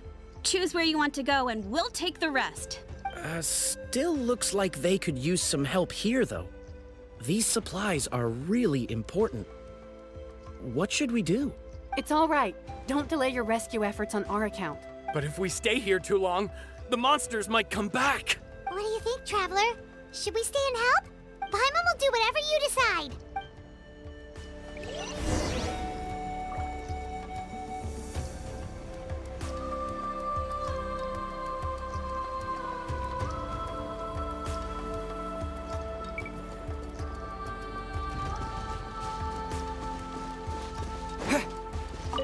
Traveler, can I ask you a favor? My mother's a doctor. When she heard about the attacks in the wilderness, she rushed out to help, and I haven't heard from her since. I'm worried. She's not a fighter, and I can't leave to check on her. I want her to stay out of this. So if you see her, can you please tell her to take shelter? Of course, we've got this. Thank you. Oh, that makes it easier to focus on the current battle.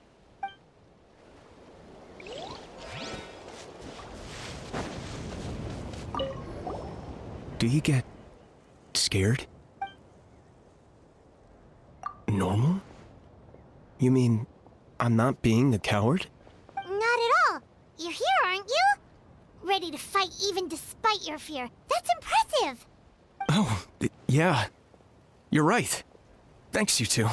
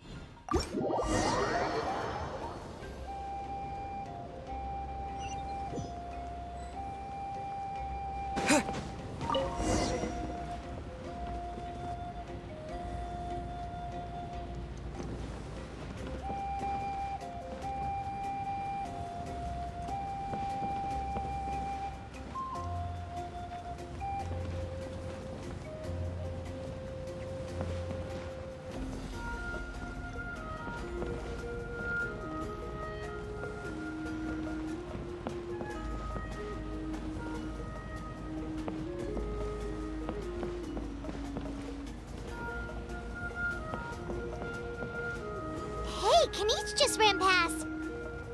He must be busy delivering messages. At least he didn't look hurt.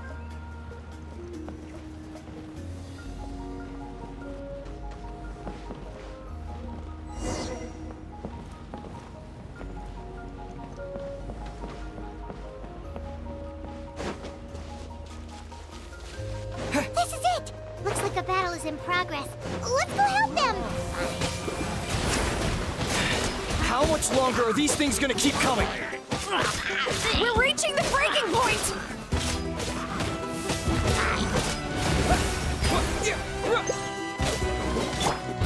An epic wave!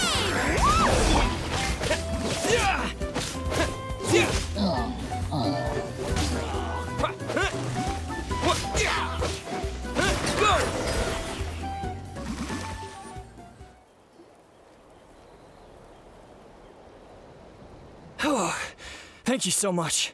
You came just in time. What's going on? Were other places hit? Yeah, seems like it. The Pyro Archon told us to be ready to evacuate. She warned us something like this could happen. But I never thought there would be this many monsters. You got here just in time. But what should we do about the wounded? The wounded? This area was hit bad. We're housing the wounded in this house for now, but we're short on medicine.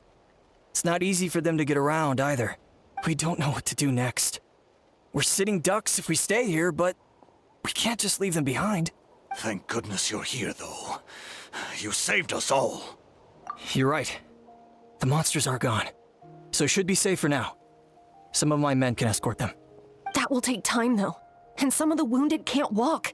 They might have to stay here. Don't worry. Once we escort the first group, I'll call for reinforcements. That way, everyone can evacuate. Let's help them out here for now. Then we can head to the next area. Oh, there's a messenger over there. Don't forget, we can get the latest intel from them.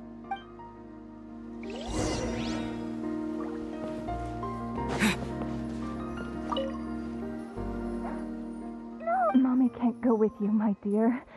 She's hurt. Still, it's going to be okay. These nice people are gonna take you to safety. Then they'll come back for me. No! I won't go!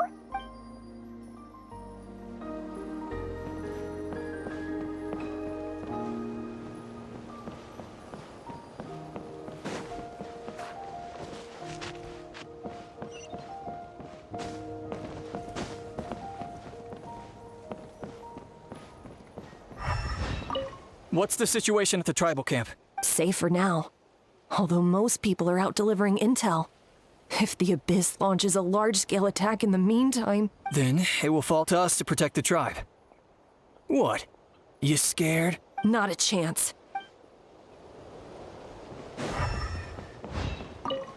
That was terrifying. At least we made it through.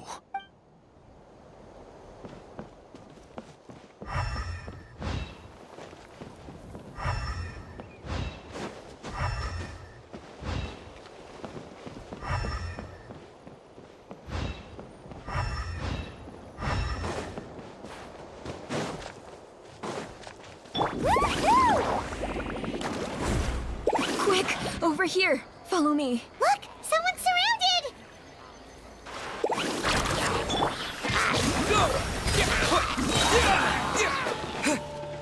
Right back!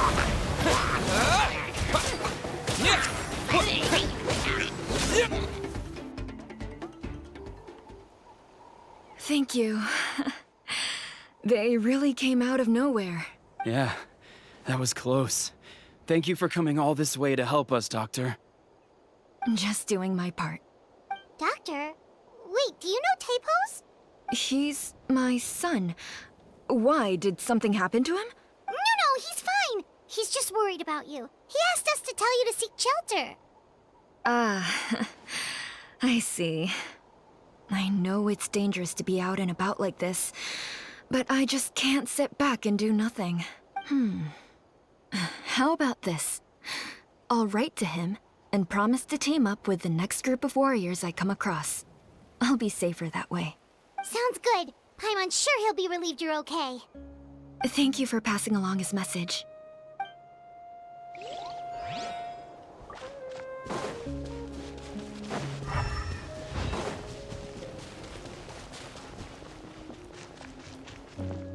Still no sign of any warriors. I need to head out soon. We're running out of time.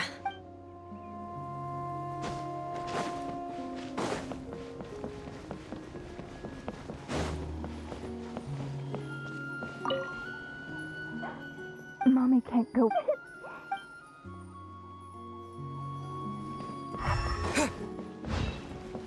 That doctor is amazing. I owe her my life. I'll never forget that. That was terrifying.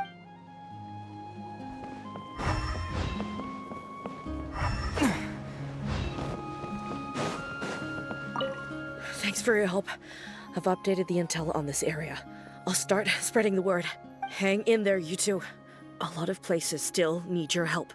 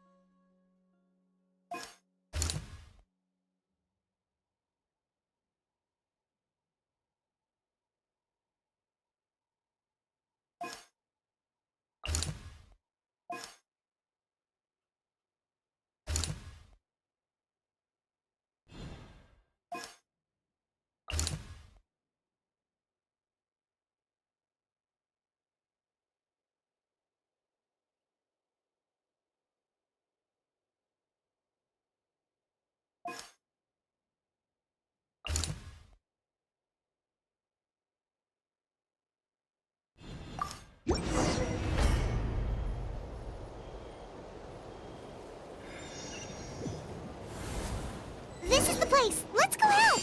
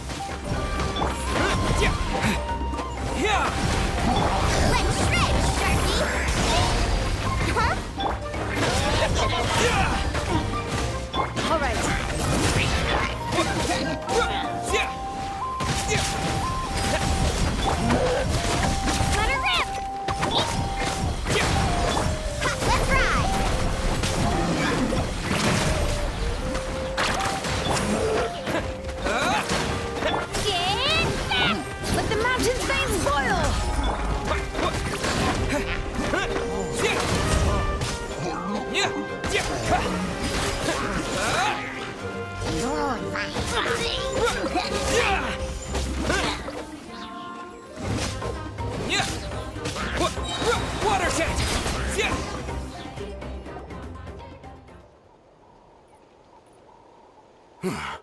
Thank you for coming. We finally have time to catch our breath. Fairly stable for now. We've stationed ourselves here to act as a buffer. What about the monsters that suddenly appeared? Based on my experience, the monsters are attracted to two things: the presence of living beings and combat. That's why we set up our front line of defense so far from the tribe. The civilians are more isolated from combat that way. Ah, the messenger's here. Perfect! We were just waiting for the latest battle report. We'll stay here and continue to guard the tribe. There's so much that needs to be done after that last battle. But we're short on manpower.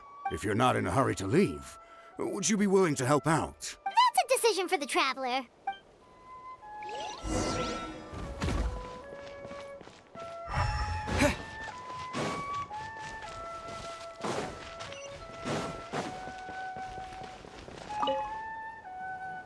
Ah, by the way, I think I know where some monsters might be. It's an area nearby. If you've got some time, I'd appreciate the backup. All right, let's...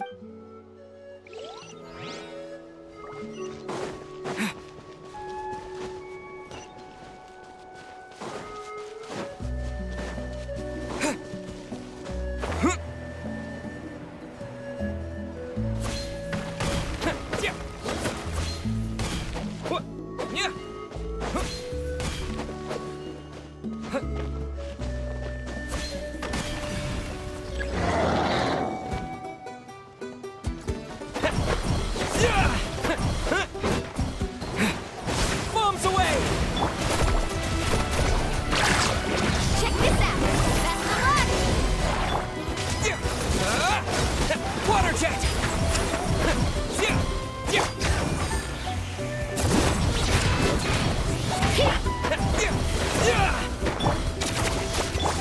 Carving wave!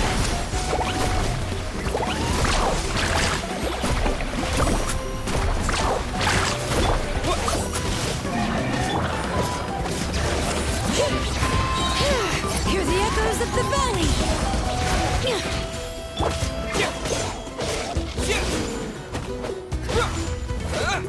shred,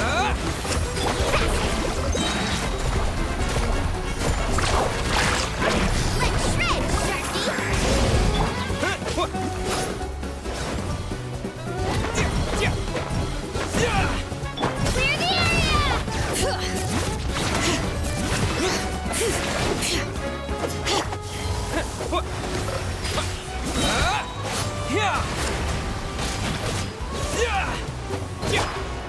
Let's ride!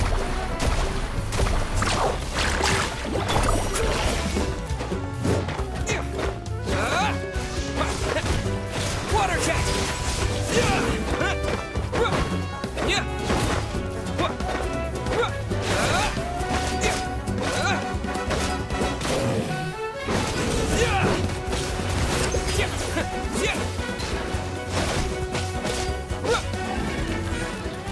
Thanks to you, we managed to clear out the threats in the surrounding area.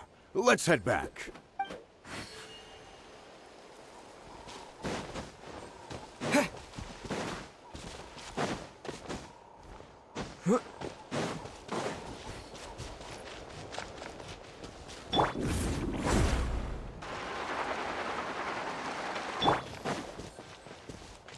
We'll continue to stand guard. Thanks for all the help.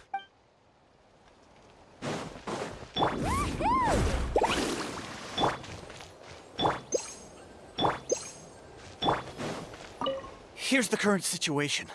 People from all over Natlan are trying to make their way to the stadium, but they're being targeted by the Abyss. If you have the strength, they could really use some help.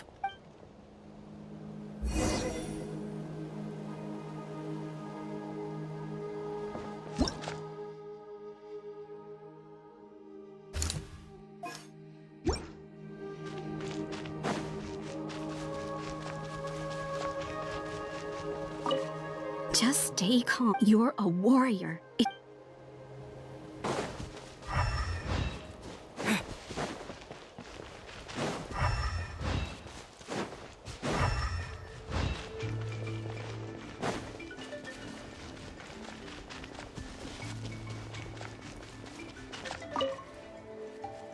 Nice work out there. Don't forget to refuel, or you won't have enough strength when it counts.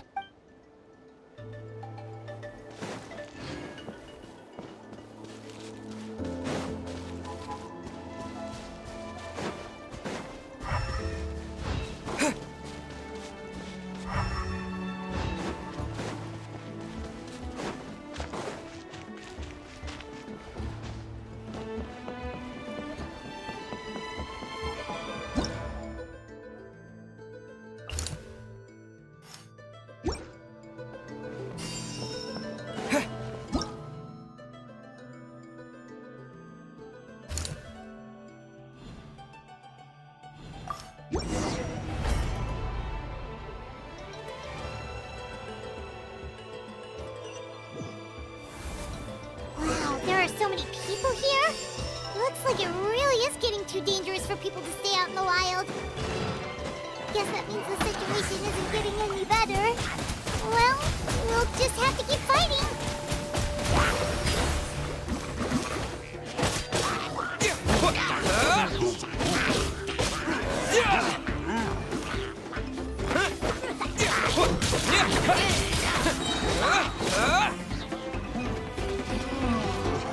Bombs away!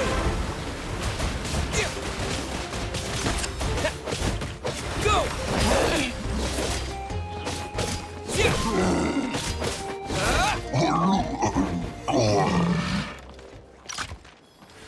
Carving wave! And an epic wave!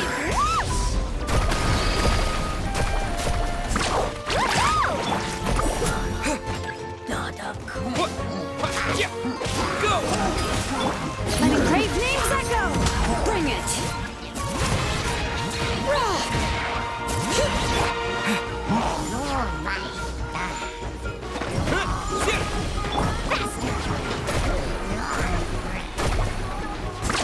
Amazing!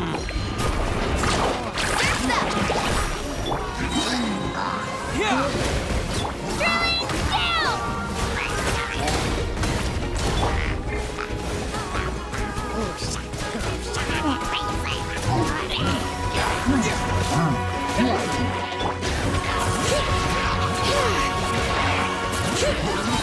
Let the mountain's veins boil!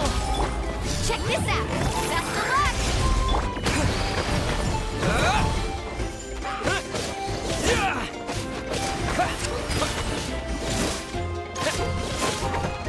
Let's ride!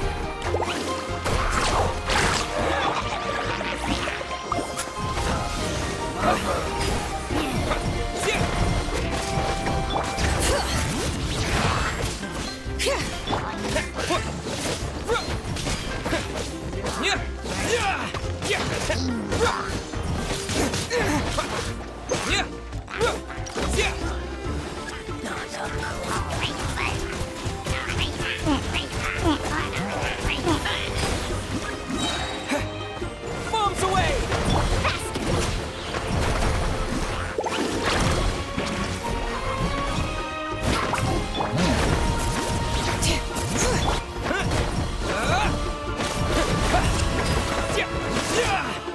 Let's ride!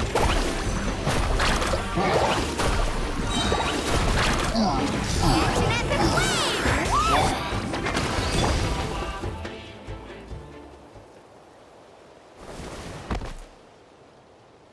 Oh, Kanich, you're back!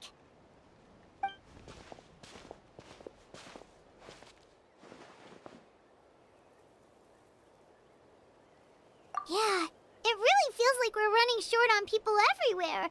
It's so dangerous out there. Just when we think everything's under control, another thing goes off the deep end. Not that Paimon's complaining, it's just... What if things get even worse?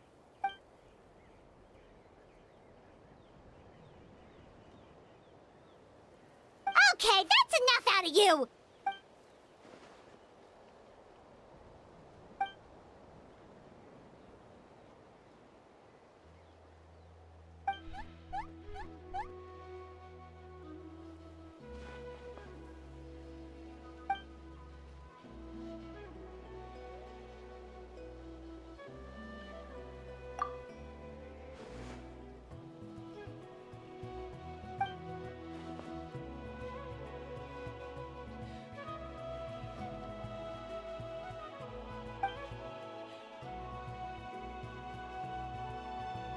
Yeah, she always seems so confident. Plus, she told us you can only become the Archon by proving your strength.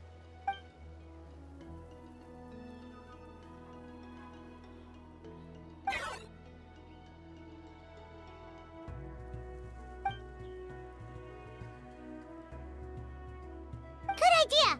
Maybe we can see if the people around here need anything in the meantime. Looks like we're on the same page.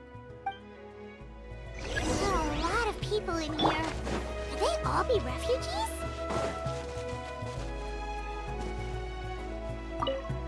The protection of this location is critical.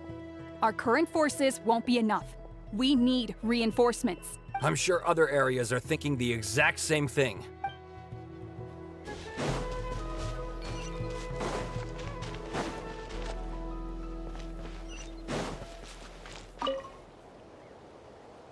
It's you two!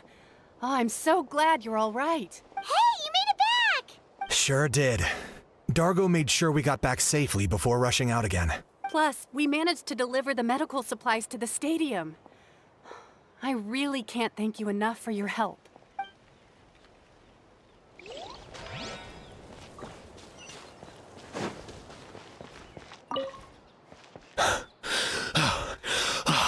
That's it. I need a break. How long are these attacks going to last? I was heading to the people of the Springs for business.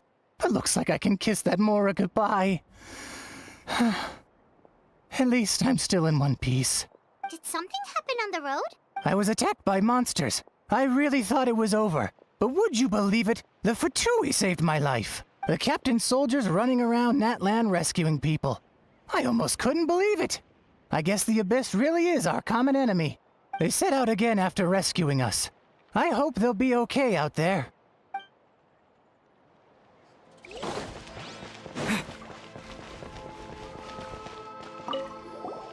Oh, I didn't expect to see you here. My son wrote back to me and said things are under control on his end. That's one less thing to worry about for now. Anyway, I followed a group of warriors back here when I heard they needed medical personnel at the stadium. My age means I can't charge to the front lines, but I can handle things here. Everything will get better.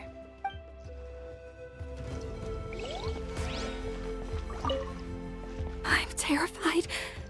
The monsters aren't gonna show up here, right?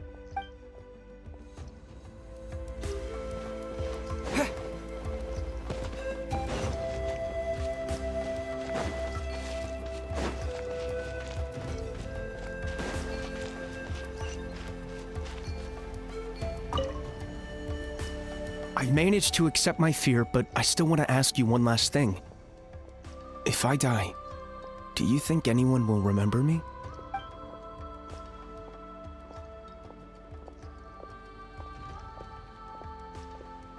Yeah, please do whatever you can to stay alive. Your life is super important. My life is super important. Got it. Thank you again for leading me to the answer.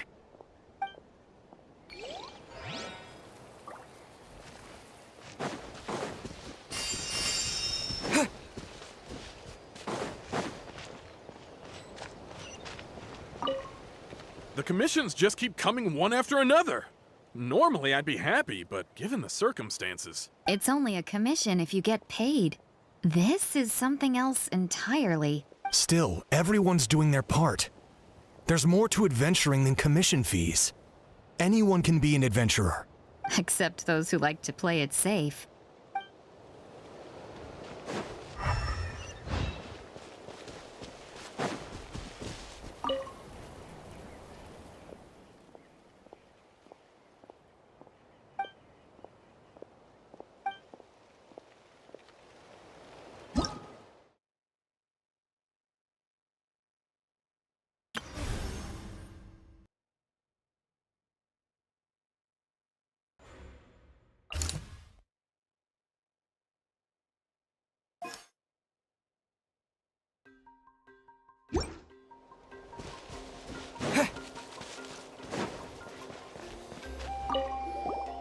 Want to get some rest, Traveler? We have to head out again in a bit.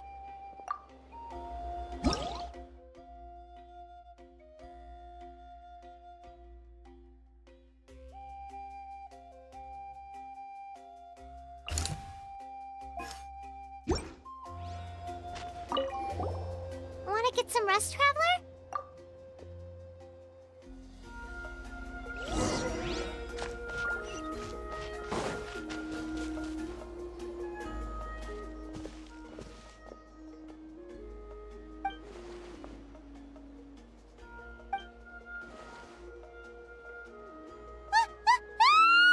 What's going on?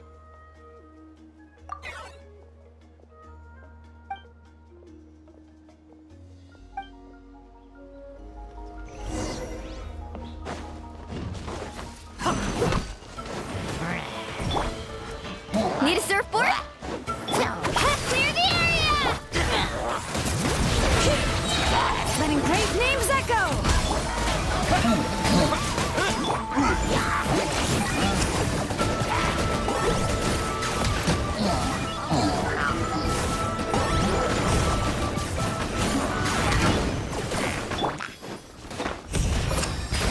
Water jet! Wipe out!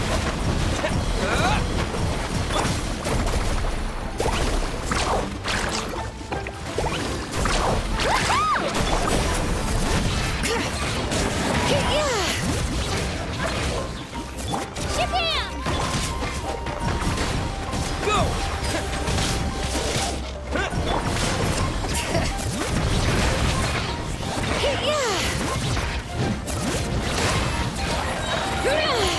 Let the mountain's veins boil! Let's shred, Sharpie!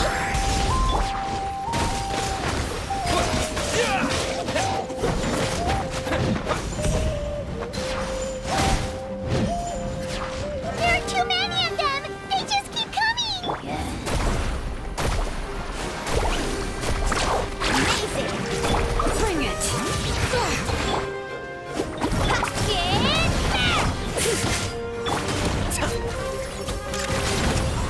I got him cornered! To complete that game, shadow the past, mind to command! Maybe I wasn't meant for this world. Water jet! There are too many of them! They just keep coming!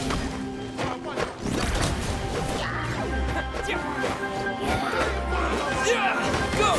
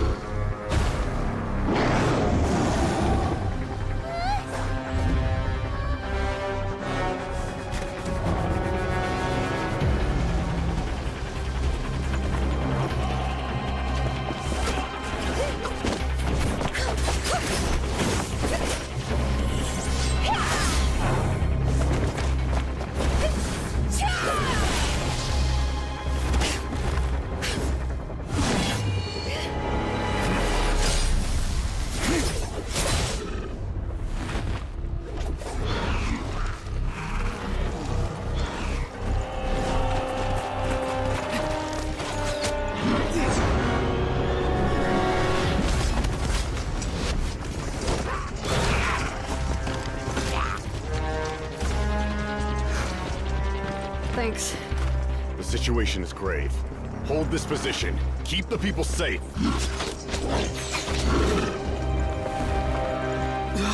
Chaos and emptiness.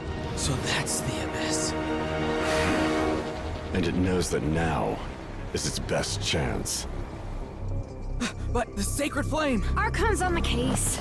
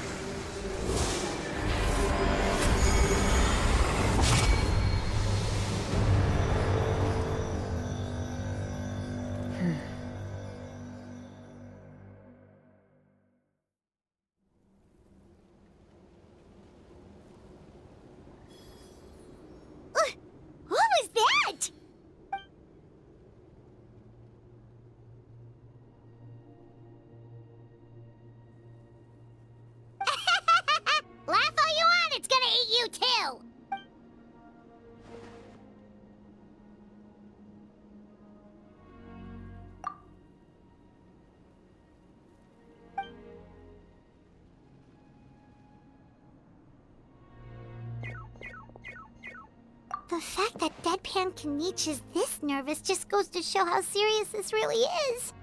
Oh, let's go. The disaster's really happening.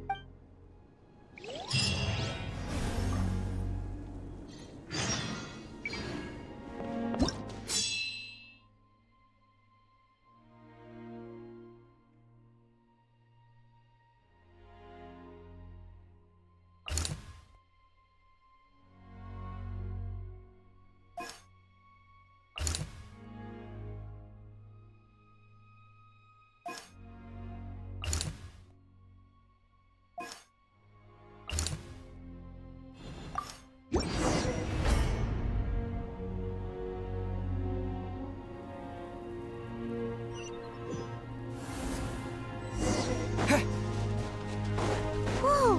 Those Saurians are fighting each other! No, wait, something's wrong.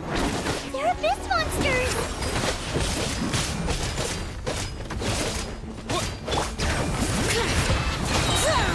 Letting brave names echo! Here goes! Go!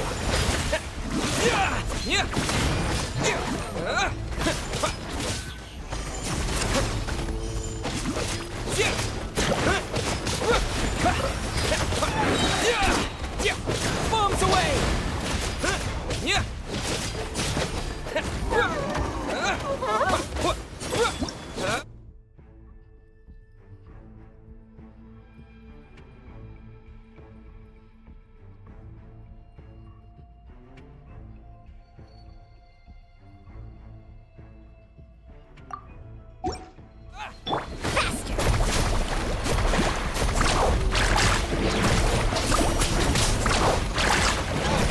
Check this out! Best of luck! All right.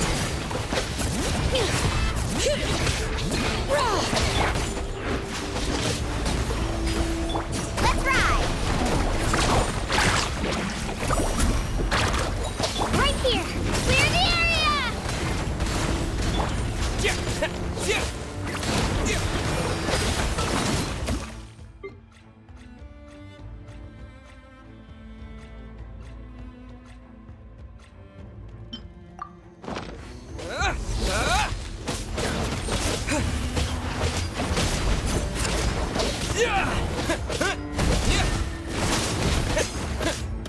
Water jet! Over here! Come on, quick! Hey, wake up! And you, wake up! They're all dead. Oh no! Were we too late? We were on our way to the stadium with our Saurians when that dark entity emerged in the sky. Seconds later, the abyss monsters appeared and changed into Saurian form. They fought till the end to protect us. And now... Right. You need to get to the stadium.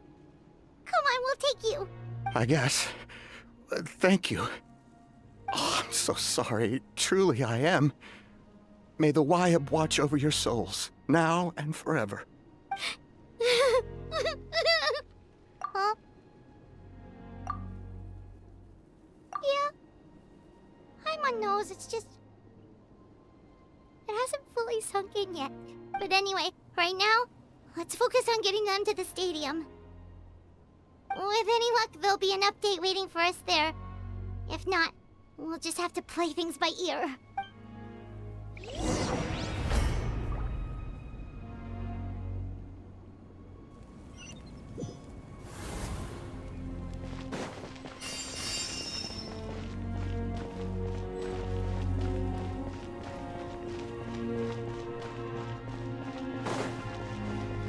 Need the latest battle report?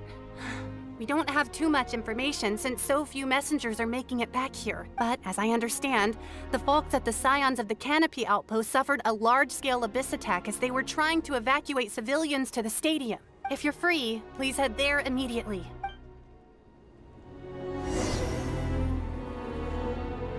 Look!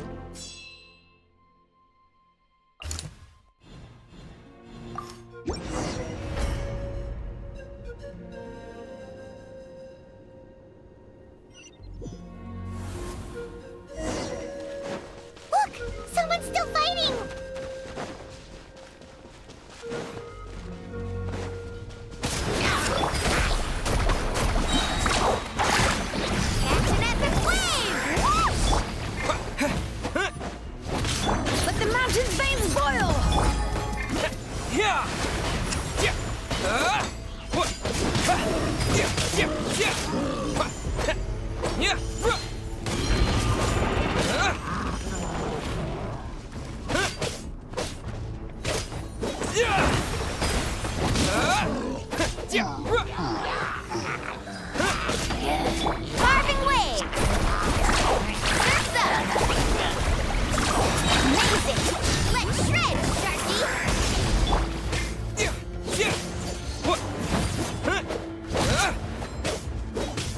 Right here!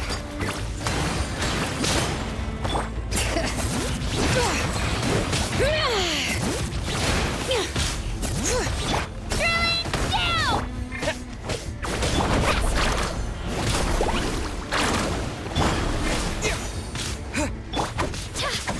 Bring it! Hear the echoes of the valley! Bombs away!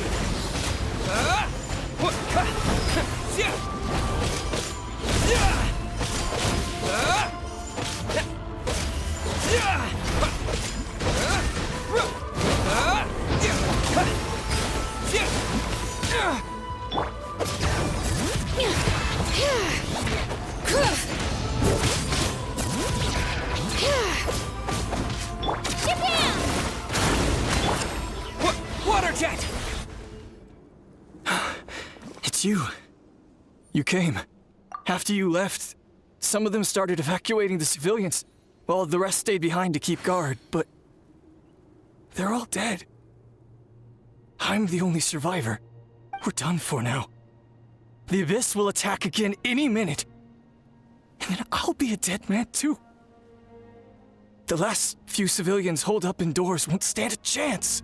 Hang in there. We'll think of something. There's gotta be a way out of this. Like what? None of the civilians have any combat experience. There are old people, children, wounded. They can't defend themselves. The monsters are gone for now, right? Get back inside. It's too dangerous out here. I know it's dangerous. That's why I came out. Same. Huh? What is this? Can you spare some equipment for us? I've never been in a battle before, but I'm young and I can hold a weapon. That's gotta count for something. And I used to fight in the pilgrimage when I was a younger man. Admittedly, I never made it very far, but if you hand me a spear, I think the old muscle memory will kick in. There are others willing to join us as well. I persuaded them to fight.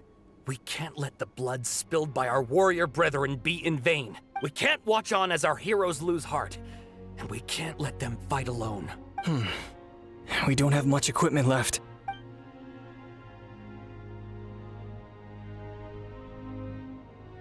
Okay, take these. With a few extra fighters, we should just about be able to hold our own. It'll be a slow advance, but that's better than being stuck here. Everyone who's fighting, be prepared to follow my orders to the letter. Yes, sir. Got it. Take our hot air balloon. You can use it to get to the stadium. No need. You'll have other people to save. We're taking up arms so that you can focus on more important things. You're the heroes, after all. Okay, well, try going that way. That's the route we came from, and there weren't too many monsters. Thank you, both. You've been a huge help. I am devastated by the deaths of my brothers in arms. But if their sacrifice means anything, I have to live on. We're not going down without a fight. Thanks. We will. Now, go. There are other people to save out there.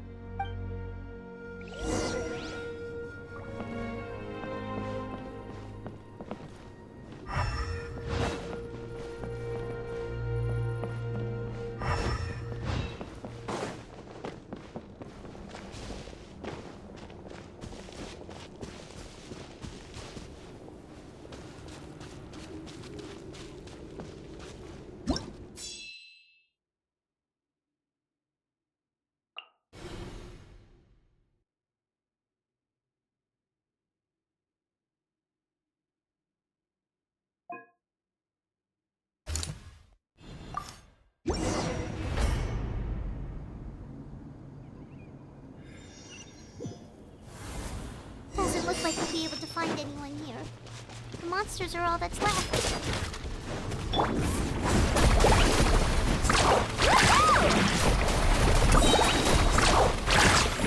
Genshin at the quay!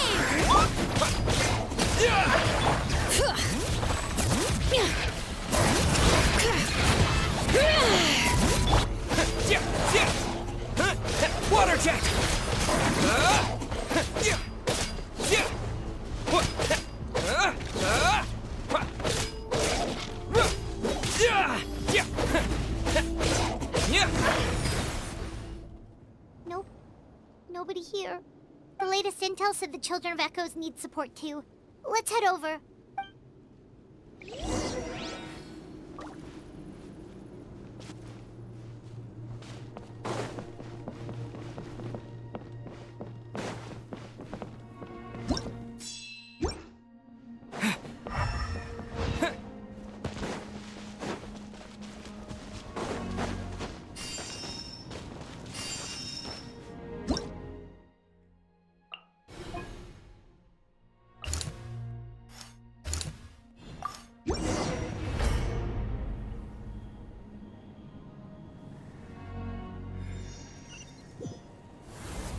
These warriors are struggling! Quick, let's help them!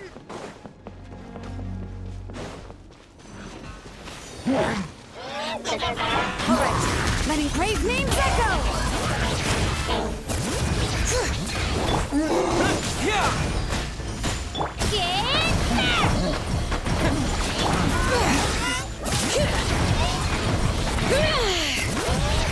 Carving waves! Amazing!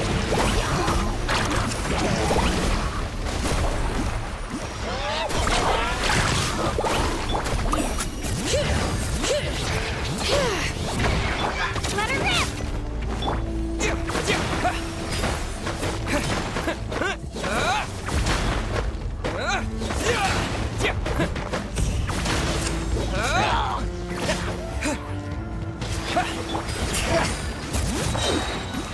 Hear the echoes of the valley! Woohoo! Check this out! That's the launch! What? Yes, go!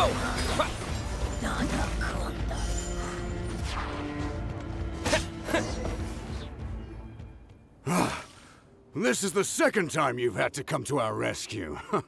I'm a little ashamed. Thanks to your efforts last time, we managed to fend off the abyss here, even after whatever that was appeared in the sky.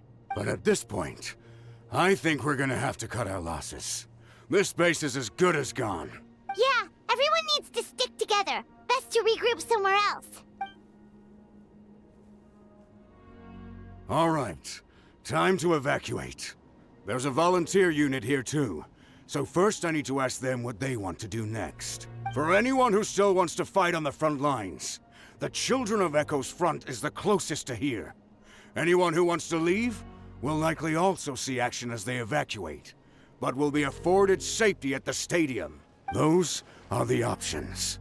We're abandoning this base, and you're free to stay with the group or leave. As of this moment, the Children of Echoes are reasonably well defended, so please, weigh the risks and consider your family's safety before you make a decision. Now then, anyone who wishes to keep fighting, show me how serious you are.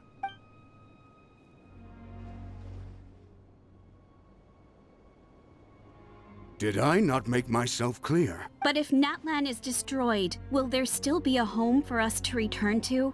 If anyone wants a future, it's on them to go out there and grab it.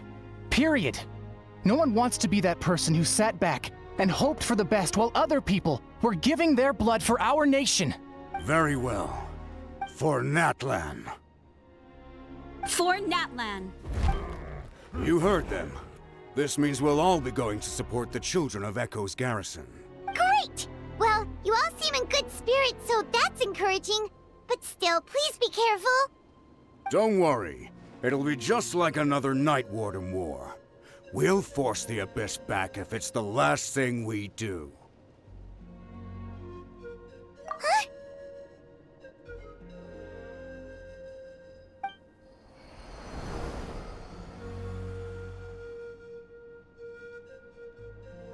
Shoot! That creepy abyss thing is raining down a dangerous-looking substance again! That's over towards people of the Springs territory. From what I've heard, their defenses have been substantially weakened by the Abyss invasion. Then let's head over and check on them!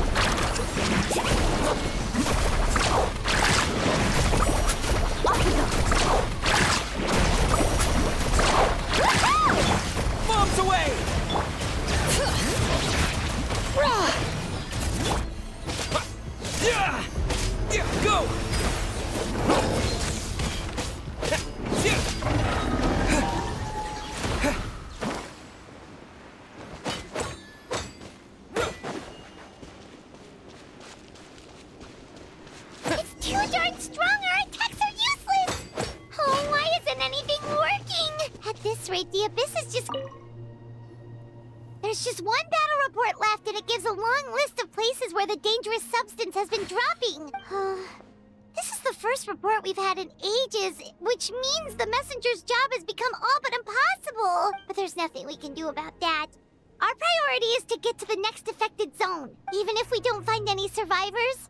Maybe that strange substance over there won't be as rock solid as here. There's a chance at least.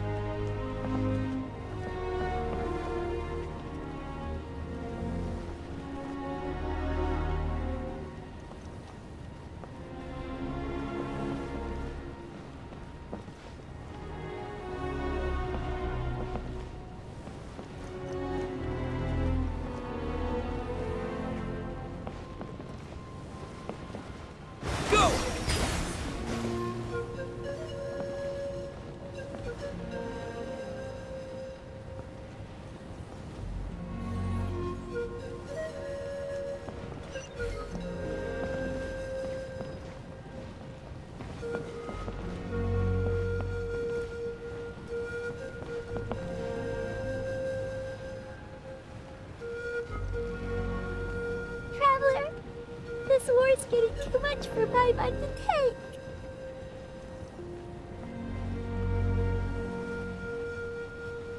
Okay, let's do this!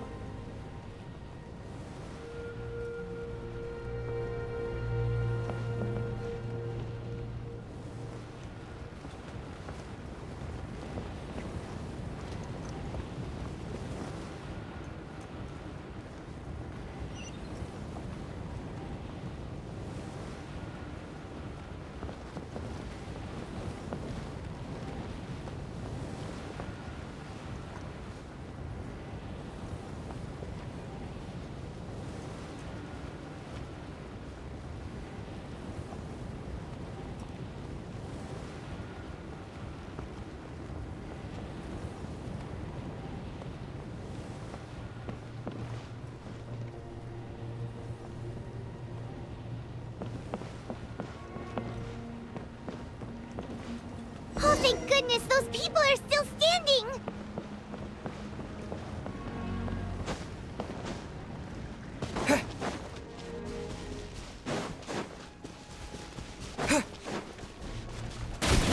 Go! Clear the area! Catch them to flame! Woo! Let's ride!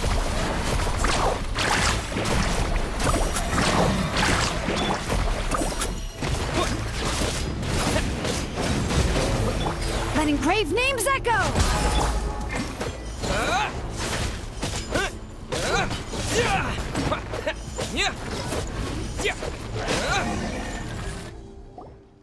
Move out! You've got to get out of here!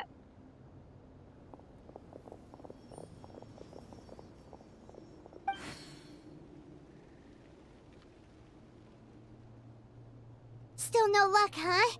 What on earth are these things? How are they invulnerable to attack? Yeah, at least with regular abyssal pylons, anyone with a vision can destroy them. But this thing, no one's seen anything like it before. It's like a part of that sky demon's body or something. Whatever it is, it seems like it can spawn abyssal pylons, and with them, a never-ending stream of abyss monsters. We're just no match for it. At this point, retreat looks like our best option. We're fighting a losing battle here. The stadium is our only hope. That's where the sacred flame is, which seems to be the one thing that well of abyssal energy is afraid of. The Pyro Archon is guarding the flame. As long as that continues, we still have hope. What's this? Water, and some snacks. You look like you need it. I'm guessing you've been supporting the fight all over the map? Sounds like you need a breather. We got enough people to hold our own here, and it's high time you took a break. Why don't you sit down and gather your strength for a minute? It's true. We've been fighting pretty much non-stop. Traveler, you must be exhausted. What do you think? What is it?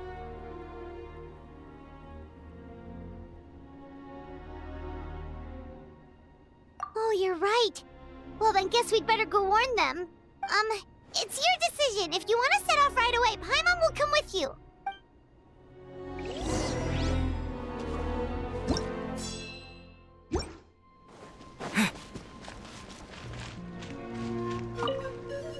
These monsters, they're what the winners of the pilgrimage go on to fight, aren't they? So that makes us veterans of the Night Warden Wars now, too. I hadn't thought of it like that, but now that you mention it, yeah, you're right. Neither of us are name bearers, so in principle, we should never have had the chance to fight on the front lines. In that sense, this is kind of a dream come true for us, isn't it? We're not in this for fame or glory, but for our childhood dreams of one day becoming a hero.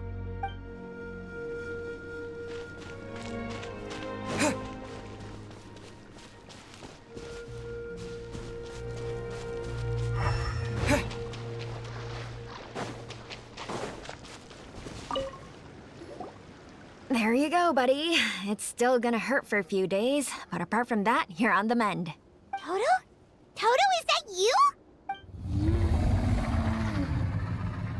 It is you! Oh, thank goodness you're okay! Toto was the only member of his family who didn't flee from the invasion. I don't know if he was being territorial or what, but he stayed and fought the Abyss. If you hadn't gotten here when you did, he may not have made it. We should let him rest here until he's able to stand again. I'll look after him. Thank you so much. Toto, next time you're told to evacuate, be a good Saurian and do as you're told, okay? Otherwise, Kachina will be worried sick about you.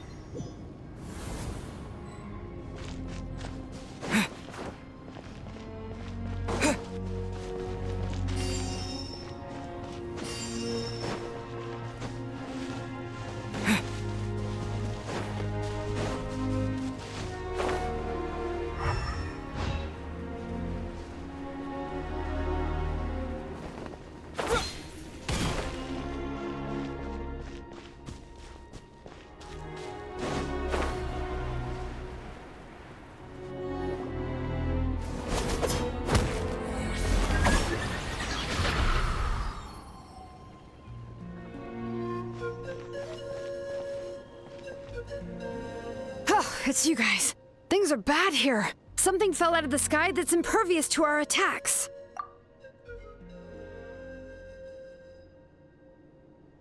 It's a good thing you did, otherwise we might not have made it in time. Kachina, he and I can deal with the remaining monsters and abyssal pylons. You should go catch up with the rest of the group before your parents start worrying about you. Stay safe, Kachina. Come on, let's get this done.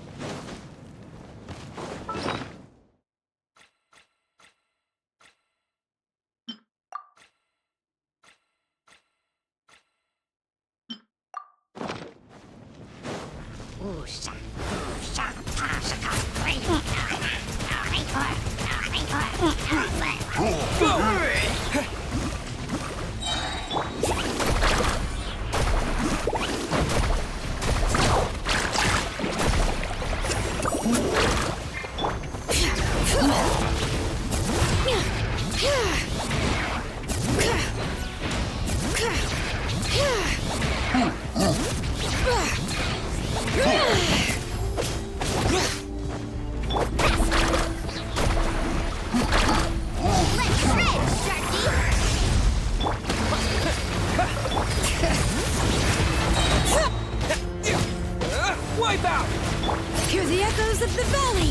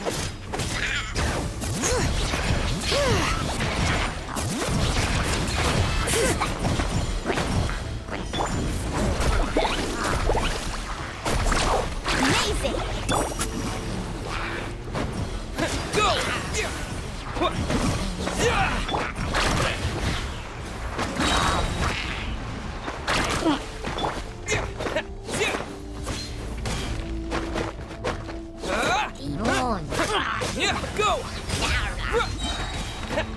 Bombs away!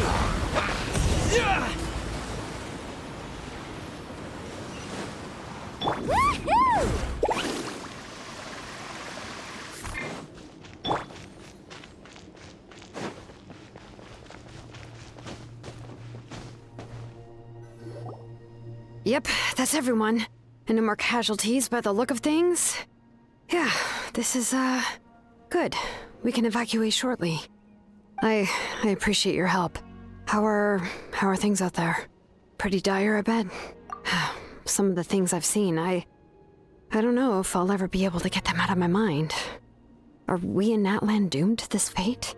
I've never witnessed a full-scale abyss invasion before. I mean, I'd heard stories about the sky being painted black, but I always thought that was an exaggeration. Mavuika has witnessed this all before, so she knew better than anyone the terror and despair an abyss invasion would bring. Yeah, and despite that, she's still facing it head-on. We've had to abandon our homes and chase the dying light of day. And maybe the only time we'll see the dawn again is in our dreams. But as long as there's even a sliver of hope, I am not gonna give up. We should catch up with the group. Let's go!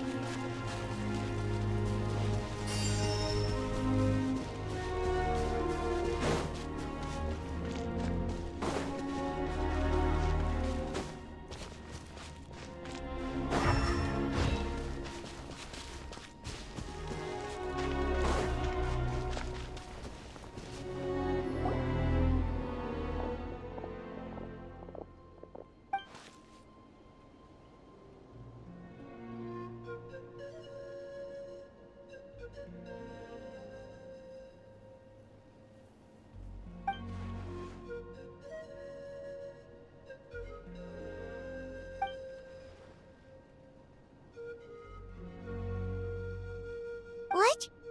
Isn't that Chaska's tribe? She said she was gonna take Koichi home to rest for a while.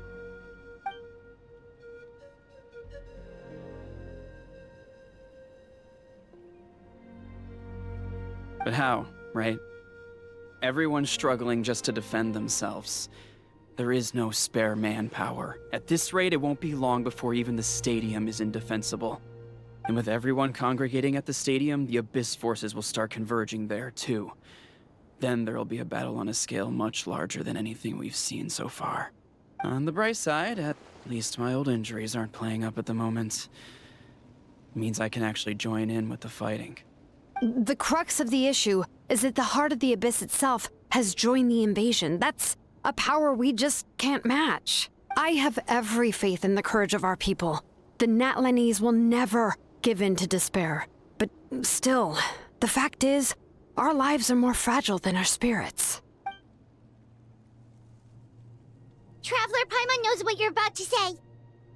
Yeah, Paimon's sure is getting tired from all this flying, but it doesn't matter. Wherever you go, Paimon's going too. Yep, we'll leave the Children of Echoes to you guys. Flower Feather Clan, hang in there. We're coming. If there was ever a time to push ourselves to the limit, that time is now!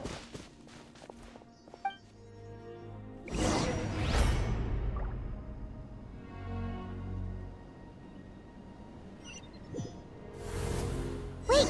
Over there! It's Chaska and Koichi! Traveler! Over here! Hurry!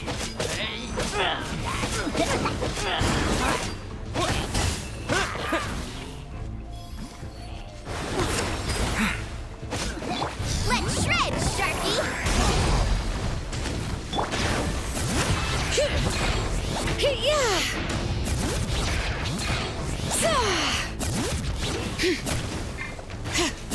Clear the area now!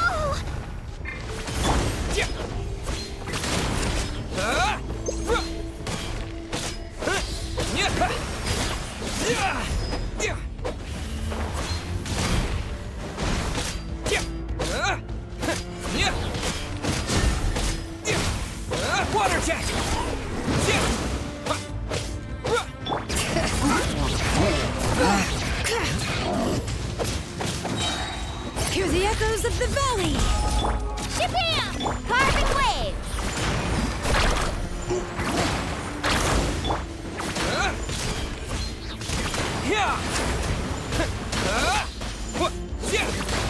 Go!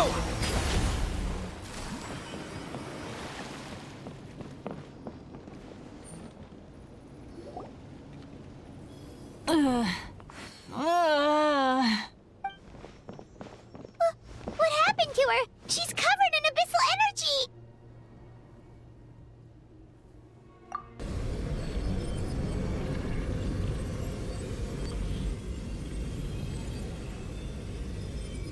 Please, save her.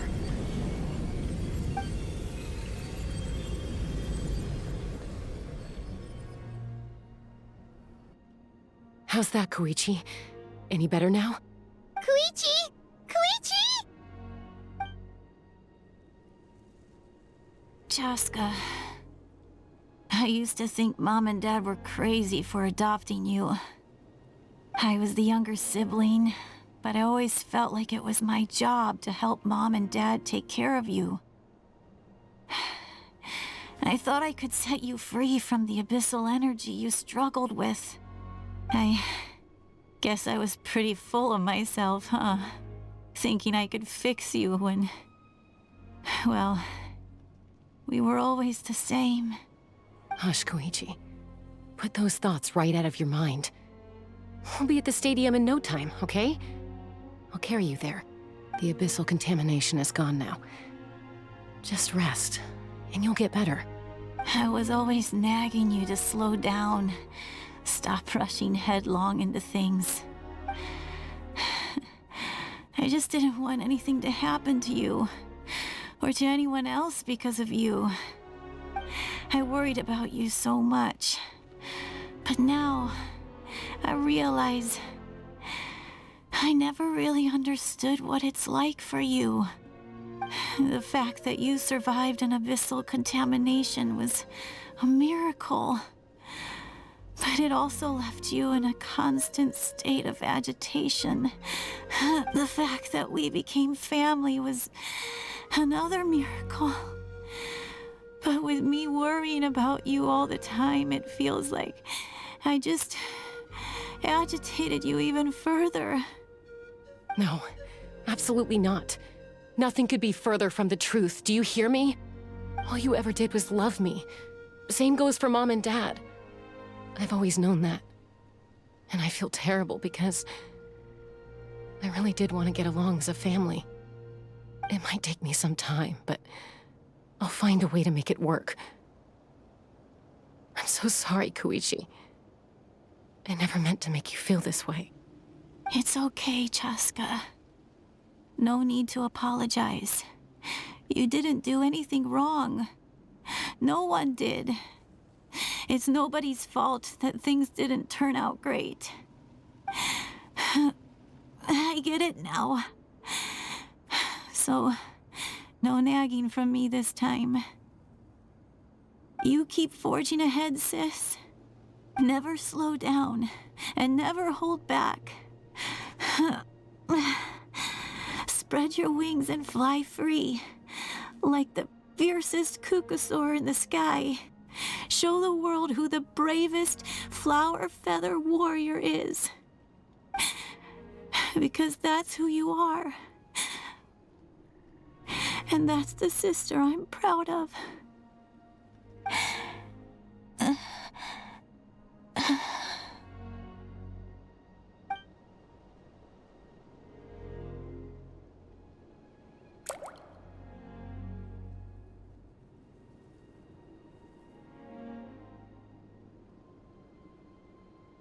Koichi! Koichi! Koichi?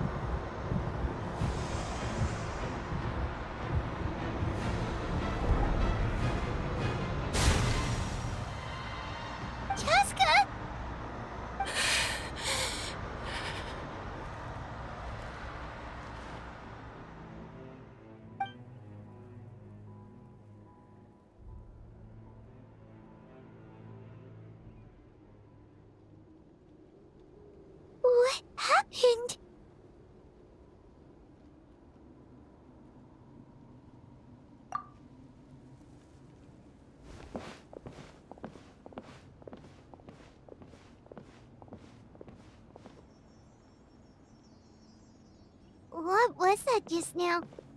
It looked like abyssal energy was flowing out of her, but then a split second later, it disappeared. Koichi did say that Chaska needs to let off steam now and then, or she'll end up losing herself. But this time she wrestled back control.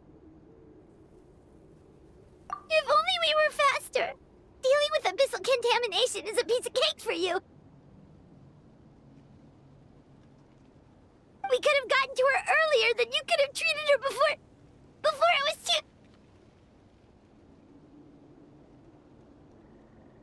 Wait, what's happening to Chaska?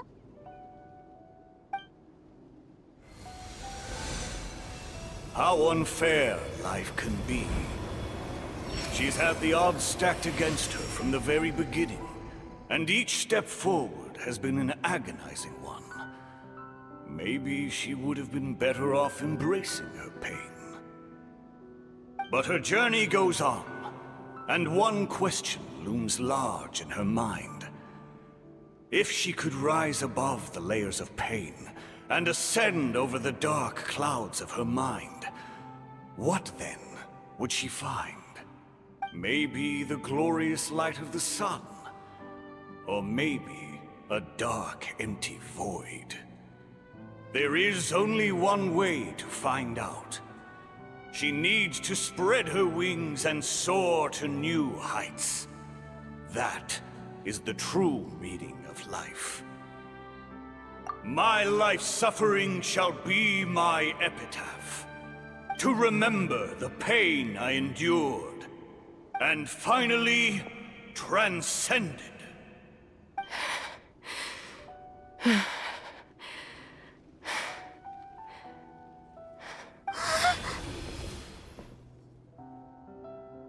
Let's take Koichi somewhere safer.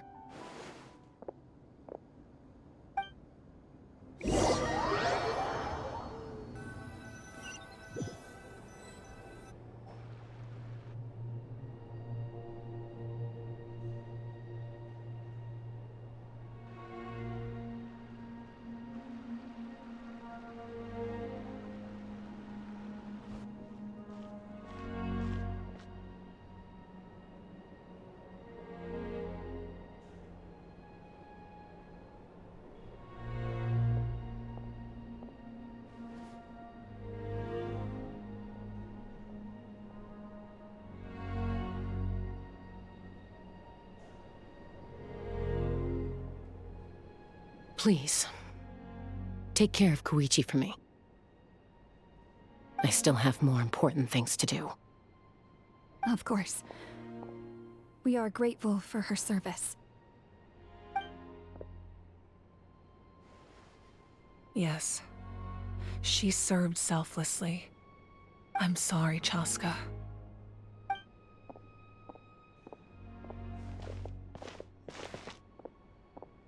It's all right.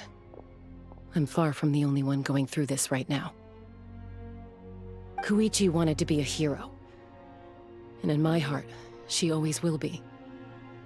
If we want to honor what she stood for, not to mention her sacrifice, Archon, we need to hurry.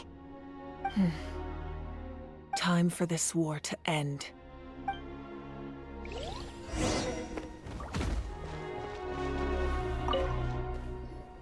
What's the status?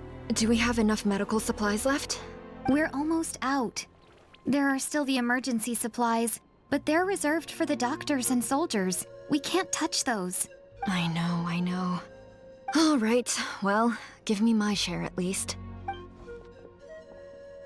Ah, it's you. Glad to see you're both all right. No idea. Communications have dried up, and there are too many wounded people to attend to. Right now, my focus is on them. But I trust him. I know he'll make the right call even when the going gets tough. He's my son, and I'll always be proud of him.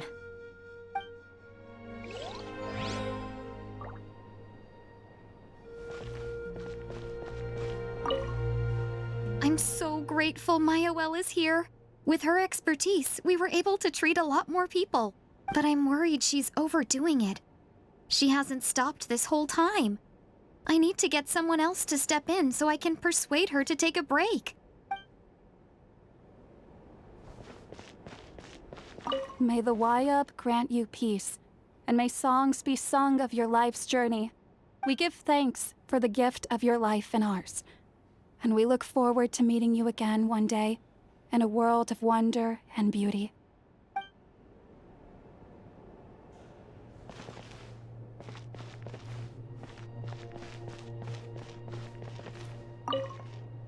I trust him. I know he'll make the right call even when the going gets tough. He's my son, and I'll always be proud of him.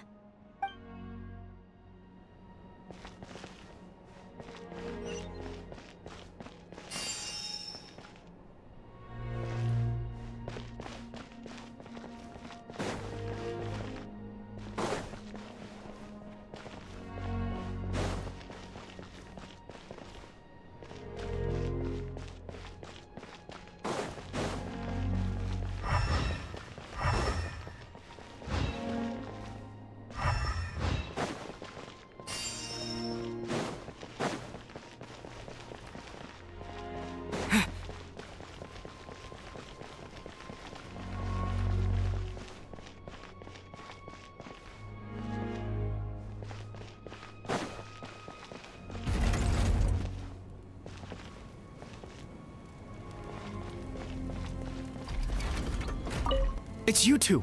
Fantastic! I'm so grateful for all your encouragement. So many people in Natlan see it as an honor to fight the Abyss, but then they let the excitement get to their heads and end up putting themselves in great danger. You were right. It's important to fight, but it's also important to stay alive. We fight for the people we love, and also for the chance to see them again. I shared your thoughts with my brothers in arms, and they were inspired too. Now everyone's fighting with more determination and returning the tide. So once again, thank you from the bottom of my heart.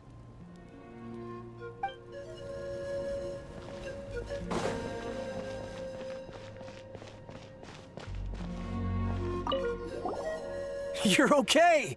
Oh, thank goodness! We were worried sick about you guys. So you made it to safety, huh? Was it a smooth journey? Not exactly. We ran into a bunch of abyss monsters and had to fight for our lives. But I gotta hand it to these folks. They really rose to the occasion. They fought every bit as well as trained warriors. Guess the old muscle memory's still intact. I feel very lucky to be alive. We have to keep surviving, so we can start to take back what we've lost. You guys better make sure you keep surviving too.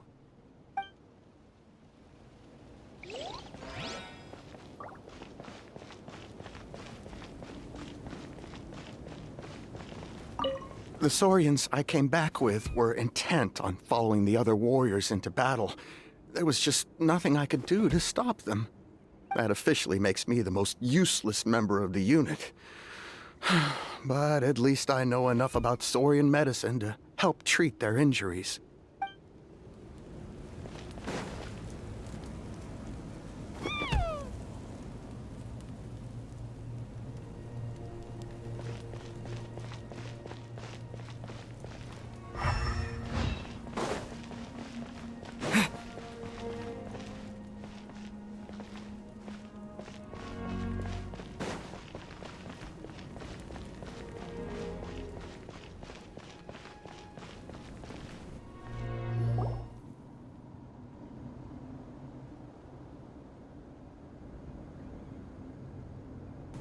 Everyone, are you ready? A bitter war lies ahead. Our victory begins in each of your minds. So ignite the spirit of victory for me. May no further lives be lost, and no one else may to suffer the loss of their loved ones.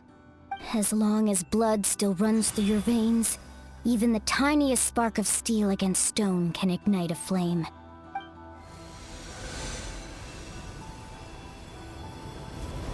Its blaze will become one with the gaze of all Natlan.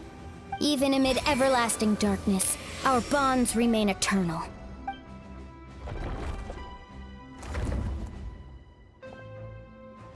Stone engraved in echoing peaks. converge, disperse, and ashes be reborn. For flames born anew, and the blazing dawn. A hero scaled the volcano to seize the sun. Anointed with flames, she shone with the light of 1,000 stars. Now, guide me in my first step. Having foretold his own death, the omniscient man holds a feast in celebration. Let us raise our cups in honor of his heroism and send him off with this final tribute. For at last, his wish is now fulfilled.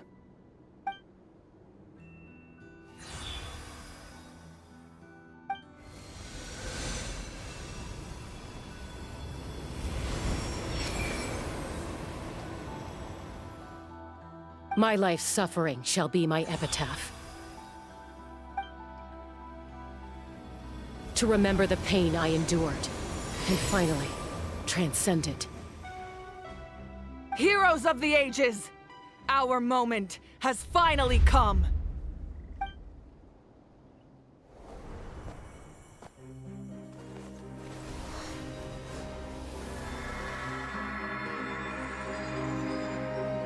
We unite as one! Baptized by the Turnfire. Bearing an ancient blessing. Knowing true power. And accepting a fate of devotion. We embrace the transcendent flame. For Natlan! For Natlan!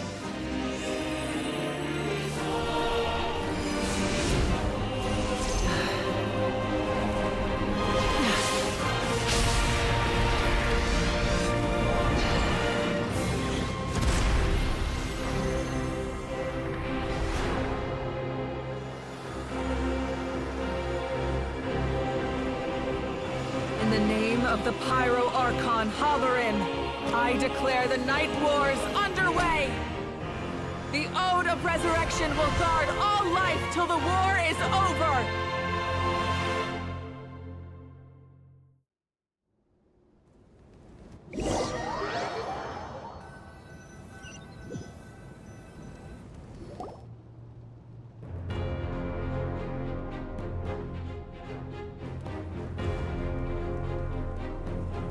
That is an outright scary level of power. So, from now on, all warriors will be able to resurrect themselves using the sacred flame. That's right. No more casualties. It's time to wipe the enemy off the face of the earth. And to reclaim our lost territory.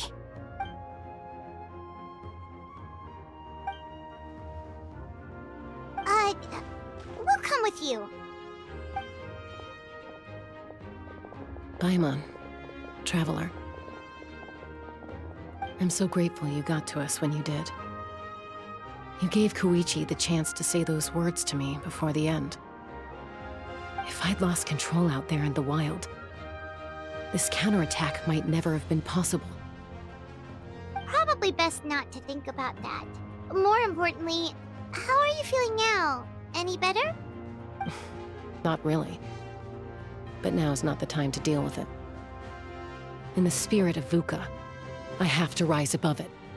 The conflict and suffering in me are there to test my character. My struggle will make me stronger. And make me the person Koichi believed I can be. Alright, let's go show the Abyss what human beings are made of.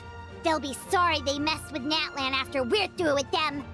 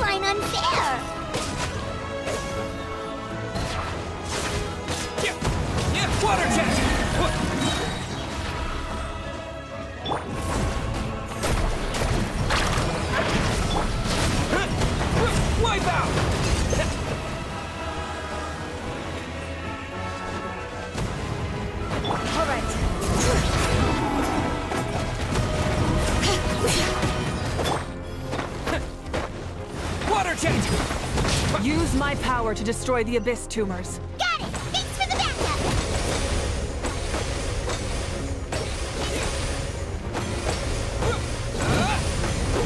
Water jet!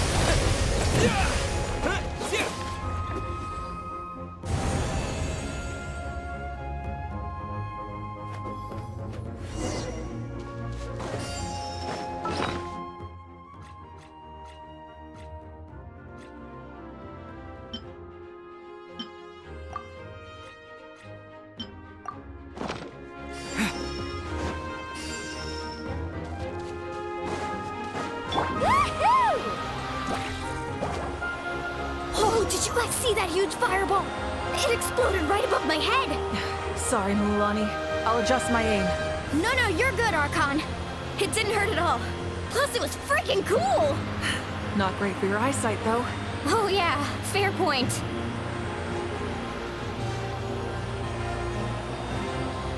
Ugh, a house coming in way too hot! Is it possible to mute him? Done. Thank you, Mavuika.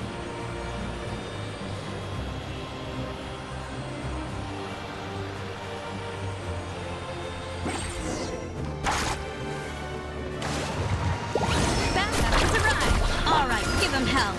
Vengeance for Koichi. Get back!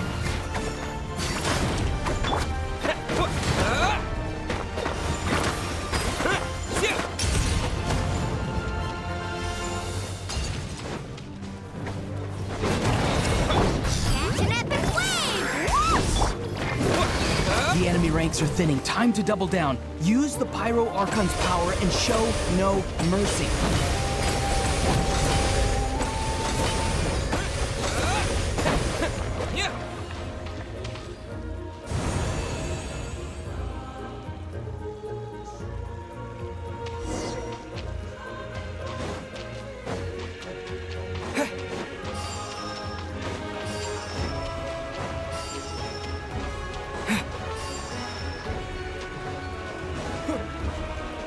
Carbon wave!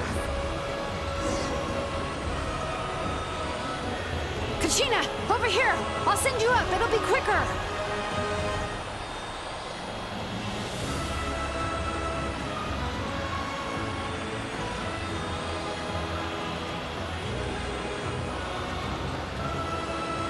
Okay, everyone's safe.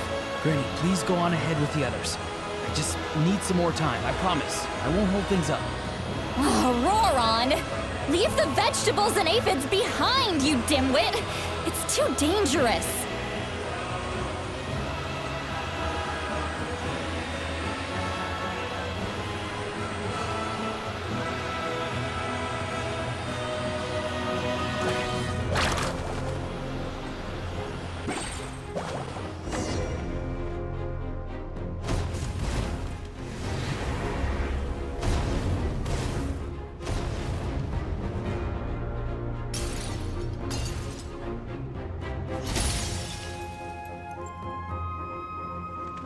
Hey, you're back.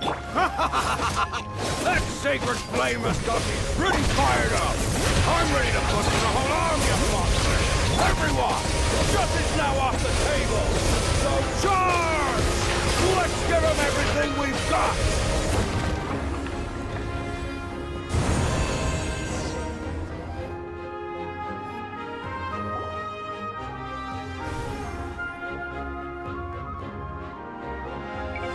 The Children of Echo's territory is secure. All monsters down. All good here at the People of the Springs, too. We crushed it! Masters of the Night Wind are also safe. Should I go support the Flower Feather clan? Things are still pretty rough over there. I'm already en route. No need. I just dealt with it. Already? But you were just at the stadium!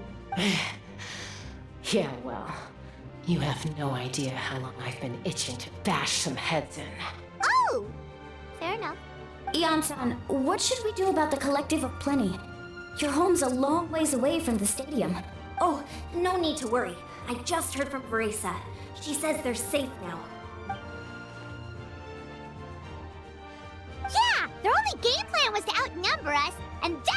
heroic now that we have the Ode of Resurrection on our side!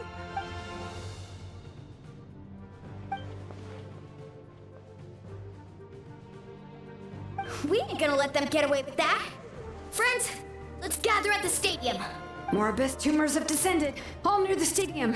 Let's split up and take them out. We need someone to guard the main entrance. All right, this is the final battle!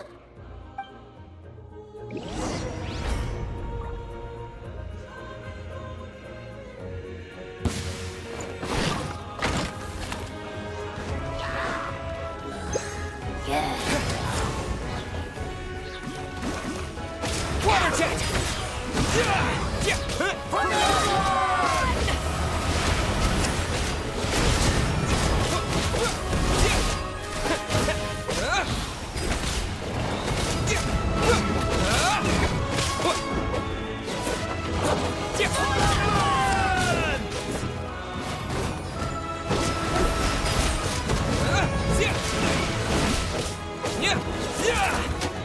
Let the mountain's flames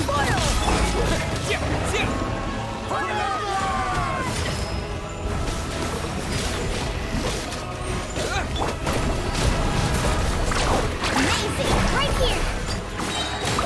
Drilling down! Go!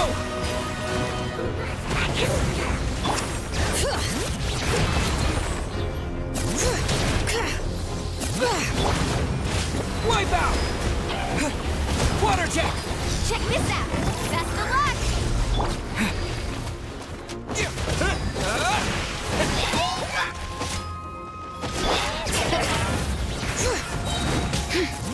Letting brave names echo!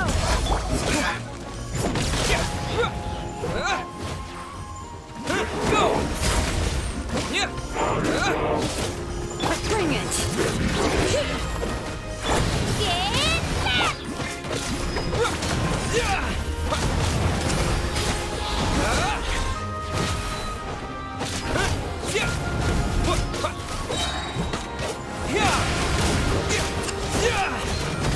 Water jet!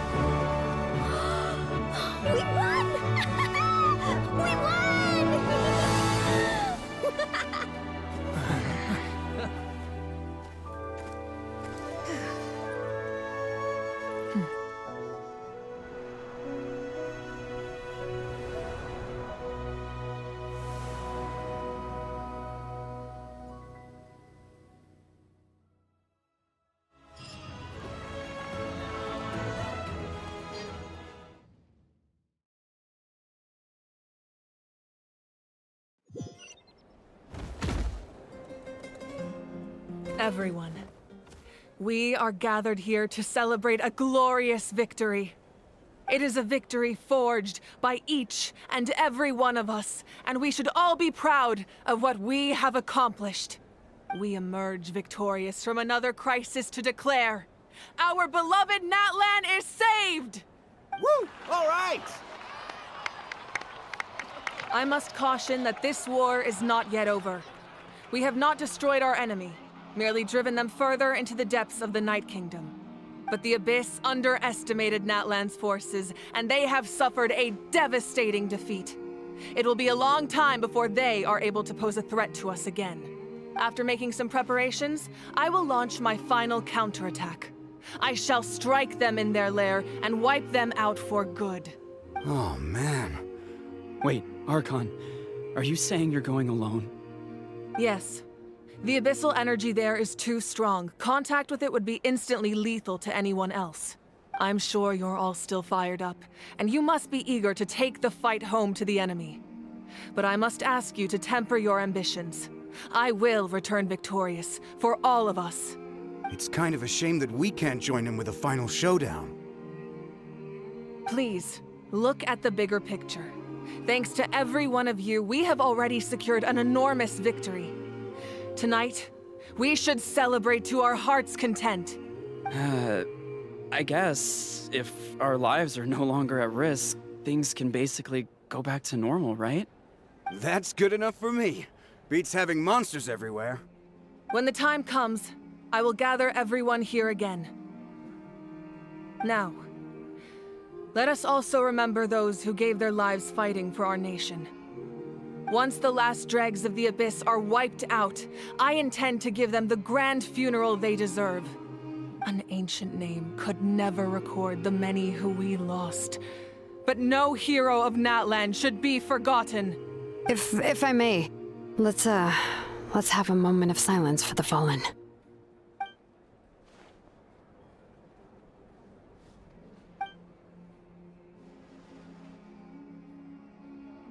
Lastly, there is one more person I must thank for his extraordinary support in our time of need, and that is the Captain.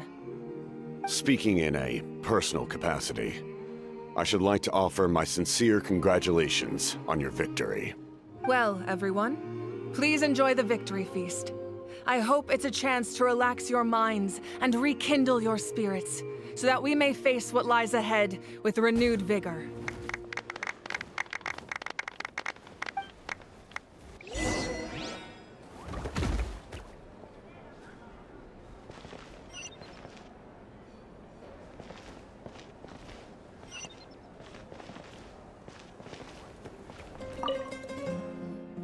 You did a great job, Kachina.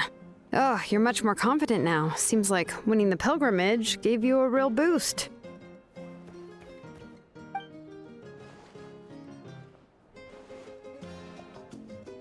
I spoke to your mom and dad.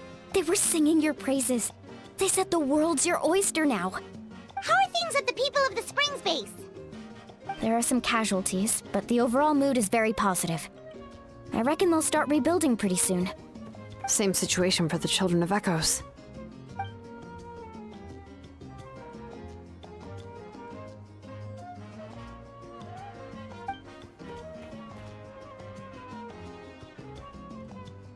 Oh, that's a great idea. Let's do it together. Let's hope that their sacrifice marks the beginning of a new age for Natlan. An age of unprecedented peace.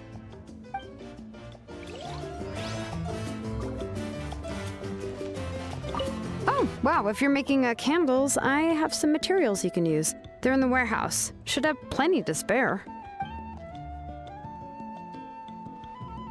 Good point. I'll go instead.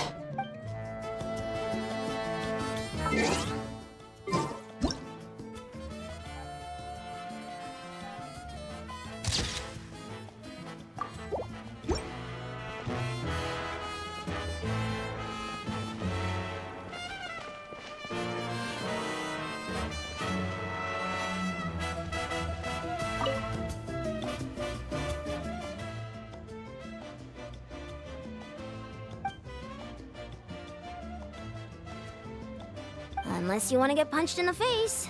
What is it with you, Ahau? Why are you so incapable of being nice?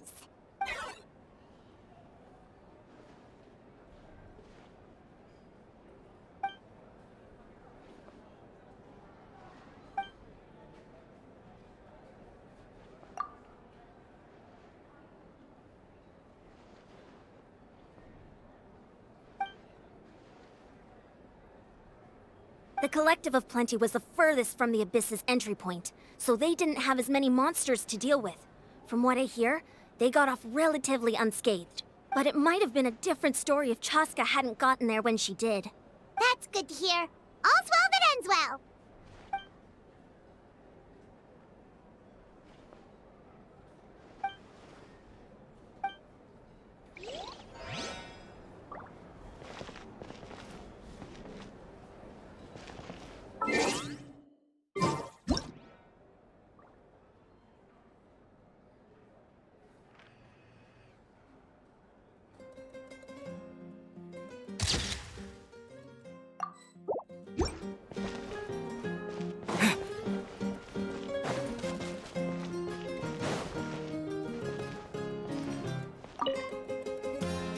I must congratulate you on your efforts during this war.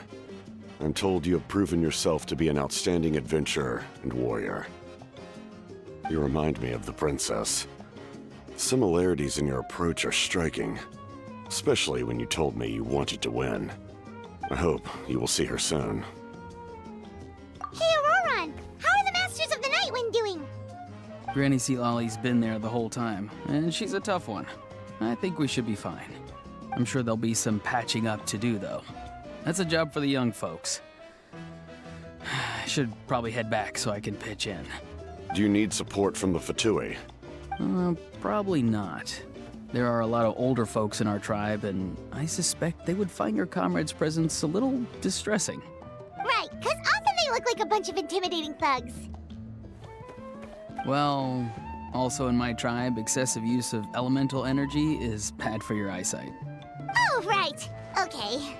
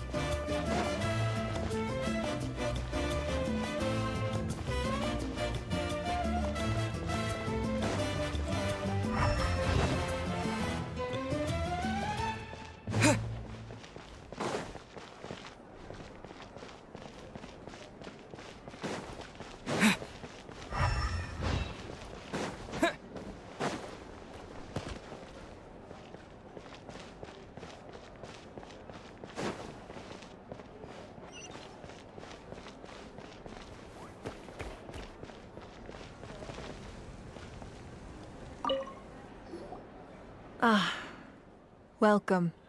You seem a little out of sorts. Are you just tired, or...? I guess I am.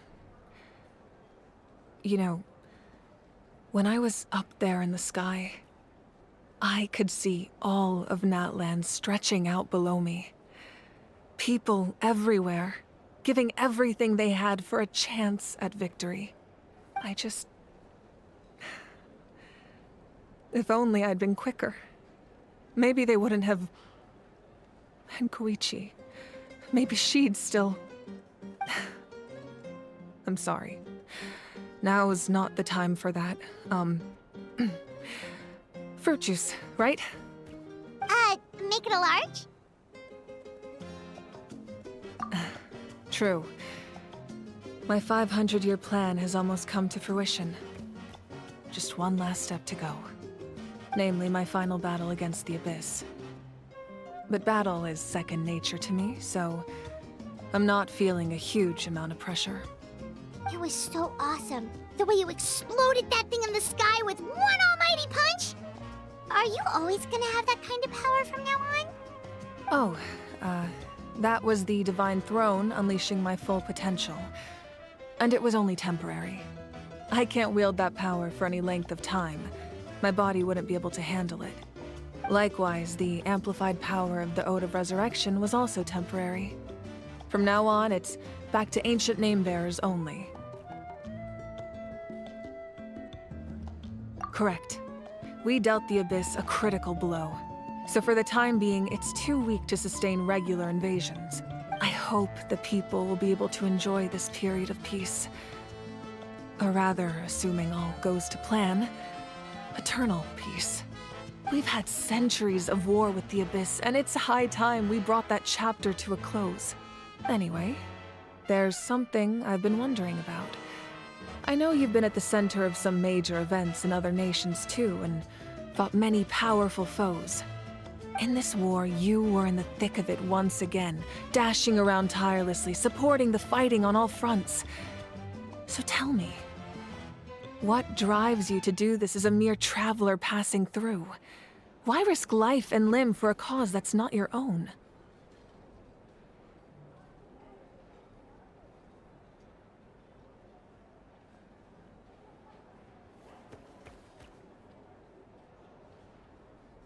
A clear conscience. Great answer. That's how life should be lived, to the fullest, with no regrets. What I'm really trying to say is, I would love for you, with your extraordinary talent and your sense of justice, to join me in this final step. You and I together, finally putting an end to the ever-looming threat of the Abyss. But I also don't want to take advantage of your good nature and readiness to help others. The final battle will be very dangerous, and you have the rest of your journey to consider. I'm sure you must be weary. Sleep well tonight. Let's talk again tomorrow in the speaker's chamber. I'll give you more details on the final battle, and then I hope to hear your verdict.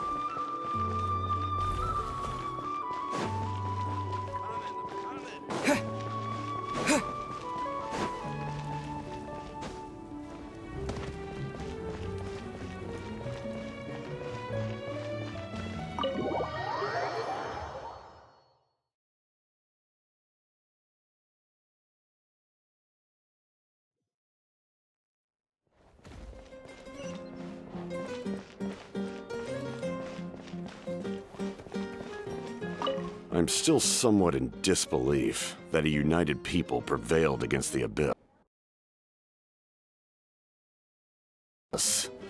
Do I sense some regret in your words? A degree of regret is inevitable. But above all, I feel profound admiration.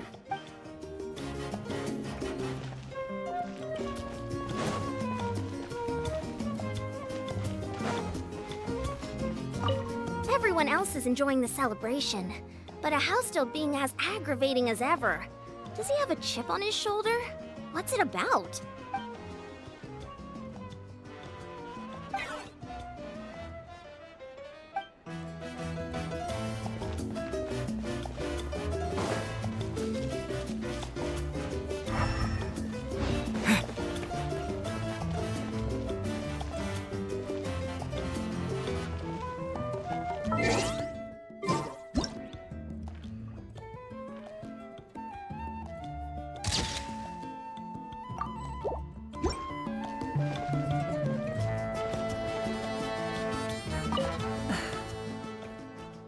My mind is still flooded with scenes from the war.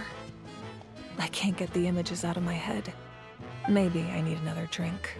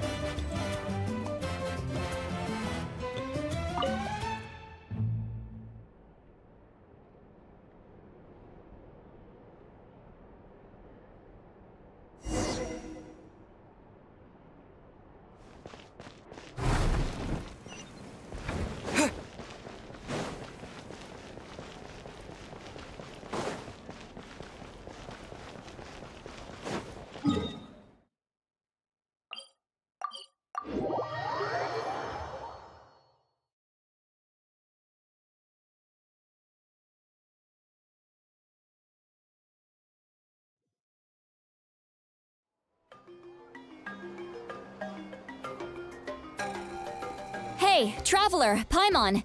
There you are. I've been looking all over for you. Oh, hey, Citlali! What's up? Listen up. I have something really important to tell you. What? Are you serious? Natlan must pay the price for Mavuika's use of the Ruler of Death's power. That price is death. And only Mavuika's death can clear the debt. I had thought that the Ruler of Death might have a change of heart after seeing the people of Natlan come together and fight so bravely. But even now that the war's over and the threat to Natlan is gone, it looks like that death is still set in stone. I had to know your thoughts. I want to save her, but I can't do it alone.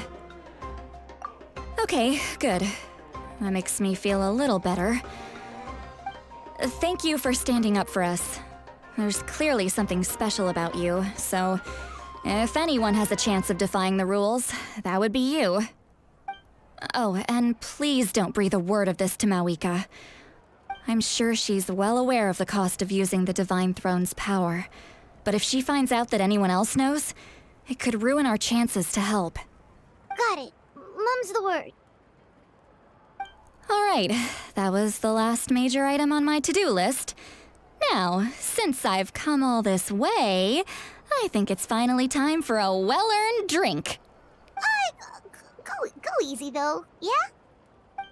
Don't worry, I said a drink. That means just one.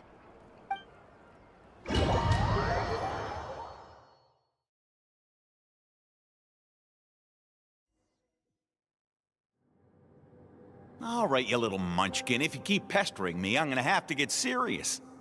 I get 100 kids a day telling me they want to be the next Pyro Archon. Why should I train you? Nagging isn't gonna accomplish anything. No one can predict the future, and unless you have some exceptional jaw-dropping talent I'm unaware of. I can shoot those cornflakes in your kitchen from right here. Haha, don't be ridiculous. You couldn't make that shot from all the way over here? Wait, hold on, you could hurt someone with that. Well, I'll be. You made the shot. The science of the canopy raised some tough. That's some real skill you got there, little lady. Maybe you really will be Pyro Archon one day.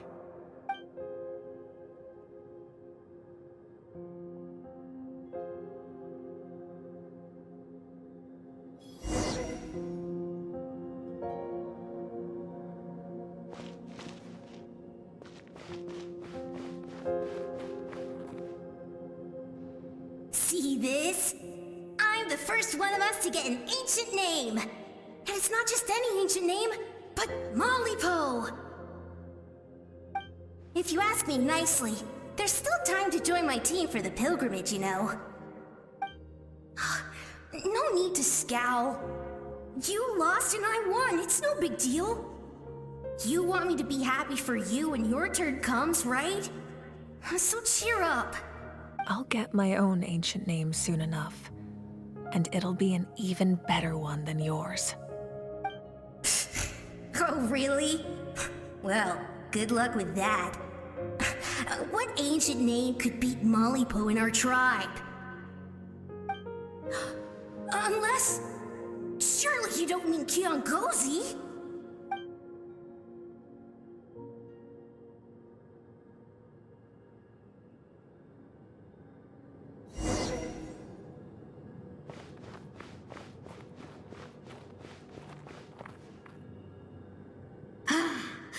That was fantastic.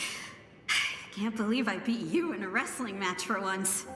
Can't be more than a few days now until you're officially made the Pyro Archon. Imagine me trying to schedule a wrestling session with you after that. Excuse me, Pyro Archon, but would you be able to take a day off from running the nation to wrestle with me? I heard that the Pyro Archon inherits the knowledge stored in the sacred flame. And apparently it can change your personality. I can't help but feel a little worried. Worried that you won't be able to beat me in a wrestling match anymore? Why would I be worried about that? Never mind. Clearly, I'm just overthinking things. Why would you forget about me just because of some new job? Even if that job happens to be Archon. Come on, one more round.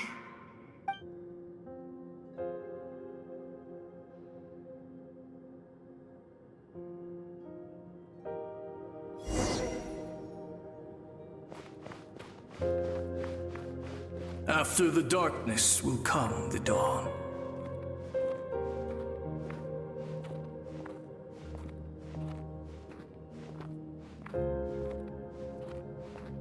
No one fights alone.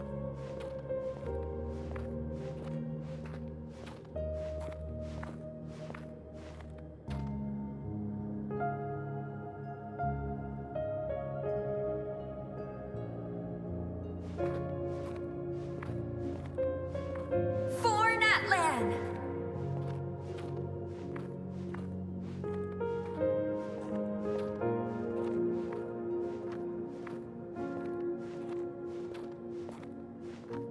Look at the sky! It's getting brighter at last!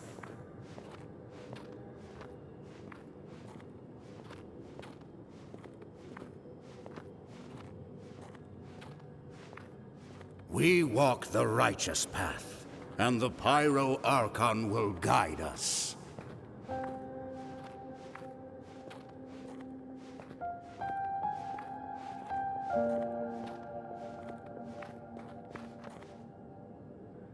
The victors shall burn bright, while the losers must turn to ash.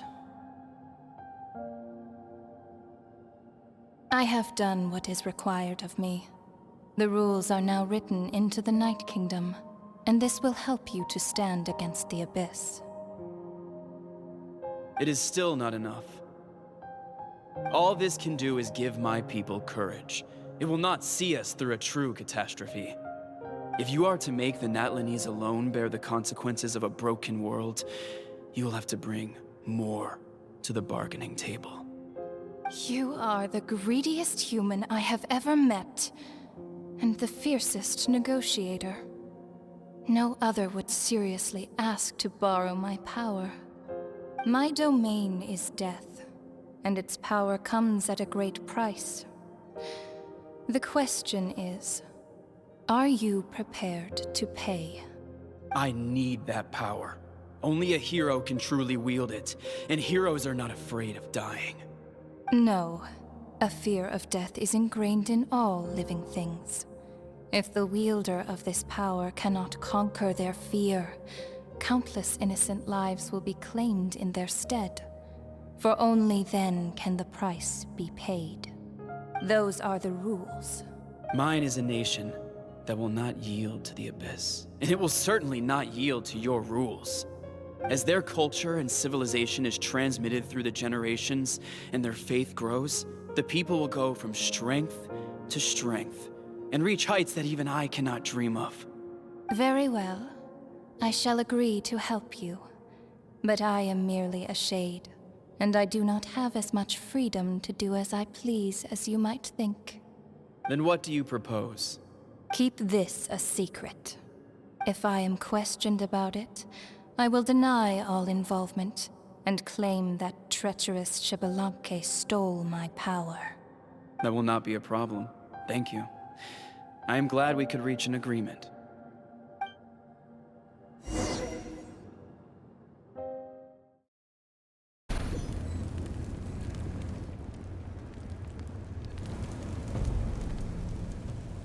Come in.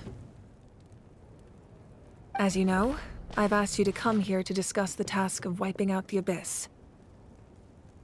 Oh, but first, any progress on the ancient name? I'm surprised she was willing to help you, and by extension, me. I'm very grateful to her. Wait, hold on. Wasn't the whole point of the ancient names for winning that huge battle? Why would the Traveler still need one by this point? That's right. The Abyss has retreated to the depths of the Night Kingdom, a place that has long since been corrupted by abyssal energy. If we don't finish them off and restore the ley lines, the threat they pose to Natlan will remain. The battle we fought yesterday, we may one day have to fight again. This is the fate Natlan has always been resigned to. For thousands of years, we have struggled on the brink of a looming darkness and never known true peace. But this time, I want to break the cycle and free us from this fate for good. With the sacred flame, I can protect myself from the abyssal corruption, but beyond that, you are the only other person who can resist it. If your ancient name can't be forged, I will go alone. But if it can, I'd really love your help. Not completely. After all, the Night Kingdom is still plagued by abyssal corruption. But when I used the power of the Divine Throne, it dispelled a lot of that corruption. Plus, your ancient name is a special case, so the Lord of the Night will take special care of you. In short, the Ode of Resurrection still has a number of limitations, but I can promise that it will work reliably on you. Whoa, whoa, whoa! Aren't we forgetting something here? What about Paimon? What's her place in all this? What? You mean we'll be separated? The Abyss is extremely devious. If you two go there together, you can bet they'll make Paimon their primary target just to put us in an impossible position. Paimon wasn't that worried, but now she's petrified. What will you do without me? Okay, well, Paimon needs to think about this because you're really asking a lot of her, but give Paimon some time and she'll do her best to rise to the challenge. I greatly appreciate it. Everyone in Natlan knows how important this final battle is. You will be remembered and revered long into the future, until the end of time. If you have any other questions, please ask away.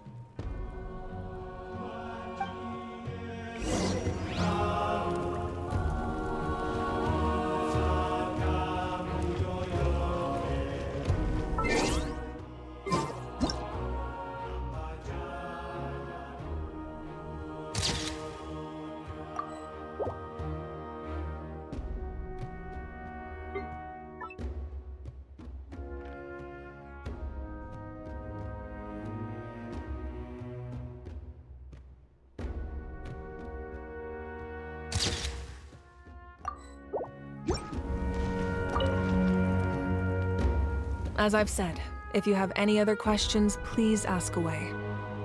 The work of rebuilding is underway, and people are flocking to join the effort. With everyone rallying together, I'm sure it won't be long before there's no trace left of the damage done by this war. The healing process, on the other hand, that's a bigger obstacle to overcome. Many are grieving, and there's simply no replacing the ones we lost.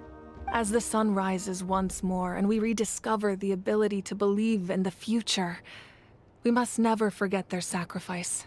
As I've said, if you have any other questions, please ask away. False sky. I have heard this expression before, but I think this was the first proof of its existence. I think there's a lot of investigating to be done to understand what the fragments behind the sky are and why they were hidden in the first place. However, from what the Adventurers Guild tells me, neither the split sky phenomenon nor the fragments have ever been observed in any other nation.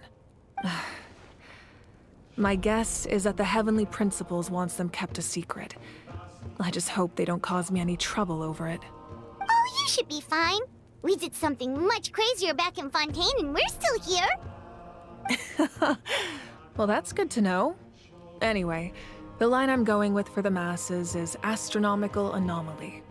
And I don't expect much of a backlash. Meanwhile, we can look into it at our own pace. As I've said, if you have any other questions, please ask away. That wasn't their souls we saw, but a snapshot of them in time. All the work of the ancient name engravers 500 years ago, who made some special modifications to their names. Their souls returned to the Night Kingdom long ago, and will have been reborn in Natlan since, albeit in a different form. For all we know, they may have already lived many new lives by now.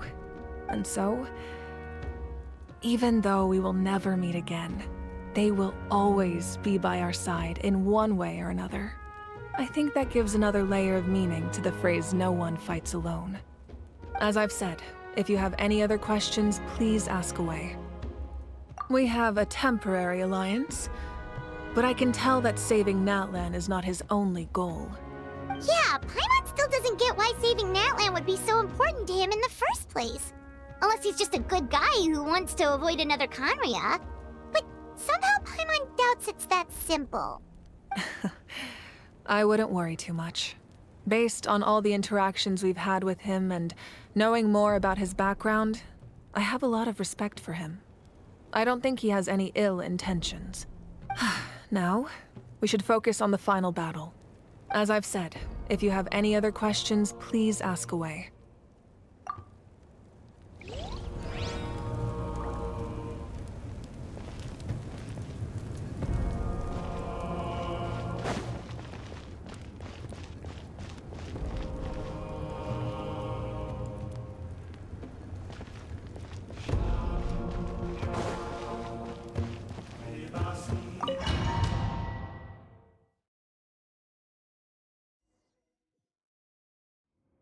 The Outlander with deep ties to this land returns. And this time, he is alone. The power that the Pyro Archon used to strike back at the Abyss came from the Ruler of Death. From what I know of her rules, she will demand death in return. How do you know of this? I see. So, the Ruler of Death sent you on your long journey. Natlan still has a final battle to fight, and I too have a final foe to face. For the sake of those countless lost souls, and a hope for Natlan's future, I need your help.